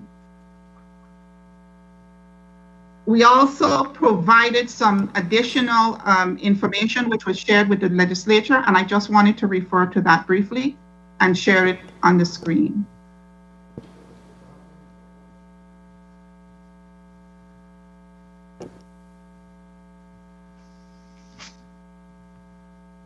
We provided the DPNR with these records that indicate the property has been Attorney Jones? Yes. We are not seeing anything on the screen. Oh, I'm sorry.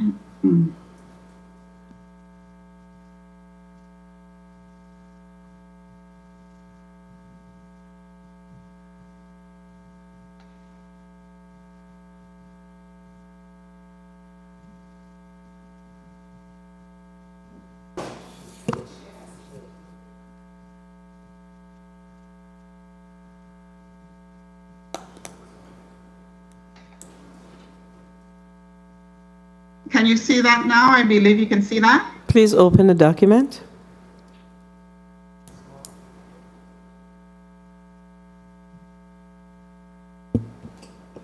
Okay. I believe you can see that now on the screen. We need you to open the document. The document is not opened. Oh. I've seen the file. Okay. Okay, let me stop sharing.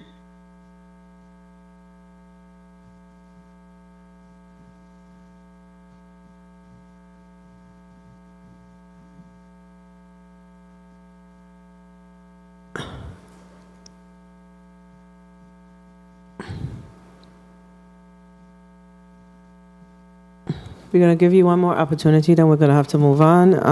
Okay. You did send this information to us today at 10:44, and this is in fact a continuation hearing. So we should have already received this information prior to this morning at 10:45.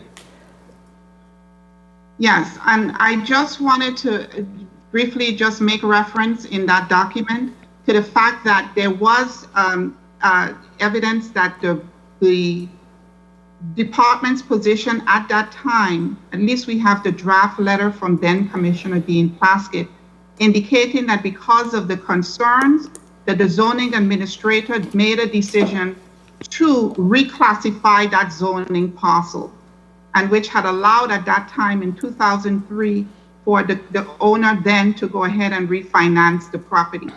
to obtain refinancing to develop the property. But that was the department's position at that time. Apparently, because of the lack of records by DPNR, we do not have this actual signed document.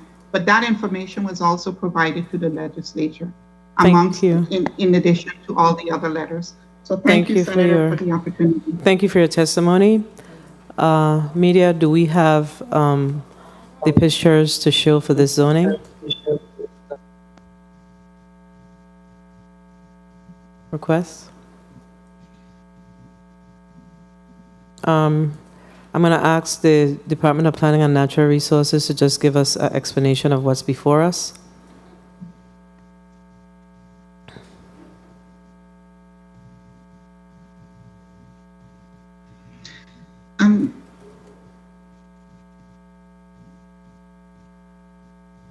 DPNR?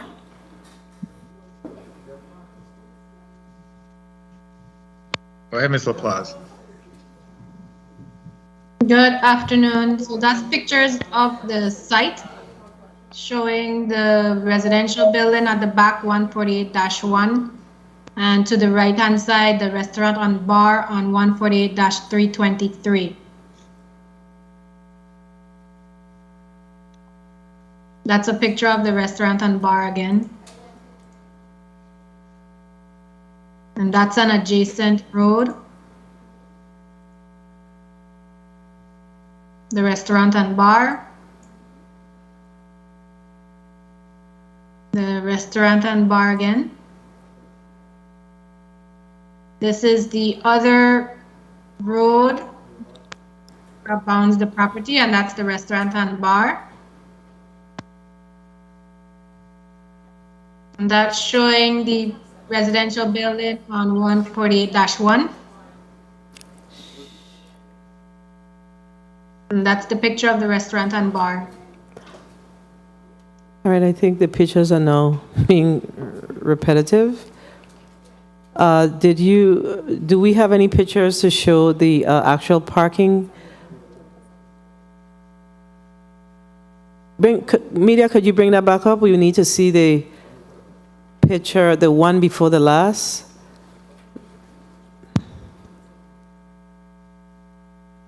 We're trying to establish where the parking will be located or is located.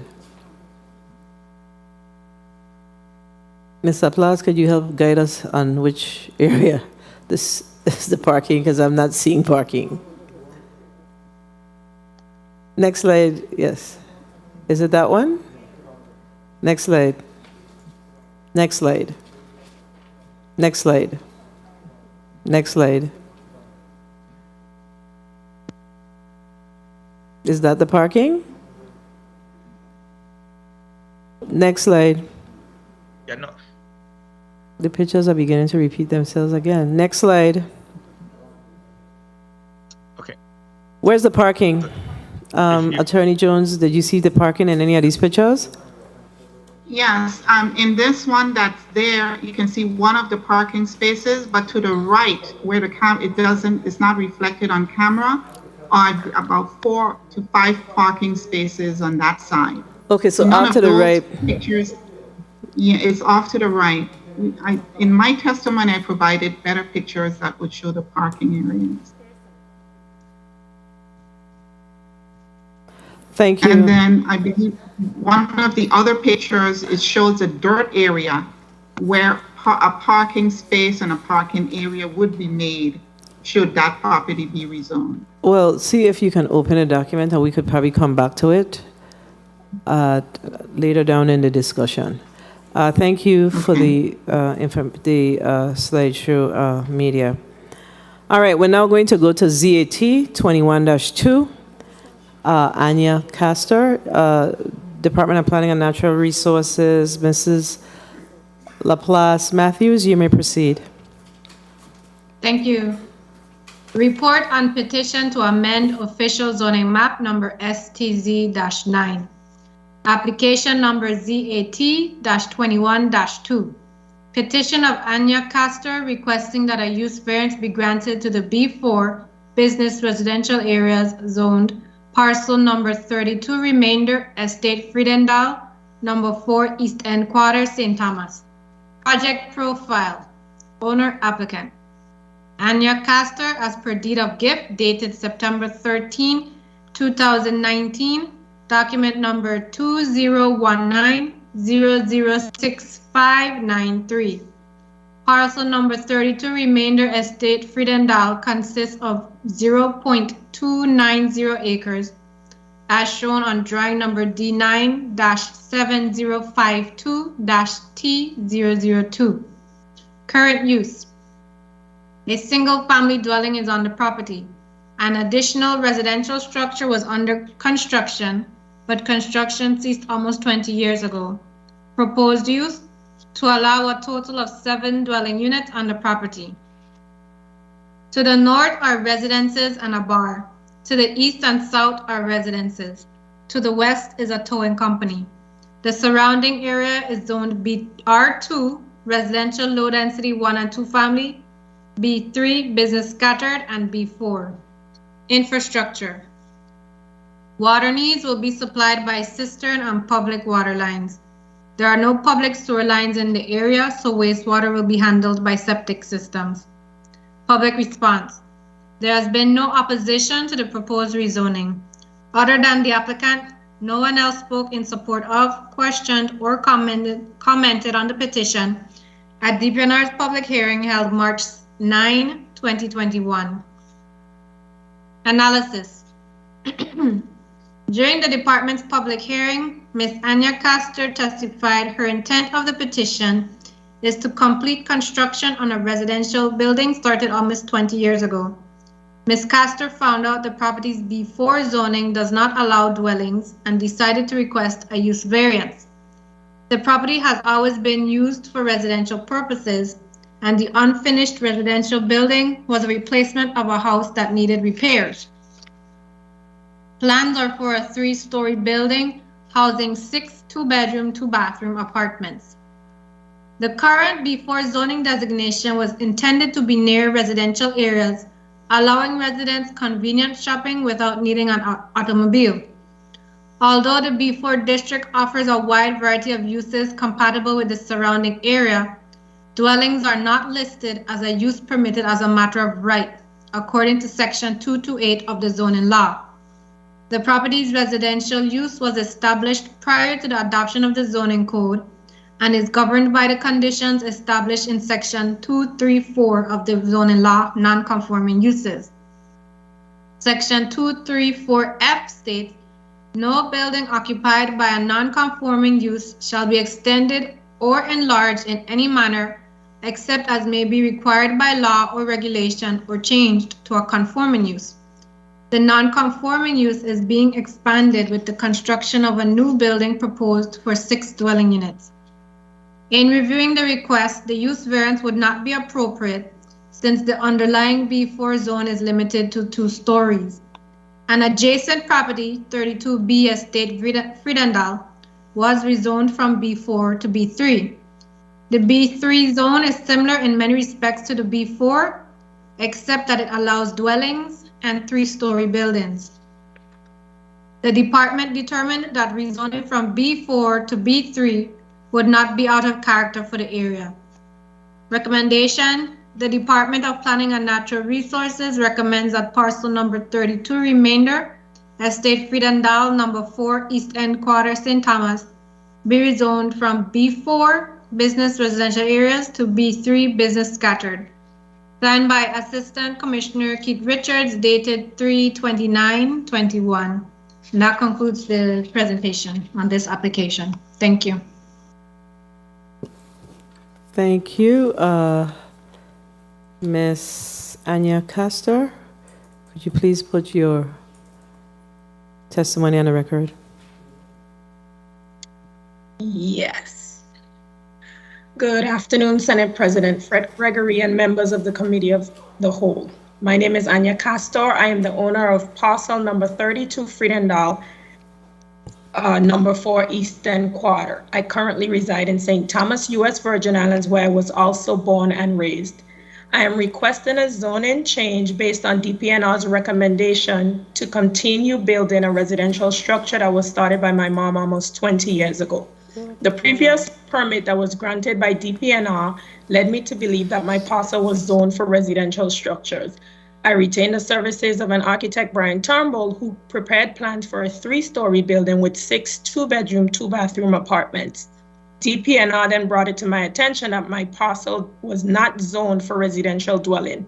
I then considered constructing a commercial building, but concluded that it was not the best fit for the property's layout. Ms. Castor, In addition, Ms. Castor? Yes, ma'am. Yes, ma'am. Did you email your the testimony that you are reading to us today? Yes, I did. When? The day was due. Let me see. Okay, because we are not seeing that testimony. Could you just hit send on it again, please? Because what we're seeing is a correspondence dated January 24th. So if you could send it, resend it, we would appreciate that. Once you're done, you can proceed. Oh, Yes. okay. Go I'll ahead. finish it Yes. and then I'll send it. Proceed. Okay. I'm sorry, I'm bringing it back up. DPNR brought it to my attention that my parcel was not zoned for residential dwelling. I then considered constructing a commercial building, but concluded that it was not the best fit for the property's layout. In addition, the cost of changing the current design and constructing an entirely new building was not financially feasible.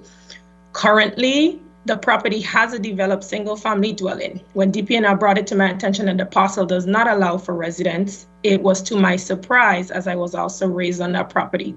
Although zoned as B4, a great deal of the neighboring properties in adjacent directions have existing residential dwellings developed on their property as well.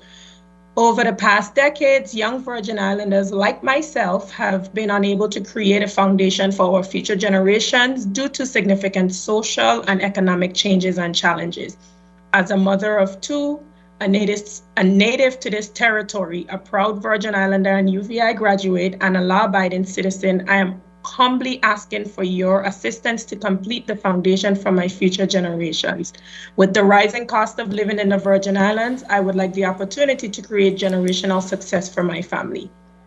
My overall vision is to construct affordable rentals of quality for the community. I believe that this small change in the zoning map can begin to create solutions for the housing challenges that many of my peers encounter. Thank you in advance for your time and consideration to grant my request, which I am going to now resend to you. Thank you. Please send it on top of the email that you sent before. I would appreciate that. Yes, that's what I'm going to do. Media, can you please bring up the pictures for this particular zoning? DPNR?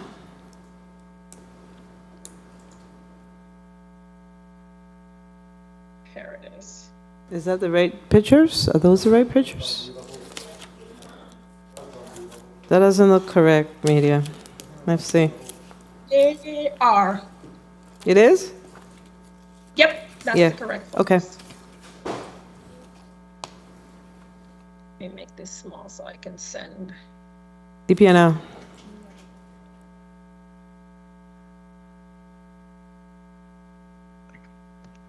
Ms. Cassie, you want to explain your pictures? Yeah. Since DPNR has gone silent on me. Sure. Except, the north, south, east, west thing is a little off for me. But the first picture on the top is standing on the structure that's not finished, and I'm facing the road straight forward. That is a resident right across the street. The picture right below that is facing the same direction, however, slightly towards the, I'm going to say east. So that's where there's the bar that was mentioned by DPNR.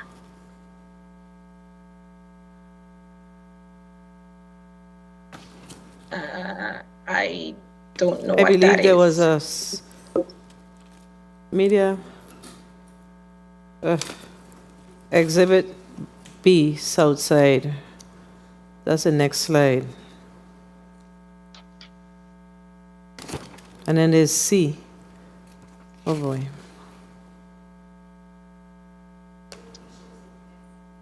I think those were the old plans that were approved. Ah, okay.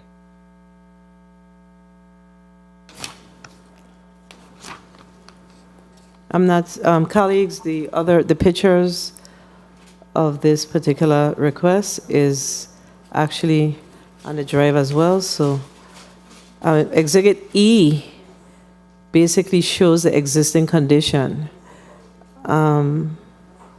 Media, do you have the pictures? Could you please bring up the pictures for Exhibit E?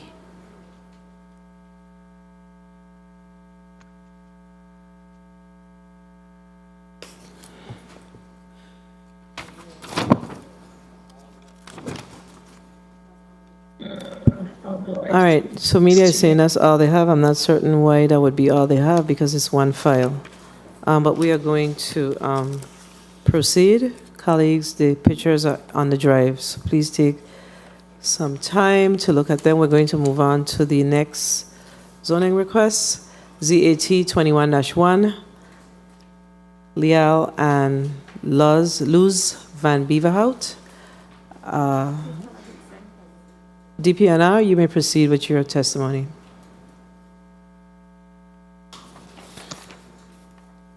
Thank you. Report on petition to amend official zoning map number STZ-4, application number ZAT-21-1. Petition of Lial and Luz van Beverhout requesting that parcel F, Estate Surgeon Fry, western half, number 1, Southside Quarter, St. Thomas, be rezoned from R1, residential low density, to R3, residential medium density. Project profile, owner applicant, Lial I. van Beverhout and Luz M. van Beverhout, trustees or their successor trustees of the L and L van Beverhout Trust, as per quitclaim deed dated October 20, 2015. Document number 2015-008202. The property consists of 2.24 acres as shown on OLG drawing number D9-7901-T007. Current use, the property is developed with 4 dwelling units. Proposed use, 20 dwelling units for short and/or long-term rentals. The surrounding area is used residentially and has R1 and R2, residential low-density 1 and 2 family zoning. Infrastructure. Water needs will be supplied by cisterns. Wastewater will be handled by septic treatment system. Public response. At DPNR's public hearing held March 12, 2021, 13 attendees questioned and expressed opposition/concerns with the proposal. After the hearing, one adjacent property owner submitted a letter stating they were not opposed to the proposal. 5 letters/emails of opposition and 2 opposition petitions with a total of 222 signatures, 40 on paper copy and 182 as of 4/22 on online petition were also submitted. The following summarizes the objections and concerns. 1. Impact of wastewater treatment plant in a residential neighborhood for short and/or long-term rentals. The surrounding area is used residentially and has R1 and environmentally safe, low-density 1 and 2 family zoning. Infrastructure. Water needs will be supplied by. It is alleged current septic malfunctions when it rains, and current leach field flows out onto road. 2. Proposal will alter quality of life for neighbors. Already have more rentals on property. Already have more rental units on property than R1 allows. Will add more cars to already strained neighborhood roads. 3. Increased visitors will negatively impact natural environment of both Hendrick Bay and Surgeon Fry/Carrot Bay beaches. Lower density should be sought from R1 to R2.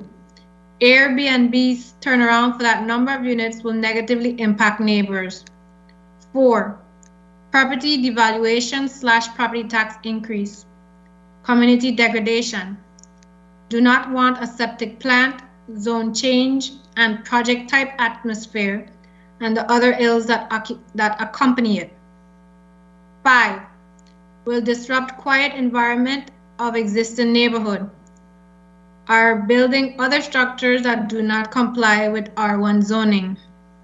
6, increase in density would directly affect ingress / egress of neighborhood. 7, R3 zoning not consistent with adjacent properties nor infrastructure of surrounding development. 8, R3 zoning allows apartment hotels, nursing and retirement homes, boarding houses, and rooming houses. Also allows 6-story buildings, not compatible with existing residential neighborhood. Negative local impact of higher levels of density on single-family homes, such as property values, roadway infrastructure, and quality of life. 9, purpose of land use planning is to guide future development while promoting the welfare of people and their community by creating convenient, equitable, helpful, efficient, and attractive environments for present and future generations. The Virgin Islands would greatly benefit from sound land use planning. 10, application is classic example of spot zoning for benefit of property owner and detriment of other property owners, and contradictory to DPNR's mandate to protect, maintain, and manage the natural and cultural resources of the Virgin Islands through the coordination of economic development in collaboration with local, federal, and non-government organizations, enabling present and future Virgin Island generations to live safer, fuller lives in harmony with their environment and cultural heritage. 11, hope a land and water use plan is adopted for territory. 12, zoning code allows for group dwelling permit in R1 zone, 4 units per acreage. Applicant's acreage, 2.24 acres, would allow a maximum of 8 units with the group dwelling permit. Analysis. During the department's public hearing, Mr. Beaverhout testified his intention is to add 2 buildings consisting of 16 dwelling units. This would create a total density of 20 dwelling units, since he currently has 4 on the property. 1 building would consist of 2 floors, and the second would consist of 3 floors. 18 dwelling units would be available as long and/or short-term rentals. In analyzing the applicant's request, the department considered the following. 1, the property consists of 2.24 acres and currently has 4 dwelling units. Research indicated 3 of the dwelling units were constructed in 1961, thus deemed legally non-conforming. The current R1 zoning would have allowed a subdivision into 4 parcels at a minimum of 0.5 acre each. Each lot would then be permitted 2 dwelling units for a total of 8 dwelling units. Subdivision plans require the DPNR Commissioner's approval. 2, a second development option available to R1 zoned properties is the group dwelling permit. This permit allows a cluster development allowing for conservation and sensitive parts of the property. The process requires detailed plans that would be submitted to the department for review, and a public hearing would allow for public review and comments. The comments received could result in a final plan that satisfies the applicant, DPNR's, and neighbors' concerns. The property's acreage multiplied by the number of dwelling units allowed in the R1 zone could allow for approximately 8 units. This permit would require the DPNR Commissioner's approval. 3, the value of neighboring properties may be impacted by zoning, but it is assessed by the tax assessor's office. It's on a case-by-case basis and based on the activities occurring on surrounding properties. Zoning does not control property taxes. The use of a property dictates its tax rate. 4, the requested R3 zoning was intended for a larger density and more uses than the typical R1, R2, single and 2 family zones. areas with access to public sewer lines, water lines, and transportation are most appropriately suited for the 80 persons per acre allowed under R3 zoning. 5. There have not been any past rezonings or attempts for rezonings in Estate Surgeon Fry. 6. The suggestion of rezoning to R2 was evaluated. The R2 zone would allow a subdivision of 10,000 square foot lots, yielding 9 lots. Each lot would then be permitted 2 dwelling units for a total of 18 dwelling units. A group dwelling permit under the R2 zoning would also allow for approximately 18 dwelling units. This would allow more compatibility with the established character and zoning of the area. The department's opinion is that the rezoning of the property to R3 is not appropriate.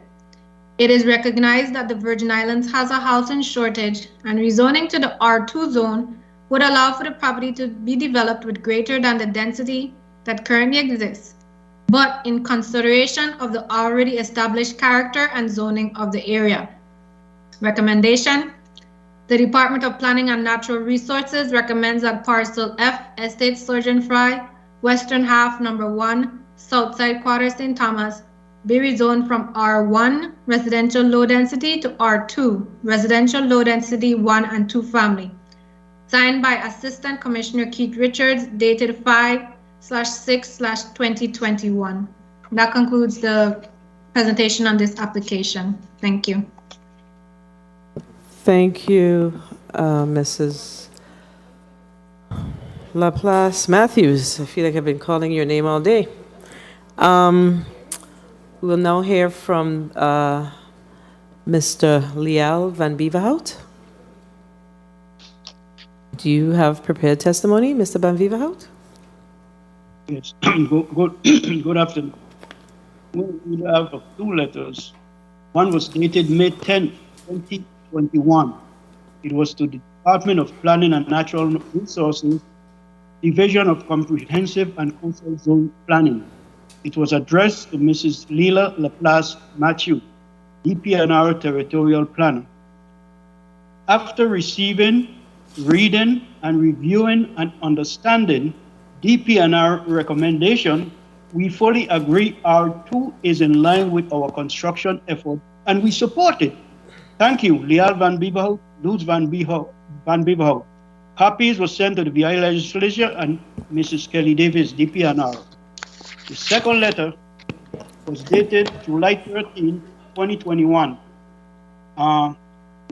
It was addressed to the Honorable Donna A. Fred Gregory, VI Senate President. On July 24, 2020, plans were submitted to DPNR by Francisco Nadal, PE, on me and my wife's behalf to construct a 2-story family house, 1 each floor on Plot F, Estate Surgeon Fry, Southside Quarter, Number 1. DPNR inspectors came to visit the site, and after explaining what I intended to build, they advised me that I would need to request a zoning change based on what was existing on the site.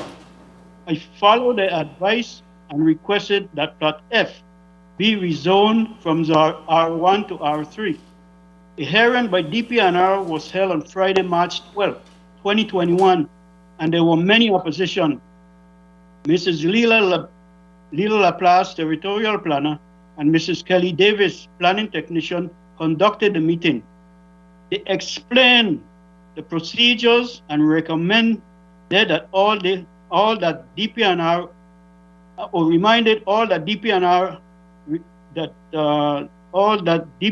only review the proposals and make recommendation, which they submit to the legislature for final decision.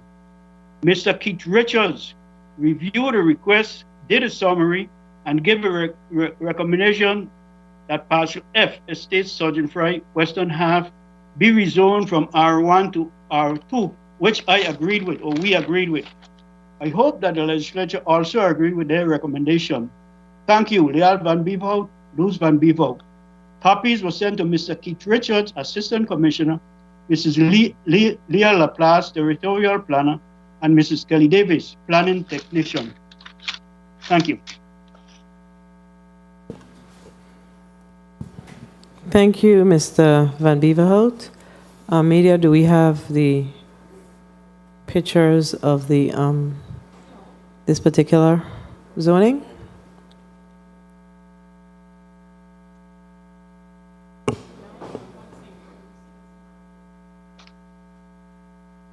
DPNR, could you all give us some perspective on this particular zoning, please, these pictures?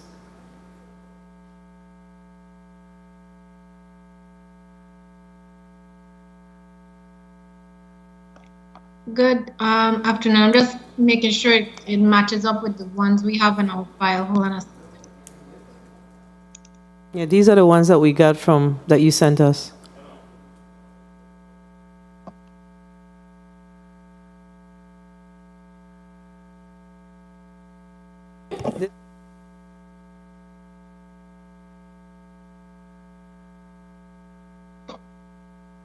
Media, could you hold? I noticed that the slideshow running. We're still waiting for Mrs. Laplace to pull up her information.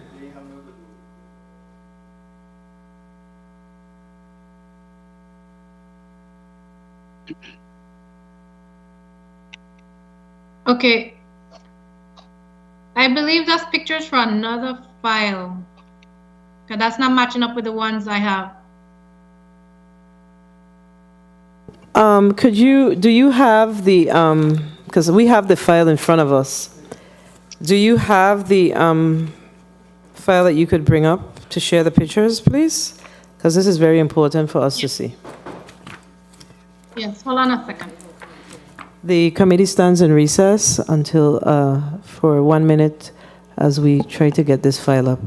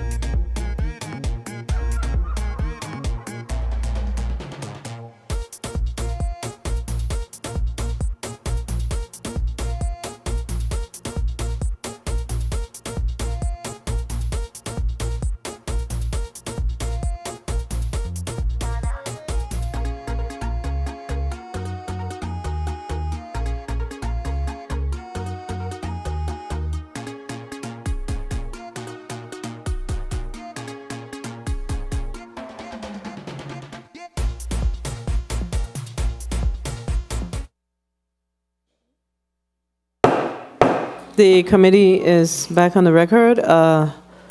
Mrs. Laplace Matthews, are you prepared to share your screen? Yes. You may proceed.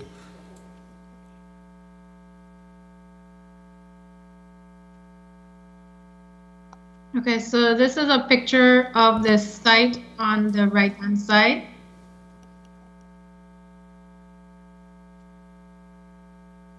And this is from another angle onto the site.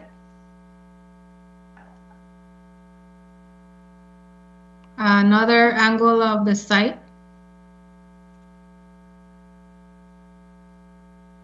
Current conditions on site.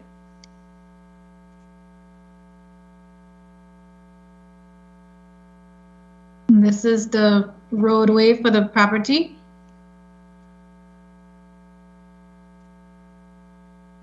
And the entrance onto the property.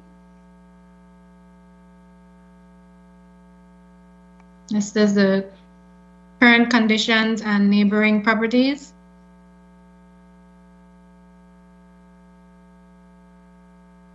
And that's the site again.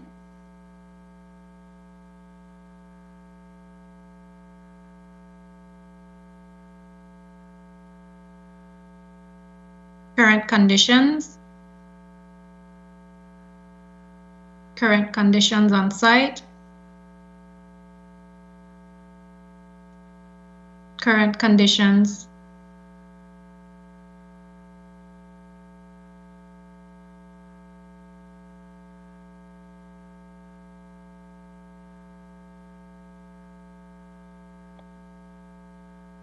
Current conditions of site.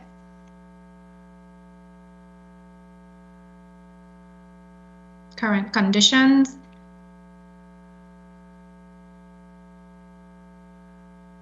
Current conditions.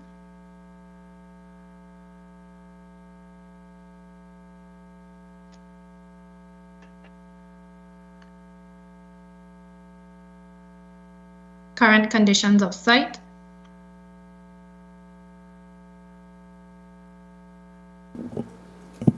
So the pictures appear to be redundant? Yes, different angles of the property showing the different structures on it. Okay.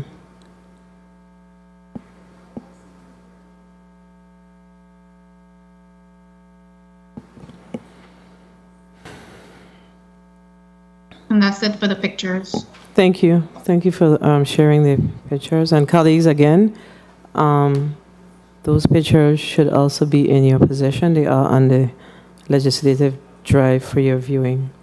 We have a request from Nicole Barry Travis on the opposition of this particular zoning ZAT-21-1. They did provide testimony.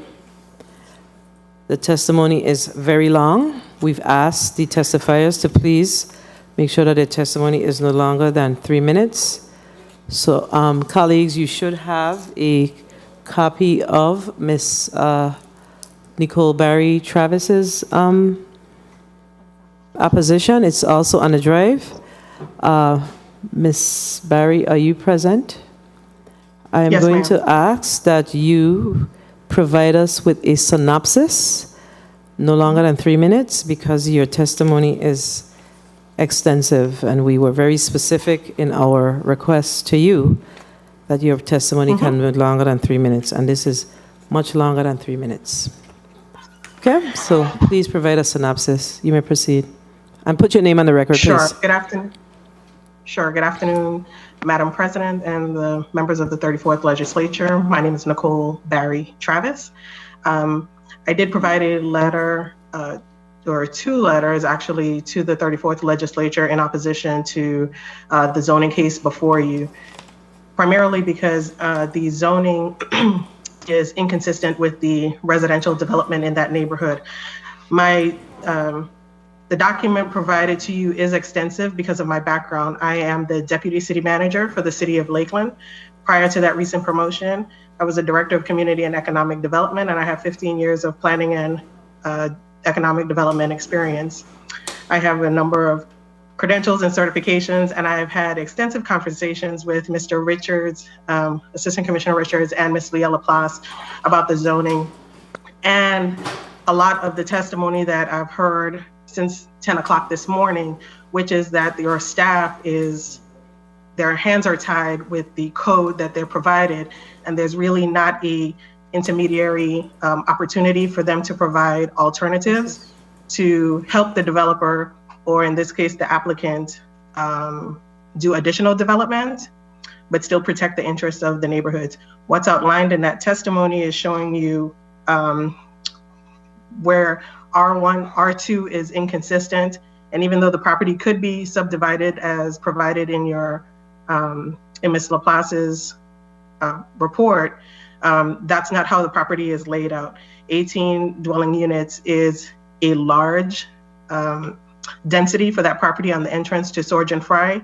That's outlined in the statement as well. And in Mr. Van Beverholt's testimony at the public hearing, he testified that his interest was to have an Airbnb use for those properties. Different than what you heard a lot this morning. It's not grandfathered in or non-conforming. What in fact that this property was being developed inconsistent with your land development code and without permits, and it's why it's before you seeking proper zoning for them to move forward. And so I am a native Virgin Islander. I work in the States, and I've heard a lot of the conversation today, and I just want to offer to you that you were talking about finding some opportunities to mitigate some of the challenges that you find yourself with the land development code or your zoning code. And in my letter that I provided to you, I have outlined why I think it's extremely important for the Virgin Islands to have a comprehensive plan and a land development code that allows you to make administrative adjustments similar to those non-conforming uses that you talked about this morning that would give your staff an opportunity to make some of those decisions independent of the legislature, but also work with the applicants. And so to respect the time that I was given, I'm here to answer any questions that you may have of me, but I'm just going on record to not approve or asking you not to approve the 18 dwelling units that staff has recommended, but instead allow a group dwelling permit in addition to the units that are already on the property. That would give the property owner greater density than what's allowed in R1, but not as much as R2. And you will not be rewarding a property owner that built without the proper approvals. Thank you for your time. Thank you for your comments, and I'm going to urge my colleagues to please read the letter that was sent by Mrs. Nicole Barry Travis, dated July 20th, 2021. Right? Ms. Barry, you need to come home to help us. Anyway, we are going to move on to the next zoning, ZAT 21-4, David and Ursula Bryan. The representatives from Ms. Leah Laplace Matthew, you may proceed with your testimony. Good afternoon. Report on petition to amend official zoning map number STZ-4. Application number ZAT-21-4. Petition of David and Ursula Bryan requesting that parcel numbers 5-F-remainder and 5-A-1 Estate Agnes Fancy, number 8-H Great Northside Quarter St. Thomas, be rezoned from R1 residential low density to R2 residential low density 1 and 2 family. Project profile, owner applicant David Harry Bryan and Ursula Ruth Bryan as per deed of gift dated March 25, 2002, document number 2002-001780. The properties comprise a total of 0.5 acres as shown on drawing number D9-7475-T004. Current use: a single family dwelling is on the lower portion of the property and a two-family dwelling is on the upper portion. Proposed use: the applicants intend to divide the property into two and deed 1 lot to their daughter. Surrounding uses/zones. The surrounding area has residences and is zoned R1. Infrastructure. Water needs are supplied by cisterns and wastewater handled by septic systems. Public response. There has been no opposition to the proposed rezoning. Other than the applicants, no one else spoke in support of, questioned, or commented on the petition at DPNR's public hearing held June 8, 2021. Analysis. Ms. Crystal Bryan, daughter of applicants, testified during the department's public hearing that the division of the properties into 2 would allow her parents to deed her a separate parcel with her single-family dwelling upon it. The current R1 zoning designation requires a minimum lot area of 0.5 acres. The applicants petitioned for the rezoning after they became aware that the property cannot be divided into legally recorded lots measuring less than 0.5 acres each.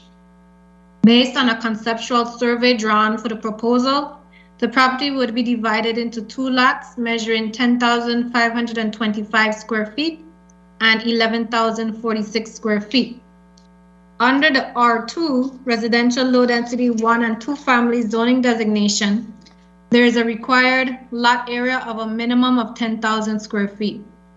With respect to the possible impact upon neighboring sites, it is recognized that the R2 zoning would be consistent with the existing character and zoning of the surrounding area. Both the R1 and R2 zones were intended for low density, single and 2 family uses, which the area consists of. The department foresees no adverse impacts resulting from the granting of the petitioner's request and has no objection to the proposed rezoning.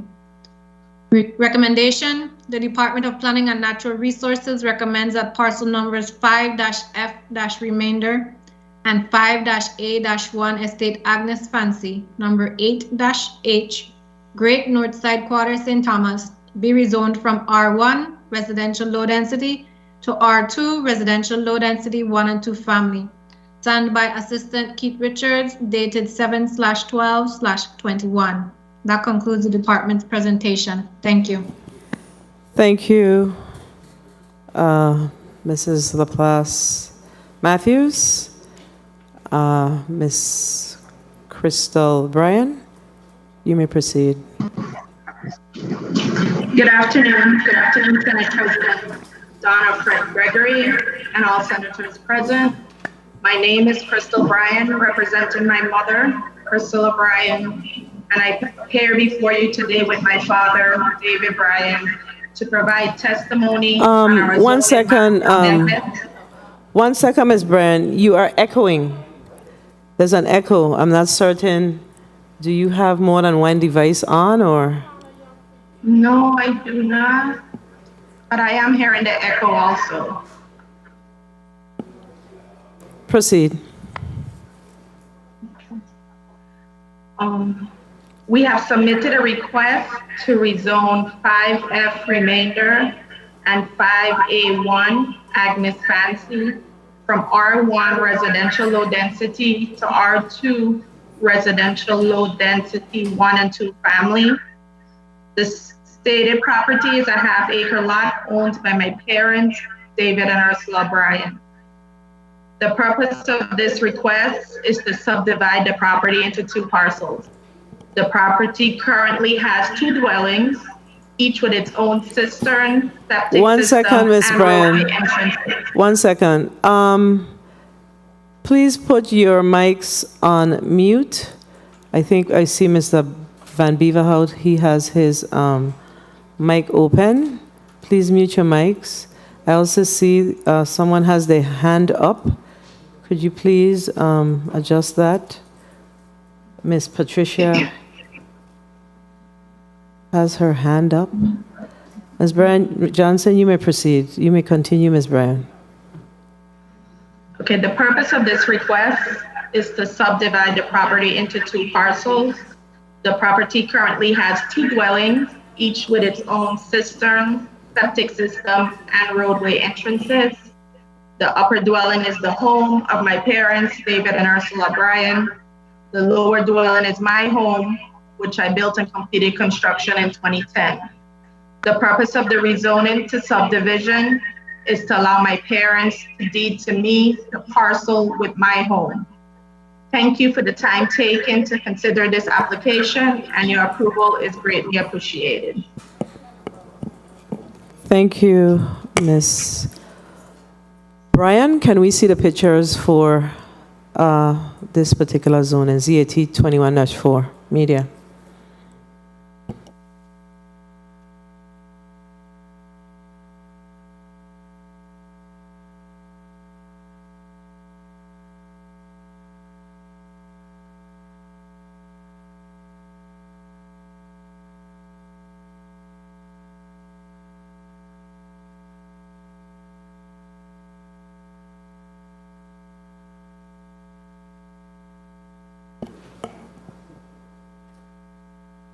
Ms. Brian, you want to give the explanation of the site, please?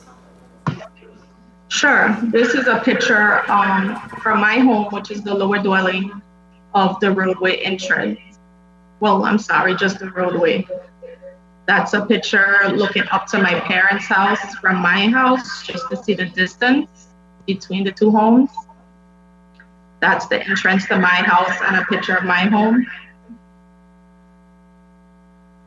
Once again, the entrance to my home. That's looking down from my parents' home down to my home. Same thing, looking from my parents' home down to my home at a different angle. That is looking east property, and that is looking west of the property. South of the property. That's the roadway entrance to my parents' home and a picture of their home. And we're back to this picture. Thank you, media.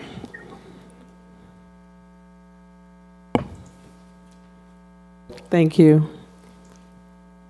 We're going to move on to ZAT 21-5, Manuel Youssef. The authorized agent is Mr. Roosevelt, STC. David? Mr. David, are you ready? Yes, I'm ready. Okay. Good day, madam. No, not yet, not yet. Just want to make sure that you're on the screen. DPNR, you may proceed. Good afternoon. Report on petition to amend official zoning map number STZ-10, application number ZAT-21-5. Petition of Manal Yaya Yusuf, Roosevelt St. C. David authorized agent, requesting that parcel number 10D, Estate Mariandal, number 4, Red Hook Quarter, St. Thomas, be rezoned from R2, residential low density 1 and 2 family, to B3, business scattered. Project profile. Owner applicant, Manal Yaya Yusuf, as per warranty deed dated May 14, 2019. Document number 2019-003450. Power of attorney was granted to Roosevelt St. C. David. The property comprises 0.51 acres and is described on drawing number D9-9342-T019, dated April 15, 2019. Current use, the property is undeveloped. Proposed use, a convenience store and office. To the north is vacant land. To the east are residentially used and vacant land. To the south is a concrete plant, and to the west are business use and vacant land. Surrounding zones are R2, B3, and I2 light industrial. Infrastructure. Water needs will be handled by public water lines and cistern. Wastewater will be handled by the public sewer lines. Public response. There has been no opposition to the proposed rezoning. Other than the applicant's representative, no one else spoke in support of, questioned, or commented on the petition at DPNR's public hearing held July 14, 2021. Analysis.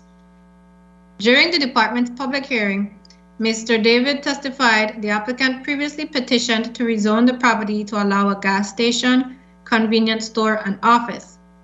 The applicant chose to remove the gas station request and intends to develop a convenience store and office. In the department's previous analysis of the rezoning petition, it was recognized that the property is within an area that is dominantly industrial due to proximity to the concrete plant. The area developed a mixed-use pattern which led to incompatibility with residential development. There was no public opposition to the petition, and the department reaffirms its no objection to the B3 zone being granted, as it is consistent with the area's development over the years. Recommendation: the Department of Planning and Natural Resources recommends that parcel number 10D, Estate Mariandal, number 4, Red Hook Quarter, St. Thomas, be rezoned from R2, residential low density 1 and 2 family, to B3, business scattered. Signed by Assistant Commissioner Keith Richards, dated 8/4/21. And that ends the department's presentation. Thank you. Thank you, Ms. Laplace Matthews, Mrs. Laplace Matthews. Mr. Roosevelt David, you may proceed as the authorized representative. Good. Good day, Madam Chair, the Honorable Donna Fred Gregory, and other esteemed senators at this very important Committee of the Whole meeting this afternoon. My name is Roosevelt STC David, Saincy if you may, a licensed consultant and realtor for almost 2 decades. I represent Manal Y. Yusuf in her quest to rezone parcel 10D Mariandal, number 4 Red Oak Quarter, from R2 to B3. The purpose of this request is to build a 2-story building which would contain a grocery store on the first floor, offering a wide variety of high-quality consumable products, giving residents the opportunity of choices in different places to shop. The second floor will be for office spaces for the owners. Most of you who are here today were present when I presented this same property for rezoning to build a grocery store and to operate a gas station almost 2 years ago. It was soundly defeated because senators in the 33rd legislature voted against any new gas stations to be built on St. Thomas or on the island. Vividly, I recall that Senator Kurt Valley asked me at the time if the owners would have been willing to remove the gas station and operate a grocery store as a go-it-alone entity. I did not have the authority to make that decision. After that painful defeat, the owners of said property reconsidered, went back to the drawing board, spent more capital to have the plans redrawn, completely eliminating the gas station. And I repeat, completely and removing the gas station, eliminating it. Madam Chair, immediately to the west of 10D Mariandal, there's a property 10A which has already been rezoned to B3. So there is compatibility here. There are 6 property owners of record whose properties fall within the 150-foot radius of my client's property, all of whom have been notified by certified mail as required by law. But no one has expressed any opposition to the rezoning of this property. Additionally, on July 2nd and 10th, the Daily News publicized the Department of Natural Resources hearing of this proposal, which was to be held on July the 14th. A sign was also placed on the property notifying the public. At the hearing, again, no one showed up to oppose this project. The Yusuf family is willing to invest a significant amount of money in addition to what has already been spent to develop this project. Their main purpose is to get a return on the investment, provide a service to the public, create additional jobs, and have money circulating in the economy. Since the DPNR hearing, the department has done its due diligence once again and found that the proposed activity will be compatible with the surrounding existence of commercial and industrial activities being conducted there for many years. DPNR has recommended approval for the rezoning of 10D Mariandal, not once, but twice, due to the fact that the property is compliant with every government requirement and fits in with the contour and nature of the area. As a result of the foregoing, I am requesting the support and vote of all senators at the appropriate time. I am here and I'm willing to answer your questions. Thank you. Media, can you please bring up the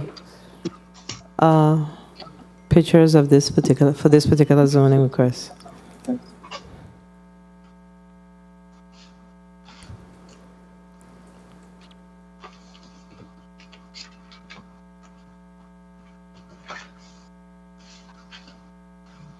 Mr. David, do you care to explain what's before us, please? Yeah, okay. If I'm looking here from the east of the property, which is north of the Brookman Road, there is a residential property there, and beyond that is vegetation.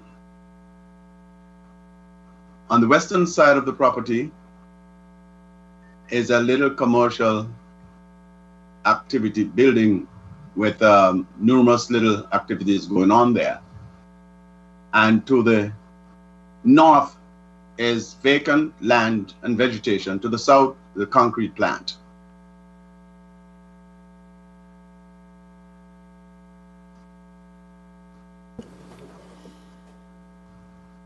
I think that captures basically the environment. Thank you, media, for sharing the pictures. Colleagues, we are going to go to we've exhausted the presentations from the government of the Virgin Islands as well as from the applicants. And we're now going to go to a 6-minute round. And we will start with Senator Alma Francis Heiliger. Senator Heiliger, you may proceed. Good afternoon, colleagues, once again. Good afternoon to the people of the territory. Good afternoon to the testifiers in this block. My first set of questions have to go to Jennifer Jones, Attorney Jones, in regards to Orlando Martinez's property. The part of the property, 148-323, from what I'm understanding, it was a typographical error that occurred years ago when Act 5050 was done. So that's an issue on the part of the legislature. And is that something that we have to go into the code, we have to potentially amend? Attorney Jones? Media, could you hold the senator's time, please? Hold the senator's time. Media, can you please take the pictures off the screen and bring back up the testifiers?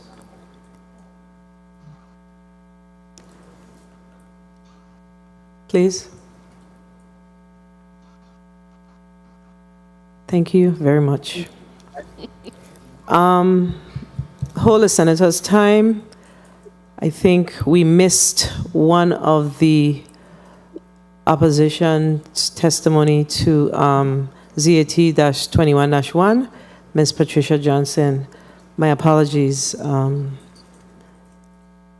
just seeing your testimony. Is Ms. Johnson still up?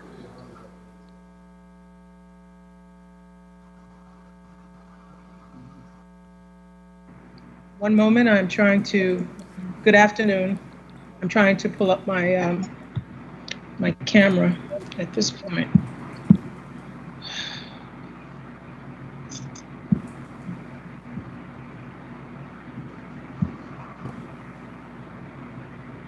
Why am I not able to?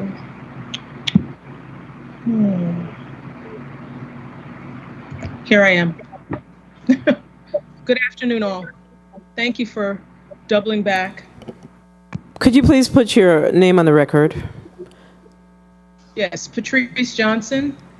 On what matter are you? Madam, and give the matter. Provide a. I am opposed to rezoning application ZAT-21-1. Okay, you may proceed. Thank you. Thank you for the opportunity to place my thoughts on the record about this rezoning application. I've owned a home in Estate Sorgen Fry since 2004. The rezoning application before you seeks to amend the Sorgen Fry zoning map to change from R1 to R3 to allow the Van Beaver House to construct 20 dwelling units on their property. I believe that their proposal will significantly alter the quality of life for those of us who currently live in Sorgen Fry. We're entitled to quiet enjoyment, which until now has been. All properties in the state Sorgen Fry are currently classified as low density, designated as R1 and R2 zoning. The Van Beaver House seek the rezoning from low to medium density as a way to make money on their property through rental income. They already have a number of rental units on their property, which some say may be beyond the limit of what R1 zoning allows. That being said, this is more than a quality of life issue. Let's not be naive.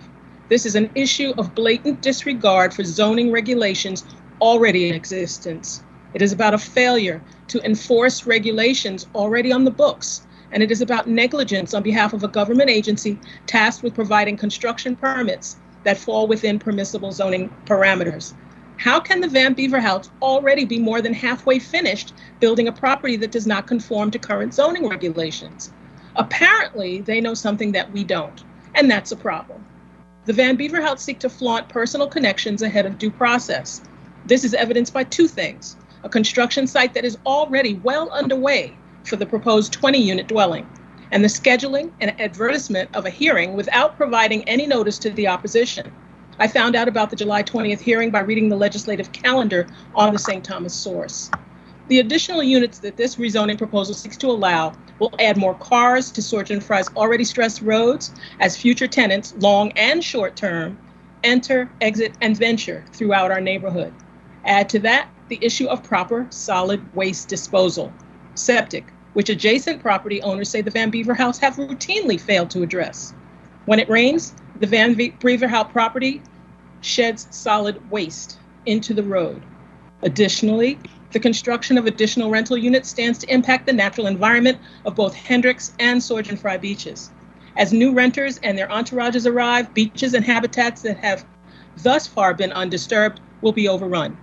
We need planned development to protect our natural resources, not hurried projects aimed at benefiting one landowner. Allowing this rezoning application to pass is an acknowledgement that, as many speculate, regulations in the Virgin Islands are only meant for some people.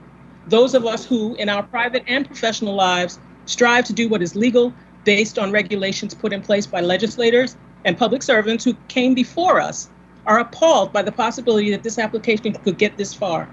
Sure, we all know neighbors we have who have one too many accessory apartments. They knew so-and-so at the Department of whatever, who looked the other way. This application is another example of that type of behavior. This is a very slippery slope. We must be careful not to allow exceptions to existing regulations to be done in such a slipshod fashion. I urge you to pause. Vote no on this application. What is clear is that the Van Beaver House, who have been our neighbors for many years, do not have the best interests of the Sorgen Fry neighborhood at heart. Their aim is personal gain. I contend that a lower density alternative should be sought from R1 to R2, as anything less opens the door to medium density zoning elsewhere in Estate Sorgen Fry.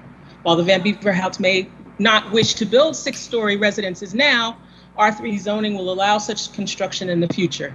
Allowing this rezoning will set a precedent and must not happen. Thank you for your time. Thank you for your testimony, Ms. Johnson. Senator Alma Francis Heiliger, you may restart your 6 minutes. Appreciate that. Good afternoon once again, colleagues, testifiers, people of the territory. I wanted to speak to Ms. Jones in regards to Mr. Orlando Martinez's parcels.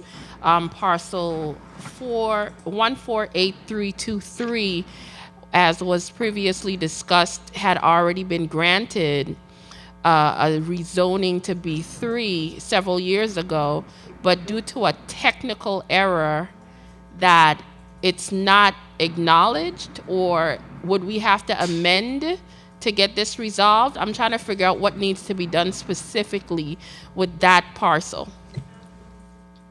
Yeah, yes, there definitely was an error. When you review the transcript, you will find that what the chair of either the committee kind of transposed the number or indicated that the different number, even when Ms. Reimer indicated the correct name, the parcel for the property, then the act came out with that changed parcel, which is actually the parcel that is nearby or adjacent to the road. So because of this, and that is the church property. Okay, so because of this error, would that mean that that parcel, which is according to the Act 5050 148-321, is considered B3 because the mistake was made here at the legislature, according to what you're saying? Yes, technically. And so then the correction would also correct that error that refers to that property. It would make that correction. So there will need to be a legislation amending it. Okay. As it relates to 148-1, is there adequate parking if this aspect was granted for that additional parcel? Because I kept looking at the pictures, and if there's 5 to 6 parking available, would that not accommodate the existing building that has been utilized as a bar and a restaurant? To now add an additional building, would you have adequate parking? Yeah, well, the parking right now for the commercial building is adequate as per the code. What we're saying is that if you're based on the code and based on the capacity, and so if we're going to add the other commercial uses to that, there will be additional parking, which is now used for overflow parking. But the code allows you to have parking depending on time periods. Okay. When you would have, if there would be a beauty parlor, there would be a difference in time so that you can use those to calculate your parking area. So based on code, we would have adequate parking. Yeah. Next testifier, Anya Castor. Based on what I'm reading here, you just want to adjust the code in order to be able to complete unfinished property to accommodate your family, etc. That's it?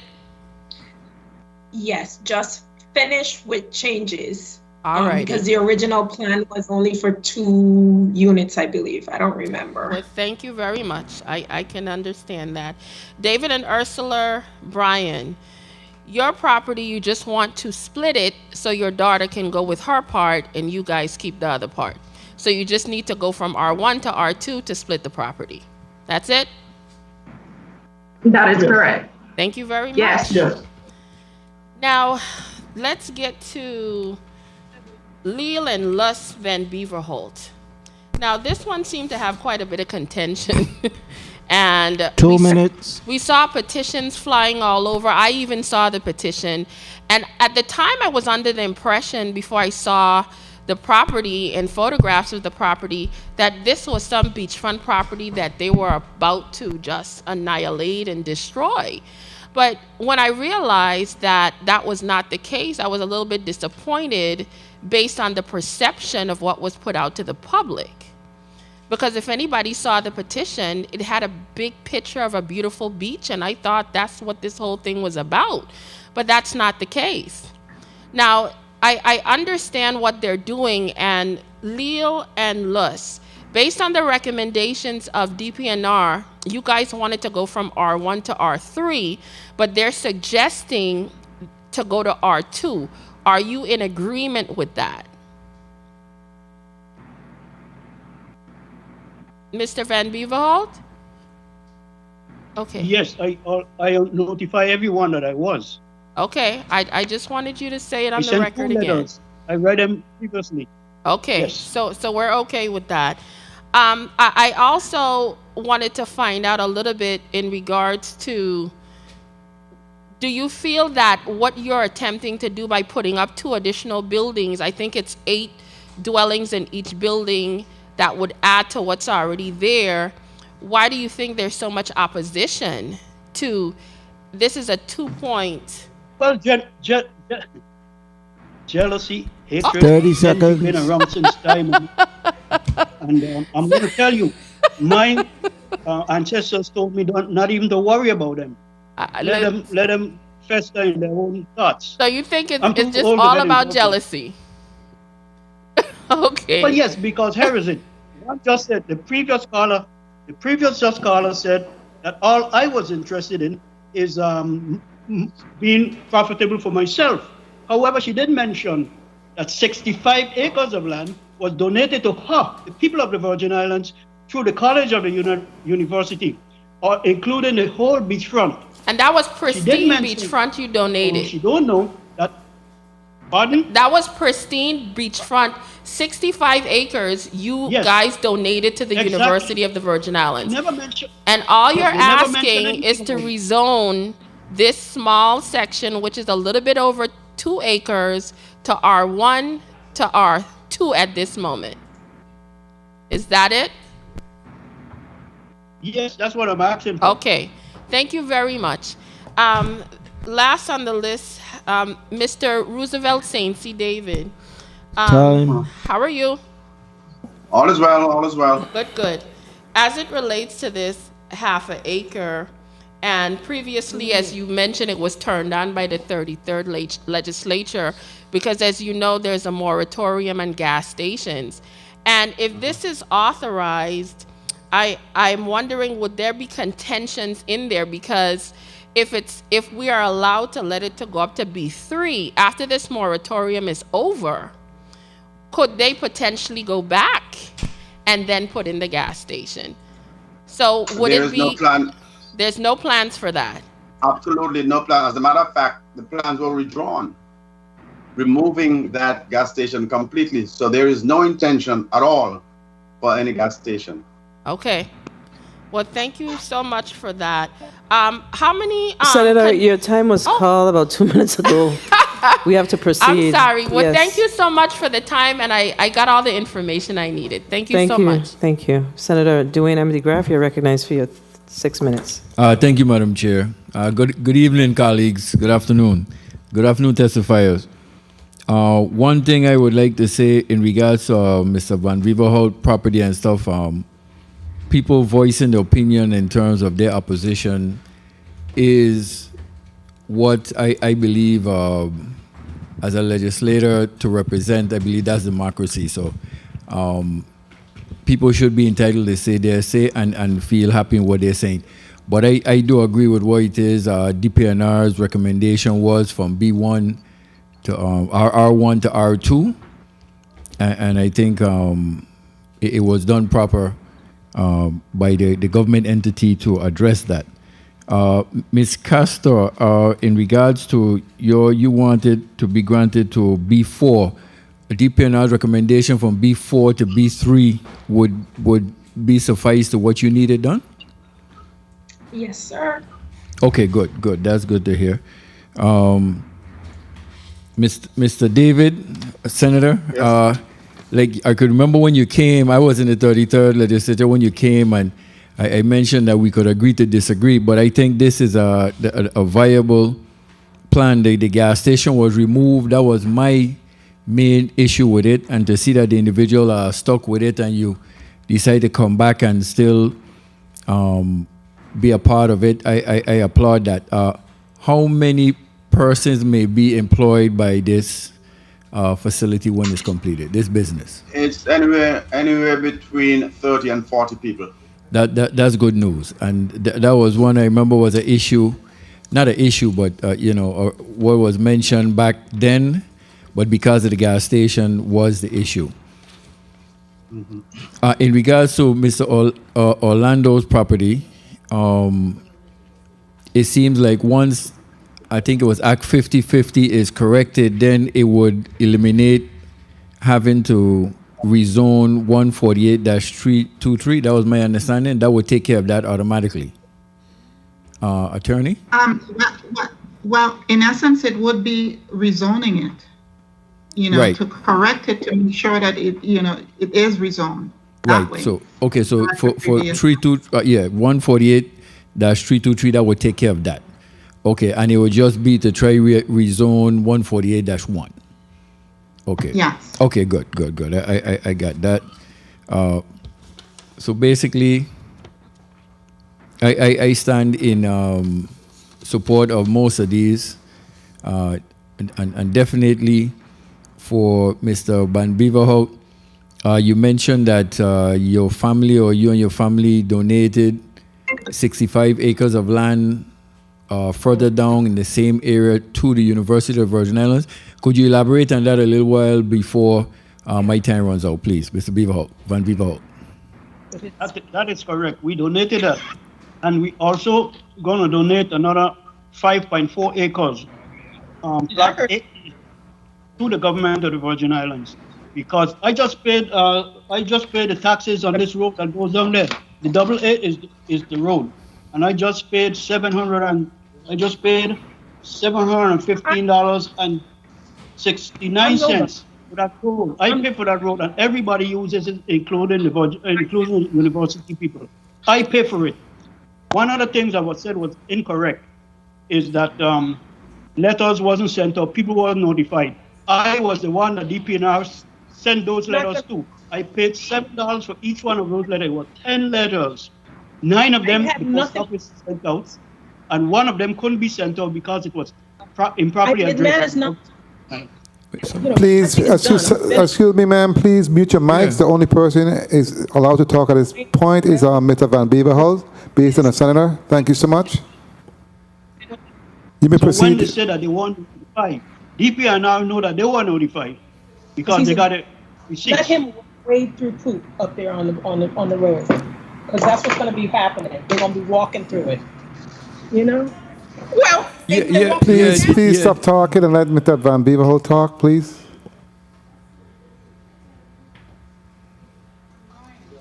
Mr. Bambio, I apologize because, again, like I said in the beginning, everybody is entitled to their opinions, and I represent the persons who are for and who are against. So, to try to be rude with it, anyone, please don't indulge. And before I close, Mr. Chair, I didn't forget the Bryan family.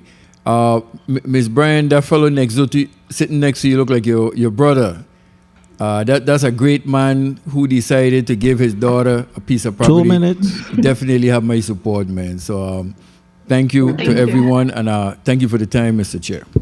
Thank you so much, Senator DeGraff. The committee stands in recess for 2 minutes for the changing of the recorder.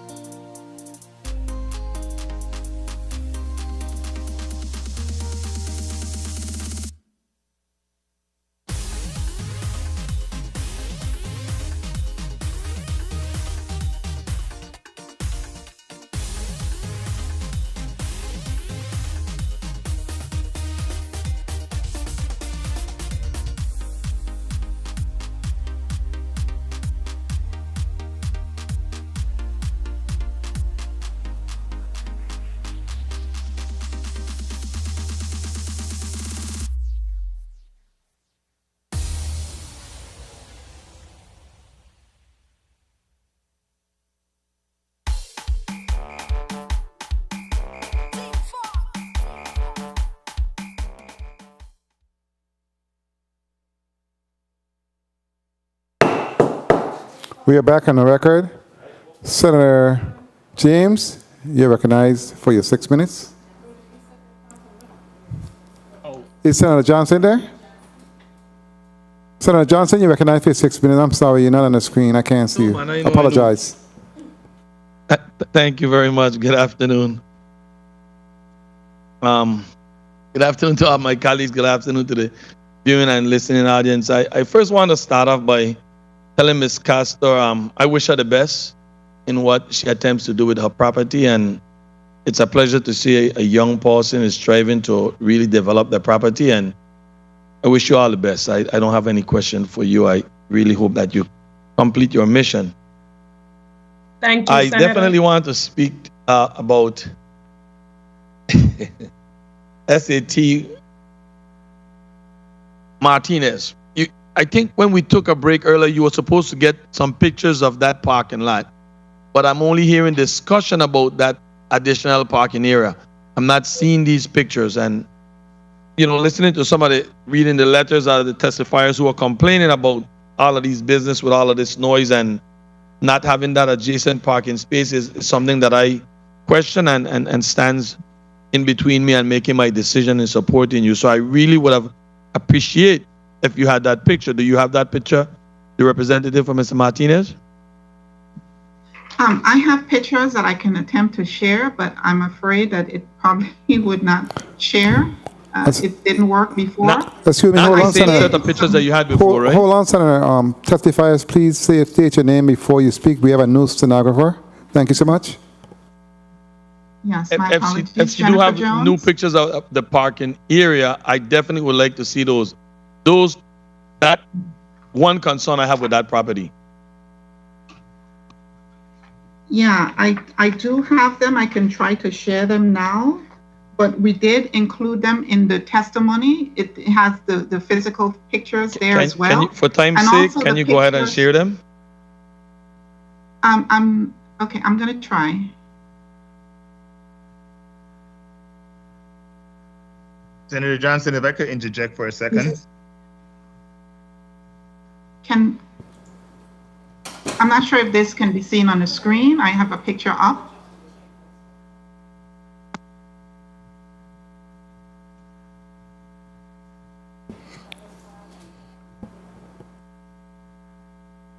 It's not allowing me to share for some reason. Senator Johnson, if I may interject for a second.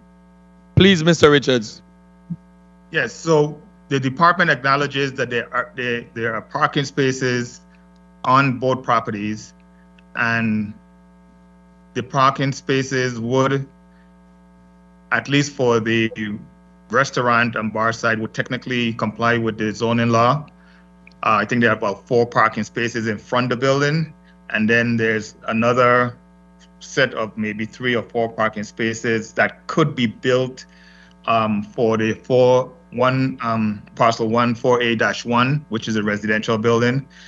However, in our conclusion, because of the nature of that neighborhood, the activities of the surrounding property, the parking is not meeting the demands of not only the restaurant and bar, but the demands of the area. So we, in our best judgment, and we were not able to completely conclusively conclude that there was an error to that rezoning attempt.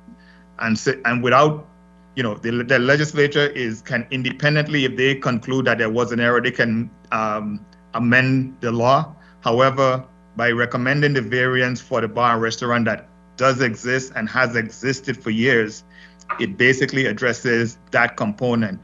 The section behind the restaurant, where there's currently a residential unit, our position is we should not rezone that portion to business, because not only can it be accommodated for residential purposes, but it actually adds a buffer to it effectively adds a buffer to the property that's on the southeast side of the bar and restaurant.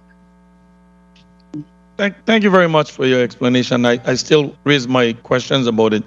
Now, I definitely would like to go to DAT-211, Mr. and Mrs. Luz van Beverhout. I appreciate you trying to do things to help yourself, and there's nothing wrong with doing something for personal gain once you're in compliance with the law. And there's some questions that I have for you. I saw that you have a good bit of construction going on there. Did you have a permit to do those construction that you have on the property at this time? It's all posted. Say that again? It's all posted. DPNR send me the stuff. I post them where they said to post them. I send them pictures. Construction permits? That's correct. And all of them was posted on the property while you were doing all of that work? Let me say. It took me 10 years to get a first set of permit approved. 10 years. It included 3 systems and 1 building. 30 seconds. 1 building. Say again? Continue. No, go ahead. Continue. Continue. The first set of prints took me 10 years to get approved, with all the restrictions and all what he said. But that first section of phase 1 consisted of the 3 systems, including 1 building that is being built there now. And then my other question to you is about the sewage. How you intend to deal with the vast amount of sewage that you're going to have there? Number one, I have a large what I call a septic treatment. Only sewage goes in that. Only sewage. I have a drain field of about a 1/4 acre that the wastewater go directly into. It does not go into the septic. The doesn't go onto nobody else's property either. Time. No. Doesn't disturb none of the neighbor's property. The two where I'm building the 2 lots on either side of the road goes through my property, belongs to me. And it cannot go from that side up on the road and over on the next side. It goes into the 1/4 acre of drain fields that I have there readily laid out. Thank you very much. I really wish you all the best. And my last question will be to DPNR. I see you have 22 signatures. Have DPNR carefully look at the signatures and address of these 222 signatures to make sure that there are people that resides in that area? I've driven through that area. The pictures that I saw up on the screen, I pretty much have been in that area and see this development. And 222 is a lot of signatures. So how many of those signatures and address have DPNR actually checked to make sure that they are, liable and legit people, that residents that resides in that area? So, Senator Johnson, a petition is not restricted to the adjacent property owners or even the people that live in the subdivision or in the area. Anyone can sign that petition. It's a public petition. Including me? Including me? Absolutely. There would be no restriction, even you, Senator, signing that petition. And so we would take the petition at face value. There is no necessity to vet those signatures because those signatures, the petition does not have any official. I understand what you're saying, but I think it carries values when this type of numbers circulate, because when people listening to these testimony and hearing 222 people is protesting this development, and then we support this gentleman, they say, well, how could you support him with 222 people protesting, but 222 don't mean people that is in the area that it might affect. So all I have to say to Mr. Van Beverhout is I wish you the best, and you got my support. When that time comes, you have my support. And I really have no other challenges with the rest of the areas that needs rezoning. I'm in full support of them. Thank you very much for the time, Mr. Chair. Thank you so much, Senator Johnson. Senator Javon James, you're recognized for your 6 minutes. Good afternoon to the people of the Virgin Islands. Majority Leader, you look good up in that chair. Good afternoon, testifiers. Ms. Castor, I just want to let you know in advance when this reaches to the full body for consideration in session, you have my support for the rezoning from B4 to B3. I wish you the best in your endeavors along with your family. The same for Ms. Bryan. You have my support and I wish you the best for the rezoning from R1 to R2. And as a young Virgin Islander, I feel your pain and I wish you the best. But as far as Mr. Van Beverhout, Mr. Beverhout, you serve in the military, right? Yes, it's 41 years. I serve in I the want to three say legs thank of you the for your military. Active, thank you for your service to this Reserve, country. National Guard. And if I'm not mistaken, were Mr. you Van drafted? Beverhout, hold on, Senator James. Mr. Van Beverhout, let him finish and then you can respond, okay? Both of y'all can't talk at the same time. Thank you. You were drafted or enlisted? I was drafted, sent to Korea. All right, thank you for your service. And in addition to that, I saw here in an article dated October 9th, 2014, where you donated 65 acres to the University of the Virgin Islands. And I could go on and on and on. But the question I have for DPNR, we have 222 signatures on the petition. But when it comes to the cadastral down there at the Lieutenant Governor's office, I know you have to notify the neighbors living within 150 feet radius. How many individuals came forward for that? In terms of those individuals that were notified? Yeah. I'm not sure we made that analysis to determine that. It is a requirement for the applicant to ensure that those notices go out. We ensure that that happens, and we ensure that proper public notice is provided. Because go ahead. So in terms of the official adjacent property owners who actually testified, I don't think there was a need for us to make that necessary comparison. Understood. I'm very familiar with the cadastral process down there at Lieutenant Governor's office, and I visited that location personally, and I know for sure he don't have more than 20 neighbors there. So respect to the 222 individuals who are voicing their opinions and their First Amendment right, but it's unfair. I think if you're gonna really get the concerns of the people, you want to get the concerns of the individuals who actually live in that area, which is less than 20 based on my observation, if you want to talk about 150 feet radius. It is so unfortunate that in a small knit community, we have situations where legislators have to listen to one side and still try to help individuals when they want to better their property. But I will be supporting Mr. Van Beverhout, and such is life. But when it comes to Mr. Youssef and his family, how are you doing, Mr. Roosevelt David? All is well, all is well. I see here where DPNR recommended the approval from R2 to B3. You're not a stranger to this body, but if we support this measure, how many jobs will be provided as a result of us supporting this? Because the last time you came down here, you told us all kind of thing where, this amount of jobs and this and that. So what's your argument this time around as far as still a number economic of jobs, still a number of jobs. growth? 30 to 40 jobs will be created. Repeat that? 30 to 40 jobs will be created. Understood. And they say water needs will be supplied by public water lines and system. Wastewater will be handled by public sewer lines. It's good to know that. And there has been no opposition, so I will be supporting the Youssef family. And I'm happy to know that there will be economic growth on St. Thomas. As far as Mr. Martinez, it is a very sticky situation there.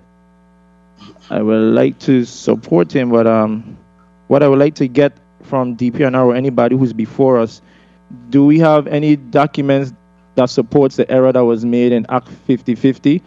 Did anyone submit any of those documents that supports that error to this body?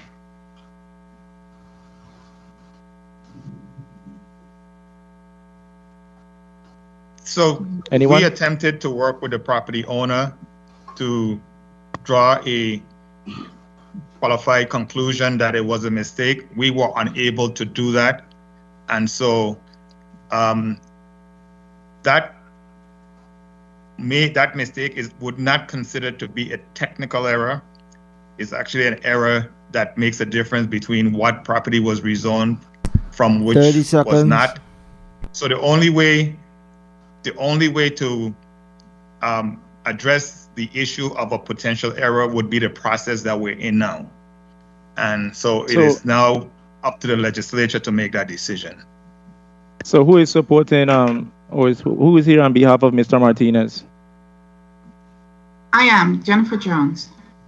So do you support the recommendation of DPNR when it comes to the use variance for restaurant and bar? You're satisfied with that? Time. No, absolutely not. Absolutely not. When the purpose for bringing this petition was to correct the error. I'm very surprised that nobody can see the error from DPNR. We've provided all of the documentation, including documentation where the previous zoning staff reviewed the issue, reviewed the transcript, and was certain that yes, an error did occur. The only issue we have is a draft letter for Dean Plaskett's signature, which we provided as part of this hearing. It was an attempt to even reclassify it to address the issue.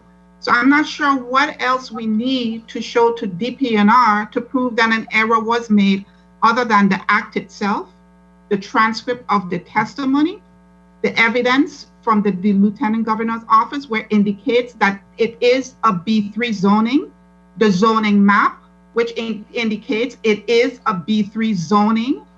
What else can we do to prove that there was the intention to rezone that property, but there was a mistake in the transcript? When the act ultimately came out, there was a 1 instead of a 3. And we know that the church never applied for rezoning. So what else do we do to prove that that was the error? I'm shocked that they're indicating that it hasn't been verified. What else do we need? Mr. Chair? Thank you. Yes, Senator James. I will speak to that. I will To the speak chair, now. I'm asking that the testifier who just spoke submit those supporting documents to this body so we can review it. And thank you, Mr. Chair, for the time. Thank you, Senator James, but I'm going to speak to that because I'm the senator that they came to in 2019, and I will share those documents with you, but I have been aware of this issue surrounding Parcel 148-323 for some time, and I drafted legislation in early 2019, Bill number 33-0206, to correct the error in Act number 5050. However, both DPNR and the Legislative Council advised me at that time that due to the period of time that had passed since 1984, simply correcting an error in Act number 5050 without a new application and public hearings would violate the due process clause of the Constitution. However, since that time, the proper requirements for hearings and opportunity for public input have been met and are being met here today by holding this hearing. But make no wave, let us be clear though, that we are here today because this body in 1984 made a clerical error. The decision as to whether to rezone this property was already made 38 years ago. And we are saying as a legislative body that investment that was made in good faith at a time in a property that had been used and paid taxes for many years, which is a commercial property, 40 years to be exact, should be wiped away, not due to any fault of the owner, Mr. Reimer at the time, or the present owner at this time, but because long retired employees who may have made a mistake in this body and typed in 321 instead of 323. And this body And are we willing to say that we are not willing to correct an error that was made by someone many years ago? I think not, because today for me, tomorrow for you, it can happen to any one of us. It was an honest error made on behalf of this body, and it should be corrected. I don't think they should have to pay for that error, and I understand the plight of the residents in that area. I do agree with them, but at the same time, the law is the law, and the law was done back then, and an error was made not on behalf of those individuals, but on behalf of us. So I believe they should be made whole. That's all I have to say on that issue. Senator Joseph, you're recognized for your 6 minutes.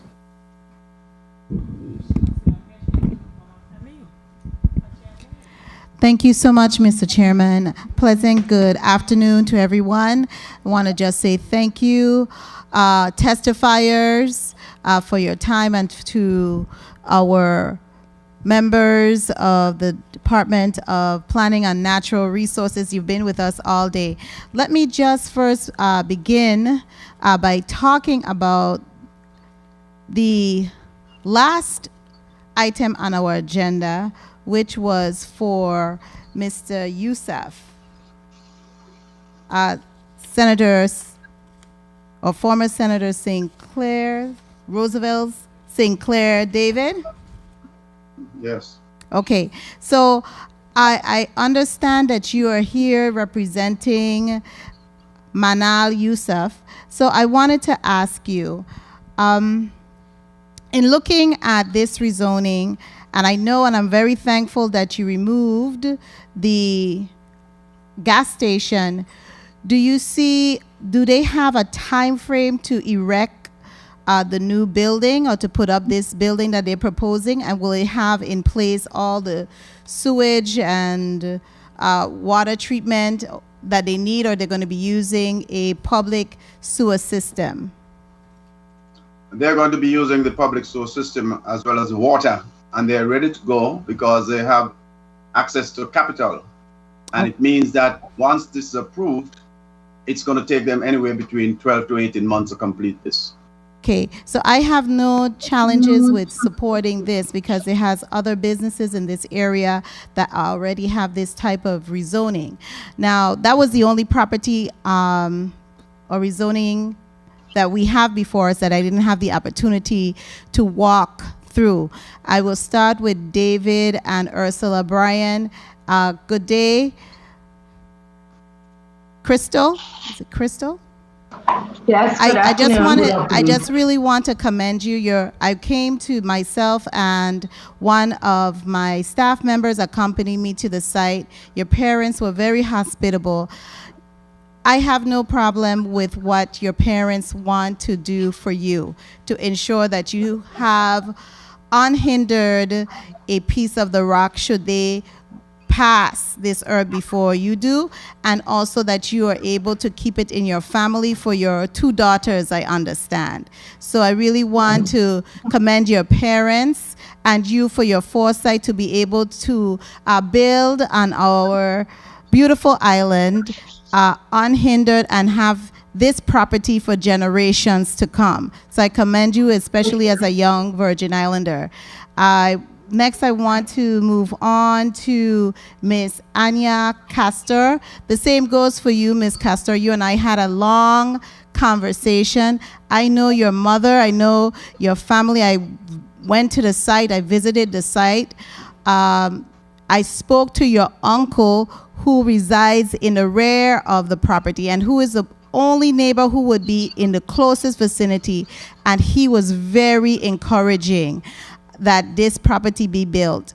You went through a lot. You had to convince your mother, which was an easy sell for you, and to know that she is so committed and confident that you will keep this property that has been in your family for years. I understand from our discussion that this property was given to you and your family because you had owned the property that Joseph Gomez Elementary School sits on, and so this was an exchange property for that property.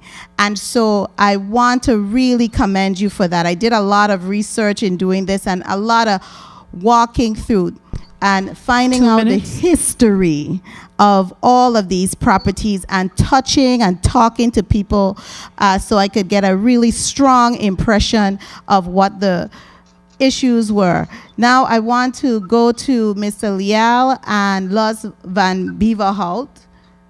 I again had an opportunity to visit your site, your property, 2.2 acres, and I am duly impressed. There were questions relative that if you had rezoning already in place or permits, and you have indicated, Mr. Van Beverhout, that you had the permits in place for the structures that currently exist, correct? That is correct. Okay, and I also asked you some probing question, you and your son, and I saw you had your grandson there and your great-grandson, which is critical because it shows that you are very much, and your family is passionate about generational ownership of our properties here. Know that I respect the persons who have come forward and put on the record their opposition. But this property is 2.2 and is not even cleared by a beach. The only water system that is there is across the road, and they already having the barrier. So I definitely will be in support of it. I didn't see any runoff from any construction. Everything is really well laid out. So I really want to commend you and your family for the building that you do, because you're doing it all by yourself. This is a family construction activity which you are ensuring your generations have wealth. There's nothing wrong with generational wealth and setting up your family for success once you are a landowner and you're paying your taxes.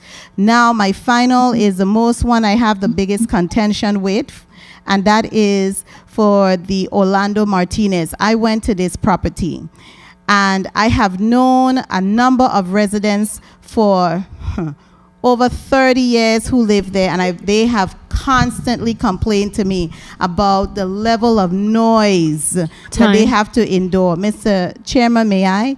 And it's a level of noise when they have to go to sleep, the bars are up, and they can't get any rest. There are people who traverse the area, and then there is a major critical issue for me is whether, and they have had fires in that area, is whether when they are, and God forbid, there's a fire, if persons are going to be, the fire services are going to be able to get to those fire stations, the fire quickly. And so those are critical issues for me. I still am not committed to this rezoning in particular because of the parking, 1. 2, because it is going to provide a lot of noise and people have a right to enjoy their premises. And 3, because it's a fire hazard. Thank you so much, Mr. Chairman, for the leeway. You are really a gracious chairman. Thank you kindly. Thank you, Senator Joseph. Senator Gittins, you're recognized for your 6 minutes. Before you go, actually, Ms. Jones, you have your hand up. Can you take your hand down? Right, Senator Gittins, you may proceed. Good afternoon to all. Let me start off by saying thank you kindly. I might get a little extra time here. Mr. Chair and colleagues, you know, we're here again, and I'm never on the fence when it comes to making a decision. It's gonna either be fish or fowl. And I too represent those for or against a zoning request that comes before us. As I sit here, I'm poised to support most of these requests, with the exception of one for sure, and that's ZAT 21-3 for Orlando Martinez regarding parcels numbers 148-1 and 148-323 in Estate Anna's Retreat. And I encourage any of my colleagues to visit that residential area. and tell me if you would want to vote to put this business there. Because, yes, we're saying it's going to be a barber shop, but visit the area now and see what goes on at nights, especially on weekends and whatnot.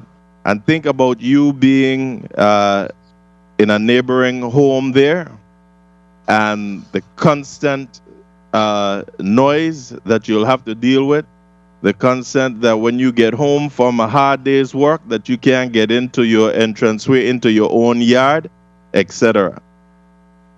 My question is to DPNR, because what really concerned me at one point was a response from one of the DPNR representatives that anyone can sign a petition. How many petitions did you have, DPNR, with regards to the one for Mr. Van Beaverhout? That's ZAT 21-1. How many? I believe we had 2 separate petitions, but I'll let Ms. LaPlace respond to that officially. Good afternoon. Yes, 2 petitions were submitted. 2 petitions, and what was the number?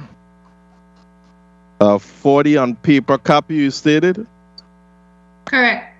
And there was an online petition submitted as well. And at the date of 4/22, there were 182 signatures on it.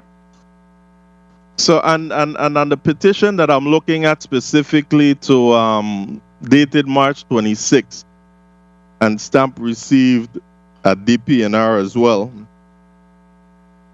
I'm seeing here it says the petitions makes reference to, and I quote, the rest of the residents in this area. So are we saying that of the 222 signatures that you have, they could come from anywhere on St. Thomas?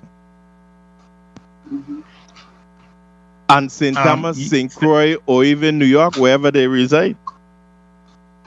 Yes, Senator Giddens, there are no restrictions to signing a petition. A petition can come from anywhere. But don't you, okay. I didn't ask for the long answer.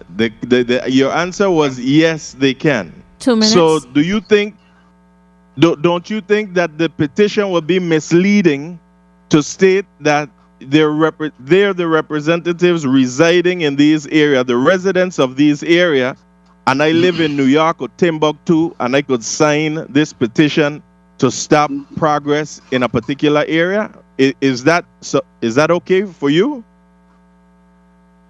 Senator Giddens, we really don't have an opinion on that. That is the right of whoever signed it. The fact is that I tell you what, Assistant Commissioner, stop right there, because I don't want you. You're like a brother to me, and I don't want you to put your foot in your mouth. And the reason I'm saying that is because the petition cannot be misleading. If it says that I am a resident of the area, then I should be a resident of the area to sign this petition. I can't live someplace else and trying to stop progress in Sergeant Fry. That's a no-no. If the petition didn't specifically state that I am a resident of Sergeant Fry, then I could see you telling me that. But the petition states the rest of the residents in Sergeant Fry, and it's signed sincerely concerned residents of Sergeant Fry. Right here, stamp received March 26, 2021. We can't do that. It's misleading, totally. And I am appalled that a government entity is going to sit before us and say that that is acceptable. That can't come to my desk. No way.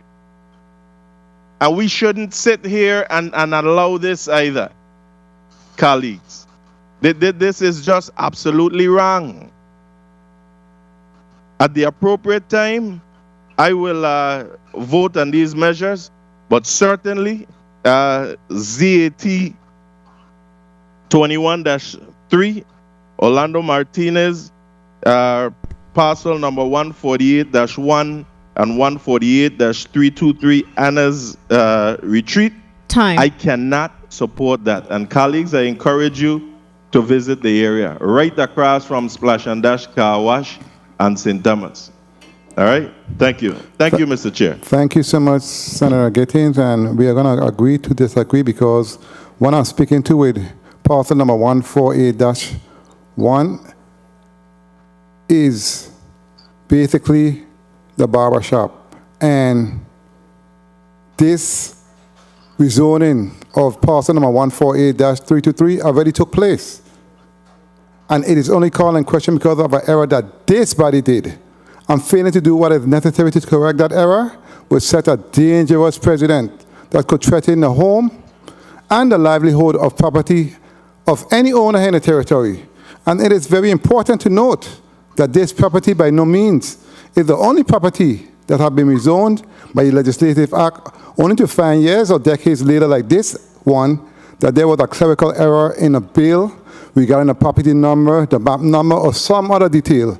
And do we want to create a situation where once you go digging like we did and found that a clerical error was made in the rezoning legislation, that the person have to go through the whole process again? We got to think about that carefully because, like I said, today for you, tomorrow for me, it can be any one of us. And it's not about the nightlife. This zone has nothing to do with the nightlife that goes on there. It's about a barber shop during the day. So we got to be clear when we making statements. It have nothing to do with the nightlife. It's about something that happened, an error that was made on behalf of this body that affected the owner of the property. That's what this is about. I understand the other issues, and I do agree with you on that merit. But at the same time, I still say we need to correct an error that was made on behalf of a Virgin Islander. Senator Saru, you recognize. Cadion is not there, I don't think. You're recognized for your 6 minutes. Thank you, Mr. Chair. And I couldn't be more disappointed in the dialogue today from this institution. And I may get some pushback from my colleagues, but at some point we have to elevate the discourse. And the discussions this morning went one way, and we said one thing. And in Block 2, what we said is void in Block 1, and Block 2 is applicable. I've never seen more in my life. And then we turn around, and the dialogue is centered on, the dialogue for support or non-support is centered on how we feel and who we know. We don't want to discuss the code and the pertinent laws before us.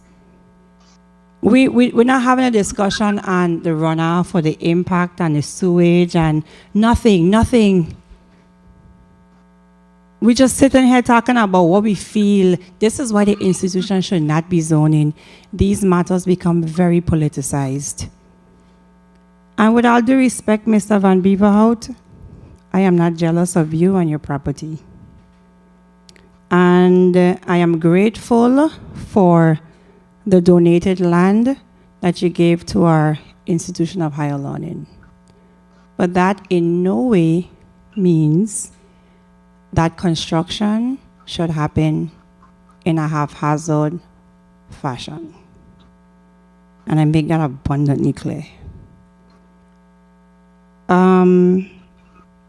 Deputy Commissioner, Assistant Commissioner, Mr. Richards, did construction begin on this property without the appropriate zoning and without the appropriate permit?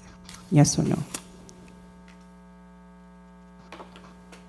It's not a yes or no. There was a permit issued for a dwelling. However, upon inspection, the department found out that the construction was not occurring in compliance with the permit that was issued. And Okay. that's why we ceased the issued a cease and desist. So you issued a cease and desist, and what followed the cease and desist? What followed the cease and desist?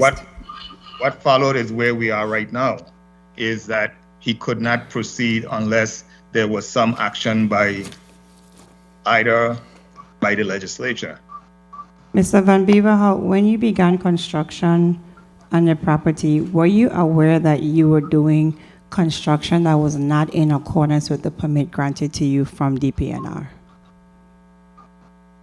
Well, not really. I changed the location of the steps because the steps were in the way of the driveway.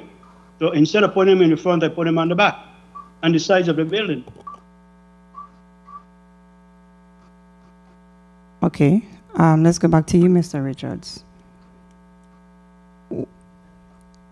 Is that, is Mr. Van Beverhardt's statement true? Are his statements true?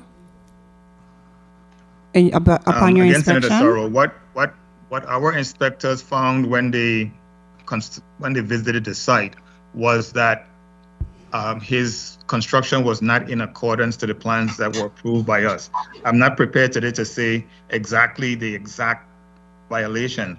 We were able to determine that it was not in compliance with the permit issued, and thus we issued a notice of violation and asked Mr. Van Beverhout to come in and address the issue.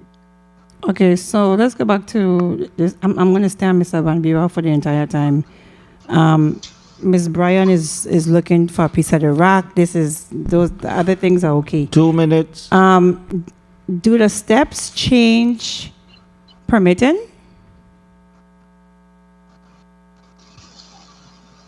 They quote the location of the stairs and access to the units. Yes, it could. Doesn't the number of units change the permitting? Yes, the number of units would have to be in compliance with the permit. Because you don't need a rezoning for a step location, correct? No. Let me say no. He shouldn't have needed a rezoning if the stairs were the only changes to the plans. Correct. So going back to the initial question then, the initial point that construction commenced outside of the permit, or he was seeking to do something outside of the initial permit granted to him, correct? Because the change in the building was not in compliance. It was not in compliance with the permit. Because the change in the building, in the building is more than his permit allowed. Is it safe to say that? If he had continued, it would have, yes. Okay. Sewage systems. Let's go to the sewage location. Now, I live in Bordeaux and I happen to know the area. And of course, if you want to go home to the hills, you take the opposite route and then you come down by the lookout. There is 30 seconds. There is sewage and raw sewage are leaking onto the street. And that's a waste management problem across, of course, the territory. And when we don't take care of it, the sewage produces a gas called leaching, or not waste management, but the sewer systems in the area for the septic. We don't have public sewer systems up in the area, but the private, the septic area. And it runs down the road and into the hill. Are you aware of that? Time. Are you saying that if I'm aware that we have septic systems in the area that fail? Yes, we do. We are aware of that. Okay, good. So the question I'm asking, is this construction sufficient for what is this building sufficient for the infrastructure in place now? So no, if this rezoning is approved, it would require Mr. Van Beverhout to come in and submit plans that would show that he can appropriately address the wastewater from the development. More than likely, we would require some form of package treatment system. Okay, Mr. Van Beverhout, you indicated that you have a system. Do you have a system? Yes, I do.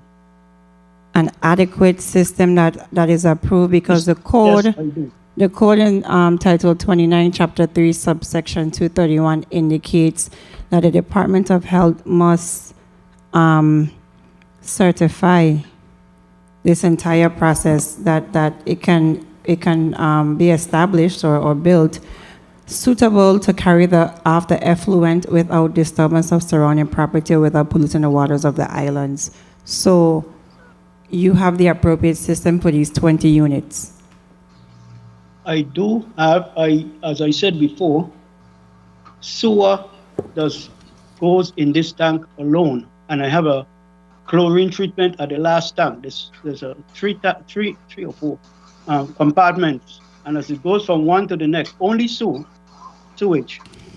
The wastewater goes directly into a 1/4 acre of drain field.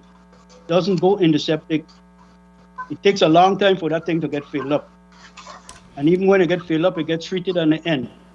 Okay, so it's something like a cistern. okay, so if me hold on, Mr. Vabio, Madam Chair, and the question would be, if you have this existing system now, is that in accordance with the current law? Well, the law changes so much. I don't know what the current law is. Because if you're describing a system that you have now, that system is not allowed in the current zoning. What? It's not large enough. I encourage everyone to see for themselves. You're welcome to come. Some people say they don't need to come. DPR need to come. DPR was there several times. Senator, please wrap up. Oh. Sorry, everybody talk about how they feel today, talking about the code. I was on target, but I'll conclude. And there's a lot of issues here. And just the last question, Madam Chair, don't put me in the chamber. You may proceed. Okay. You have a good line. Proceed. Okay, thank you. Mr. Richards, are there any other homes in that area with a R3 zoning? No. No, there's no R3 in the immediate area now. Okay, so we'll be setting a precedent if we allow a R3 amidst a bunch of R1 zoned homes, correct? I'm not sure precedent would be the exact term, but yes, we would be now including a district that's not found in the surrounding area. Thank you for the time, Madam Chair. And we have a second round, no, right? Okay, thank you, Madam Chair, for the time. Thank you, Senator Sarro. Senator Kurt Vele, you're recognized for your 6 minutes. Thank you, Madam Chair. Today's testimony from DPNR is have me baffled, for lack of a better word. This morning we heard strong testimony as to we can't set special conditions, we can't change this, we can't change that, we have to stick to what they're applied for. And today, looking at Block 2, Orlando Martinez requested a zoning from R2 to B3. The request was denied, but DPNR offered a use variance. Denied, but DPNR offered a use variance. Van Beverholt, he requested R1 to R3. Request literally denied, but applicant offered R2 for a possible 18 units. Anya Costa requested a use variance. Request denied, but DPNR offered to change from, I think that one is B4 to B3. David and Osla Brand approve. Yaha Youssef approve. But you go back to the Dishabod property. Oh, we don't believe B3 could be given to so much acreage. You go back to the La Valley property. Oh no, we can't set no condition. We got to send it. They're not going to make sure our language is included, so we can't trust the process. You go to the property in Montpelier. Oh no, we can't do that. We can't have any specific condition. What is it? How can we have one thing in one area?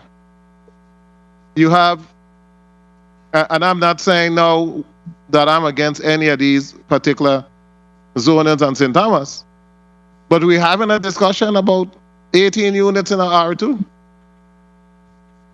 And we denied 3 units. And when I say, well, can't we just switch from Montpelier going to R3 and make it R2, request that he goes to R2 and you limit uses? The answer is no.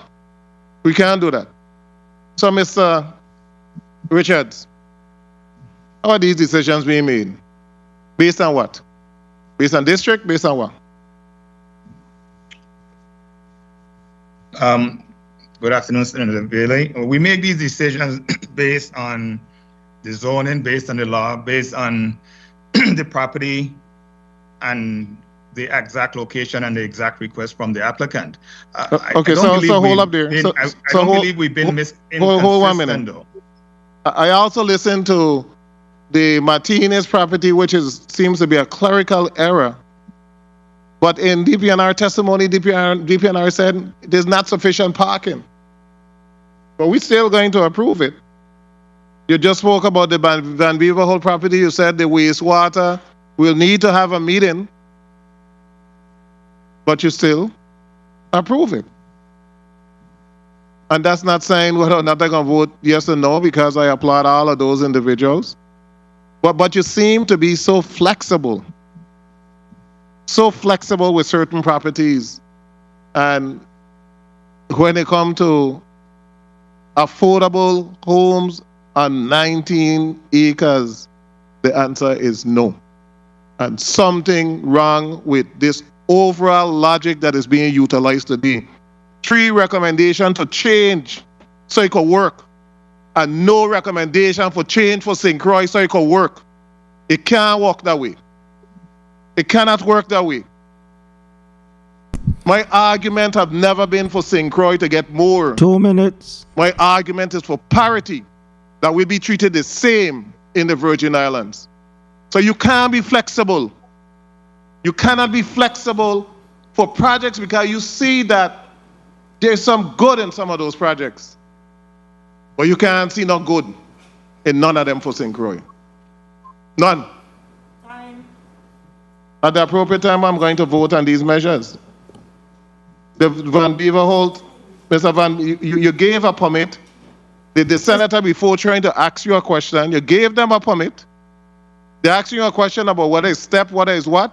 You evade the answer altogether. Just say the answer. Put the answer on the record. Was it a violation? Yes or no? Are you correcting? Yes or no? Is this the path moving forward? It's simple. Just put it on the record. The senator, the farmer, policeman asks, well, if somebody's in violation, what do you do? That was evaded. So everything we're trying to grandfather, we're trying to make this work, make that, but unless the community know that certain behavior will not be tolerated when it comes to building in the Virgin Islands, they're going to continue. And we're going to be here forever grandfathering everything. But then you guys issue a permit and you can't even say on the record whether or not there was a violation. So when you can't say that Mr. Van Beaverholt have a right to go ahead and do what he's doing, because the senator asked, was there a cease and desist? Nothing. So that means it was allowed, it was approved. And now it falls on the Senate. And then we don't even have a process to know how many individuals on the petition actually live in the area. And we could know that because cadastral, as the next senator, I got referring to every senator today. As the last next senator said, cadastral, you could tell how many of those property owners are in opposition. But this is a hit and miss. And then we're hearing who grandmother meet this, who grandfather meet this, who live here, who live that. That has nothing to do with nothing. We have to deal with what is in front of us. Senator Veely. Thank you, Madam Chair. Thank you, Mr. Senator Veely, for your commentary. And yeah, we're frustrated. We're all frustrated because at the end of the day, there is no true order to how zonings truly occur in the Virgin Islands. The next senator is Senator Blyden. I thought that you had your 6 minutes already. You're recognized for your 6 minutes, Senator. I'll take 2. I don't need much. No, you can proceed. Yes, thank you, Madam Chair, and good afternoon again, testifiers. Let me just go quickly to Ms. Bryan. Of course, I'm going to support your petition. That's a beautiful property, as a matter of fact, and definitely I'll be supporting you. And also, Ms. Castor, you spoke to trying to build 6 apartments and to try and create generational wealth for your family, and I do support that 100%. let me ask you, you already have an idea of what type of home you want to build? You have plans of readily available, etc.? Yes, my plans are currently held up at DPNR for zoning. Okay, well, congratulations on that endeavor. It's a good thing when you have the capacity and you can invest in anything that's going to create generational wealth for your immediate family. Again, colleagues, to my statement, when it comes to the one zone request, I was speaking to basically a precedent that have been set, and it is right to always do right by individuals when an error was made, when it's no fault of their own. Okay, so I want to just put it on the record. I'm not saying that those individuals that complain as far as the parking and the other activities that's happening in the area by other businesses that's in that area that's affecting the livelihood of those individuals. I do understand their plight and I do agree with them. But nonetheless, I'm speaking to precedents being set and assuring that we always do right by our people. Thank you so much, Madam Chair, for the time, and I will vote in affirmative at the appropriate time for some of the measures. Thank you. Thank you, Senator Blyden. Senator Whitaker, you're recognized for your 6 minutes. Good afternoon, Chairwoman. Good afternoon to my colleagues. Good afternoon to people of the Virgin Islands. Good afternoon to the testifiers. We've had a long day. Assistant Commissioner Richards, we really clearly see an issue, and I just want to point you to the code so we can put this in perspective and for the benefit of the public. Title 12, Section 910, the Commission shall, in the manner required by law after public hearings, adopt such supplementary regulations pertaining to the issuance of CZM permits as it deems necessary. And of course, it requires our body to make the changes. So if you, as you conclude today, and as we go through this process, you know we have what it is a true crisis, as I said before in Block 1.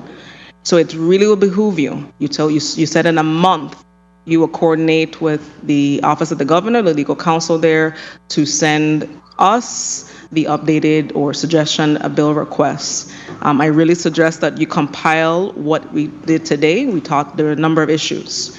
There's disparity between the districts. You guys are applying policies that are where clearly there's an issue, right? In one district being pretty strict, and then the other essentially, in some cases, looking as if you've provided alternate means for those individuals.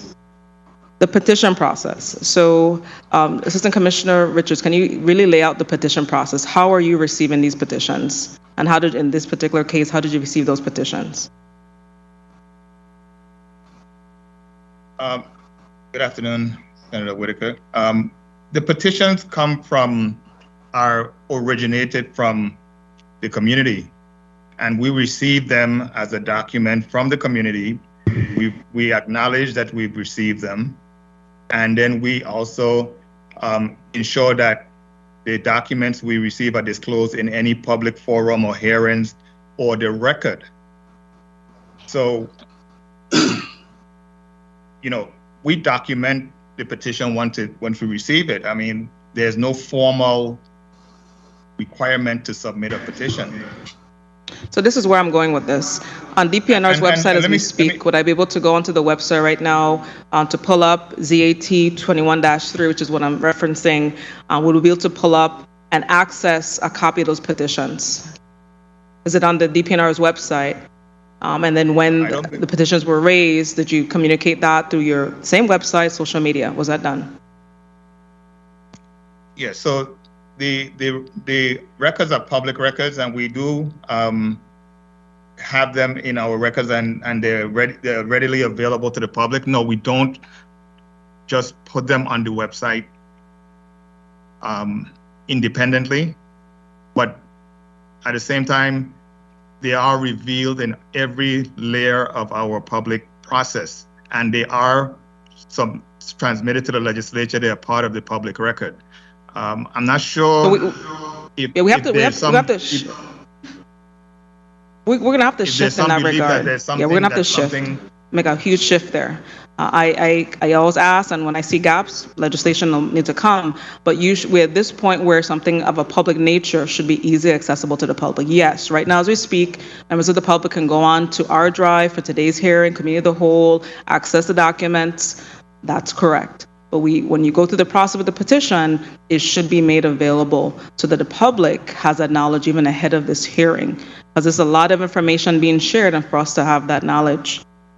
The other item I want to bring up as it pertains to this process is going back again to how when you went about the process of making suggestions, is this code-based? Was it based on some rules and regulations of the commission? Can you clarify that? So yes, I wanted to clarify that because as testified earlier, we engage each individual to address their request for a zoning amendment.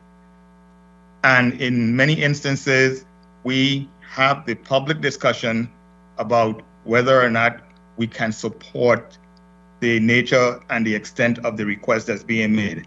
And in all instances, we have sat with each applicant, and if we didn't believe, based on our best assessment and based on the zoning requirements, that we could recommend, and recommend is the appropriate term, a approval or denial, we offer all applicants alternative to the extent that the law allows us to.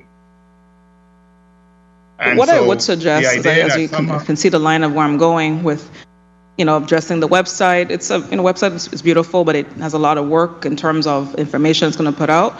But I would really suggest maybe you guys could put together some kind of video to inform the public about all the different zoning changes on the different levels, R1, 2, 3, what's industrial, what's not, give examples, and then, use it as a teaching opportunity. So, and even with COVID now, you're not going to really have a lot of these kind of meetings are going to be very difficult.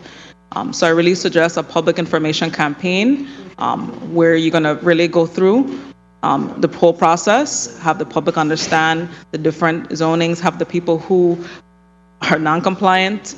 That is really clear. You need to really look at giving notices of violation and then going through those steps, and really keeping a log as well, because something that should have been available today was also even a log of how many people you've warned and where you are with that process. So it's just about improving, to me, a lot of it communications. The process that we're using here, we have to work on it as well on our side. And again, I look forward to receiving the bill requests and us working together so that the next time we're addressing this, it'll be in a much different manner. I reserve the rest of my time, Chairwoman. I conclude my questions. Thank you very much to the testifiers.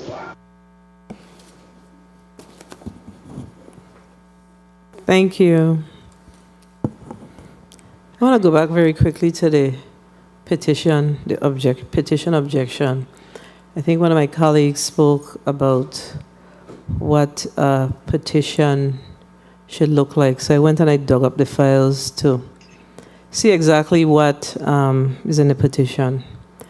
And the petition basically says a 20 dwelling unit. It spoke to the application, of course. But then it spoke to a 20 dwelling unit would be of a burden for residents in estate Sergeant Fry and benefit for no one other than the applicant. And then we have folks that sign off on it. The issue with the petition is, one, so it just has signatures. Names should be typed in print, and then you sign, and then you place your address. We do not know where these people live, whether they live in the Virgin Islands or not. The information is, this is not how you do a petition for something like this. We have to know that the individuals are impacted and they live in a particular area.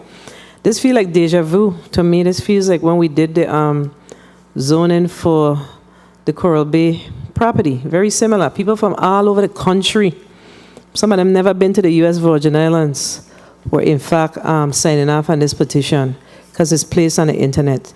We can't accept petitions like this. While I do agree that there are some challenges with the zoning, petitions like this does not, renders us irresponsible if we are to, utilize these petitions in earnest, because we don't even know who these people are. The names are just signatures. Senator Novalee Francis, you're recognized for your 6 minutes.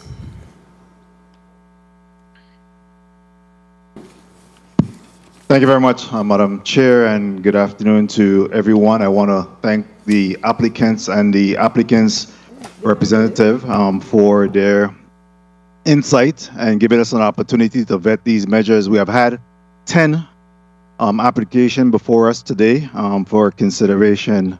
And I must say that based on my observation, there have been some double standards. And obviously, there have been some obvious accommodation in Block 2 that we had not seen in Block 1. And I truly believe, and I like the fact that, again, in Block 2, that it seems to me that DPNR had done a tremendous amount of work with the applicants to make sure that they derive at a good conclusion and made some good recommendations to the legislature. And I wish that they had used that very same energy in block number 1, again, to try to address those particular issues, because at the end of the day, we want to make sure that individuals are doing the right thing. We want to make sure that there's economic development and have that balanced approach by which we're able to do that. I certainly intend to support most of the measures that have been brought before us today, to include most of the ones on St. Thomas as well. But I must say that when you look at the tremendous amount of work that had gone into even some of them in the Block 2, where there was a tremendous amount of analysis, extensive enumeration of deficiencies in rules and regulations and policies, concerns. At the conclusion of it, you still saw a positive recommendation being made of how you could modify and at least meet the individuals halfway. There was overreaching. And again, I could certainly be satisfied with that because there was some effort to at least meet the applicants halfway in resolving this issue. My only concern is that we didn't see that in Block 1 as well. And I wish we had done that. I heard your discourse, Assistant Commissioner, where you spoke to one of my colleagues in respect to the fact that you review these applications and then you have a discussion with them in regards to how best you believe that they could remedy these situations. And I can't imagine that despite your encouragement to go otherwise or be able to meet an end game, that we still will have the applicants moving in a different direction. So I wanted, again, for you to just explain to me in those instances where there is a flat-out denial of an application, what is the attempt to really at least educate this applicant and allow them to be able to see an alternate means by which they could arrive at the same conclusion without just a flat-out denial? So thank you, Senator Francis, for the opportunity. I'll give the example of the property on St. Croix in the St. George's area, the property owned by the Deshabers. We suggested to them they can do a group dwelling. We suggested a planned area development. We suggested, I think, even R2 rezoning. However, the applicant in their position felt none of those 2 minutes. None of those options were acceptable, and they sought to move forward with a B3 for the entire 18 acres. So our position was, we do not support the recommendation to rezone the entire 18 acres. However, the alternative that we talked about are on the table. So I'm not seeing the inconsistency as what some of the senators are seeing. In every instance, in the La Valley, we attempted. They couldn't do R2. The best alternative for them would have been R2.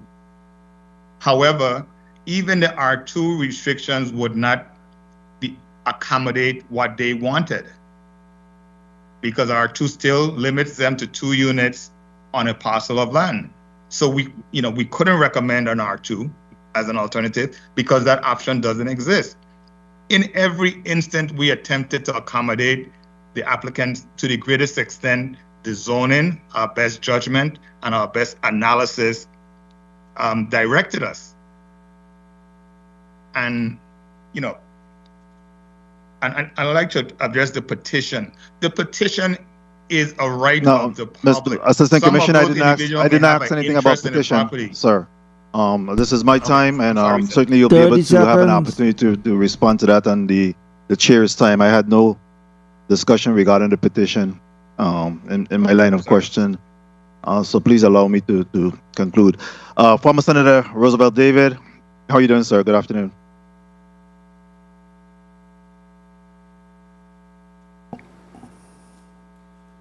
Mr. David, are you still on? Seems like he fell off.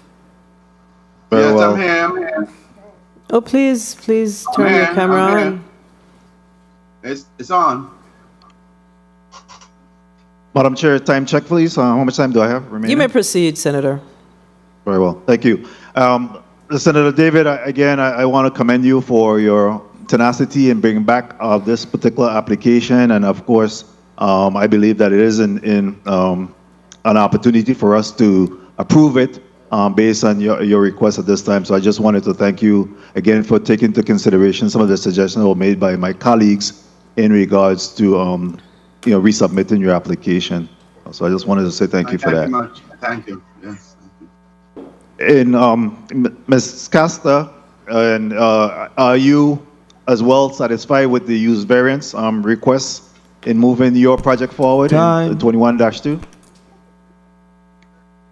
I applied for a use variance, but then DPNR recommended B3. I am totally fine with that, whatever it takes to get the project moving. Very well. And of course, that would allow you to also reside on the property, correct? Time. Correct. Very well. Thank you very much, Madam Chair. I heard my Do you have another question, Senator? my You may favorite proceed. timekeeper yelling time, so I'm good. Again, it's been a long day, and I thank you. And I want to leave by saying that I appreciate the hard work by DPNR, because there's no easy feat in going through all of these applications, but I just continue to implore that we continue to use consistency in the applications of our rules and regulations, laws, and policies. Thank you very much, Madam Chair, for the time. Thank you, Senator Francis. Let me just ask very quickly, Mrs. Laplace Matthews, what district do you work out of as the territorial planner? I work out of the St. Croix district. Okay, thank you for that information, because the territorial planner is out of the St. Croix district, and that's the person that makes the decisions and then forward it up to the assistant commissioner for signature. So I'm a bit concerned with some of the commentary I'm hearing as it relates to parity. I don't know that the territorial planner would in fact not do everything in his or her purview to ensure that the island district that she lives on gets the necessary parity and fairness in making these decisions. So I think I heard the assistant commissioner made mention to the fact that there was a lot of negotiations, and in the instances where they didn't have any recommendations was basically because, the applicants were sort of immovable. So we have to do our part, and that's what we're going to do.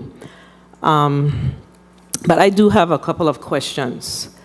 So DPNR on the ZT 21-3 Orlando Martinez, DPNR is recommending the approval only for 148-323, and that the legislature denies the request as it pertains to 148-1. Is that clear? Are we clear on that? Yes, that is correct. Okay. We recommending a use variance for a 148-223. So let me ask you, what did it take from 1983 to 2016 to notice or to correct, to attempt to correct the error in this particular Act 5050?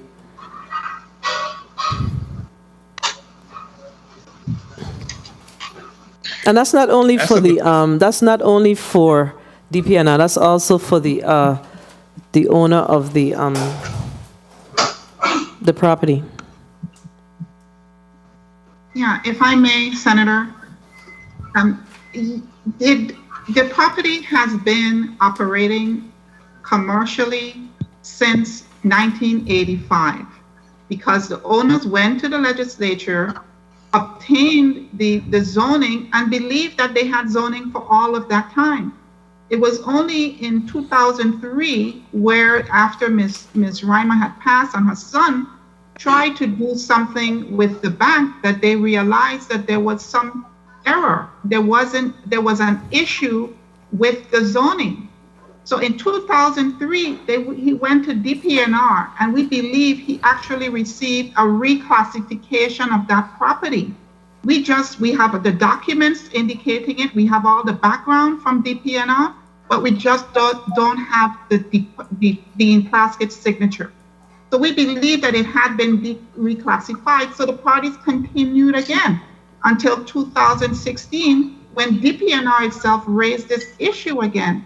But that property has been operating, and to suggest that there's going to be a denial of that petition, it means that a property that has been operating as 40 years nearly now has to be torn down, and we don't know what the zoning is. We probably revert back to residential. But I think that the DPNR is basically saying, though, but based on what is before us, the Department of Planning and Natural Resources is recommending an approval of 148-323 to in fact correct the error.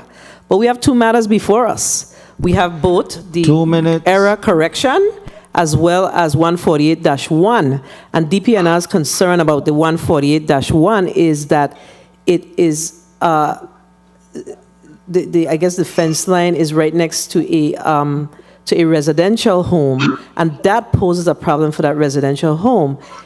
That's the issue. The real issue is not the 50-50, the error in Act 5050. The real issue is, because we're arguing an issue that if we acknowledge, we've acknowledging that DPN has acknowledged that there was an error, and they know that there are concerns around it, but they're basically saying that 148-1 is what they are denying.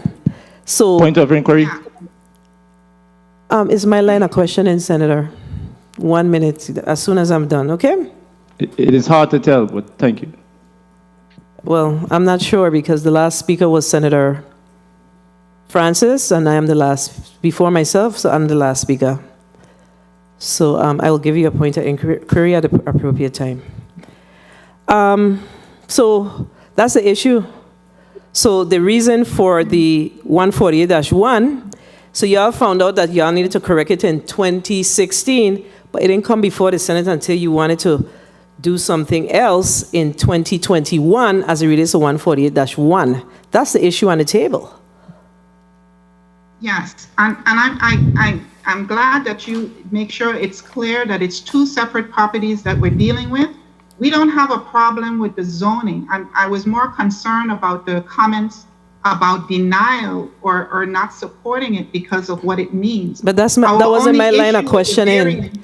1 second, that was not my line of questioning. So, you know, the only issue we have was the variance part of it.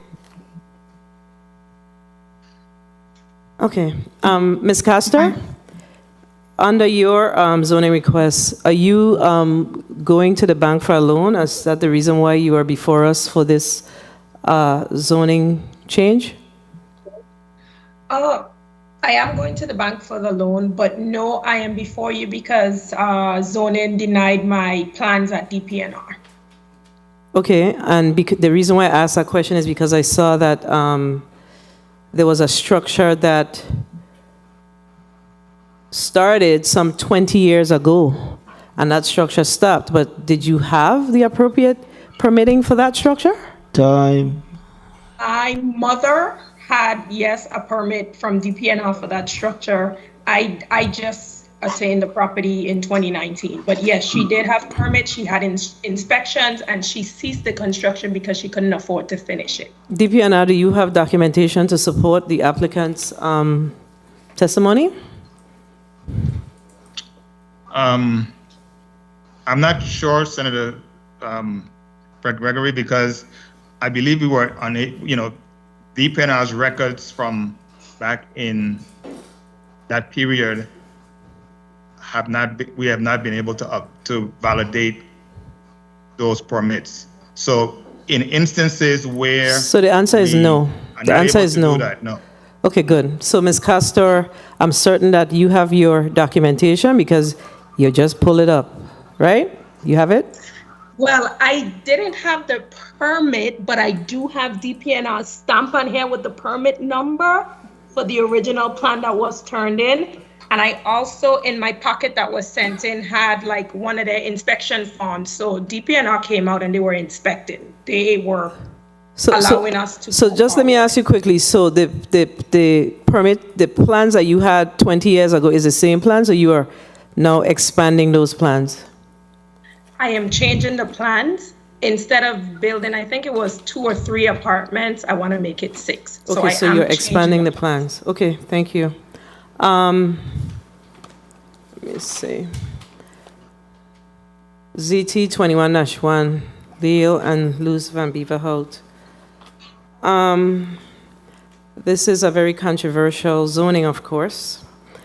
Did I clearly hear today that DPNR has discussed the recommendation to rezone to R2 instead of R3? Do you have any issues with that, Mr. Van Beverhout?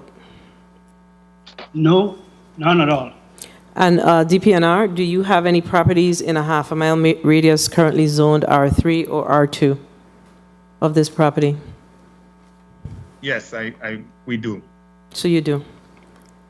Within a half a mile? That's what you said, yes? Yes, I believe we do, yes. Okay. And David and Ursula Bryan, I don't really have any questions for you, but let me ask DPNR, is this bringing this property to a non-conforming to a conforming? No. It allows the property owner to subdivide the property into Just a subdivision. Yeah. Okay. But currently they're in conformity to R1, which Okay. is two units per half acre. Okay, and Mr. Roosevelt David, the Youssef Yes. property, I only have one question, and I think it was answered, it was asked and answered before. Of course, this was before the 33rd legislature, and the primary concern was the opening of the building out of a gas station. If this is rezoned to a B3, do we have a clear commitment on the record that the intent is not to build a gas station once our Absolutely, is lifted? absolutely, Senator. These are people with integrity, otherwise I would not have been working for them. All right, I have exhausted my questions. I think my colleagues have asked. That's the disadvantage you have when you, alas, the colleagues have asked most of the questions. Senator James, you're recognized for your point of inquiry. Thank you, Madam Chair. I just need to know something from DPNR. As I'm watching the application for ZAT 21-3 and the application for ZAT-21-1, there's a section that speaks to in analyzing the applicant's request, the department consider the following. I just need to know from DPNR, when it comes to that section of analyzing the applicant's request, who is the one in the department who is tasked with the responsibility of placing those considerations? Who has the final say? So the task is primarily at this time on Ms. Laplace Matthews, and the commissioner, and in my case designated by the commissioner, has the final say in terms of the recommendation that's actually transmitted to the legislature. And I would add that there is no instance in which I overrode the recommendations of the planning unit CZZP. I like how you said you're covering your backside, and that's good. But you have others who can override her. But thank you, Madam Chair, for the time. You are most welcome, Senator. We've had a long day, especially for the folks of the Department of Planning and Natural Resources. So, Mr. Richards, I'm going to allow you to place a 30-second closing remark on the record. You may proceed. Madam Chairwoman and the other members of the committee of the whole, members of the listening public, I want to thank you for the opportunity to put our recommendations for these 10 applications on the record. I want to thank Ms. Leah Laplace and Ms. Kelly Davis, who have done most of the work that resulted in the recommendations that's before you. And I just want to reiterate, in all instances, we attempt to work with the applicants to achieve their requests. And the recommendations before you reveals that's exactly what we attempt to do. Thank you. Ms. Attorney Jones, 30 seconds closing, if you wish. Yes, thank you. I just want to reiterate that with regard to one, there are two separate issues here, two separate parcels. With regard to 148-323, our intent was to correct an error in the rezoning, and that has been exhausted. We've provided all of the proof for that. What we take issue with is the fact that there was a recommendation that came out of the blue for a variance. There was nothing in the document or in the records to support having a variance as opposed to going back and correcting the error.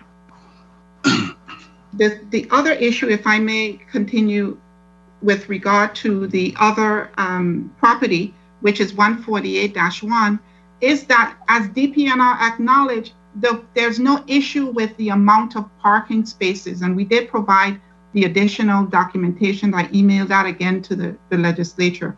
There's no issue with those parking. The issue, and I could understand that DPNR is challenged because of that area. That area is congested not only because of what's going on with that property, but it's with regard to what's going on throughout that whole entire area. There's just one entire apartment building with no parking spaces that are defined. There's other businesses throughout that path that is a problem. But what we're saying is don't penalize Mr. Orlando because he is complying.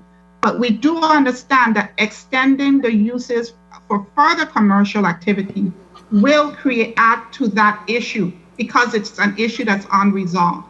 But we do defer to the legislature with regard to what it does with that property.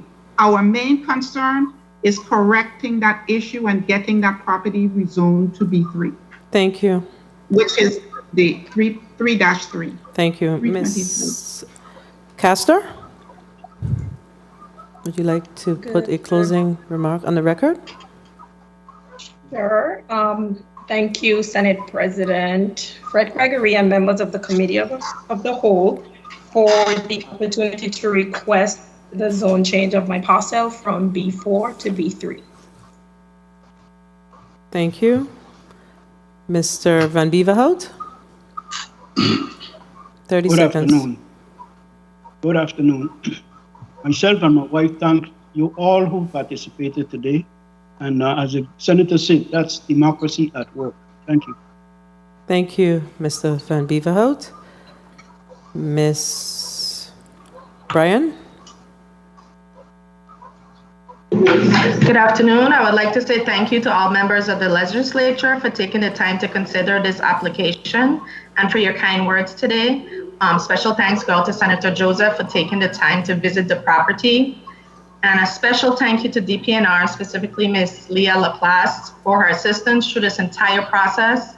And I would like to commend her for her efficiency and her professionalism. I really appreciate it. Thank you. Thank you. And the last applicant, Mr. Roosevelt David, authorized agent for Manal Youssef. 30 seconds. Thank you, Madam Chair. Thank you, Madam Chair. I think this has been a most impressive process, I should say. A tremendous amount of work had gone into this, and I've got to give the senators kudos for their hard work. DPNR, they did a great job as well, and the testifiers. And I trust that the community appreciates the kind of work that has gone into a process such as this. And Madam Chair, I must indeed say that you handled this so calmly, as if you were having a drink of water. Congratulations. Thank you. Thank you for your kind words. And today has been a long day, but I think it has been a long, fruitful, informative day. And it says to us that we still have we have a lot of work to do. We have a lot of work to do, not only the Department of Planning and Natural Resources, but I think it's our responsibility now, those of us who have not visited some of these properties that are in question, for us to really take the time out and go out and do that. So I will organize a meeting with my colleagues so we can do some site visits so we could make an informed decision and move forward, whether up or down, as it relates to these particular zoning requests. I want to take this opportunity to also thank the central staff for staying in the paint with us all day.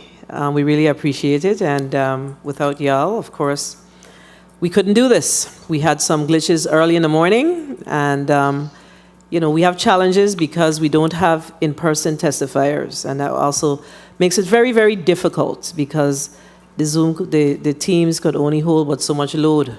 So today was a loaded day, and I want to thank the staff of media for doing their best, despite the challenges that we have. I want to thank my staff for making sure that we were prepared for today, and of course my colleagues for asking the insightful questions and allowing me to not have to ask those really insightful questions today. I think today was a really good day. So if there's no other matter to be discussed, the Committee of the Whole is hereby adjourned.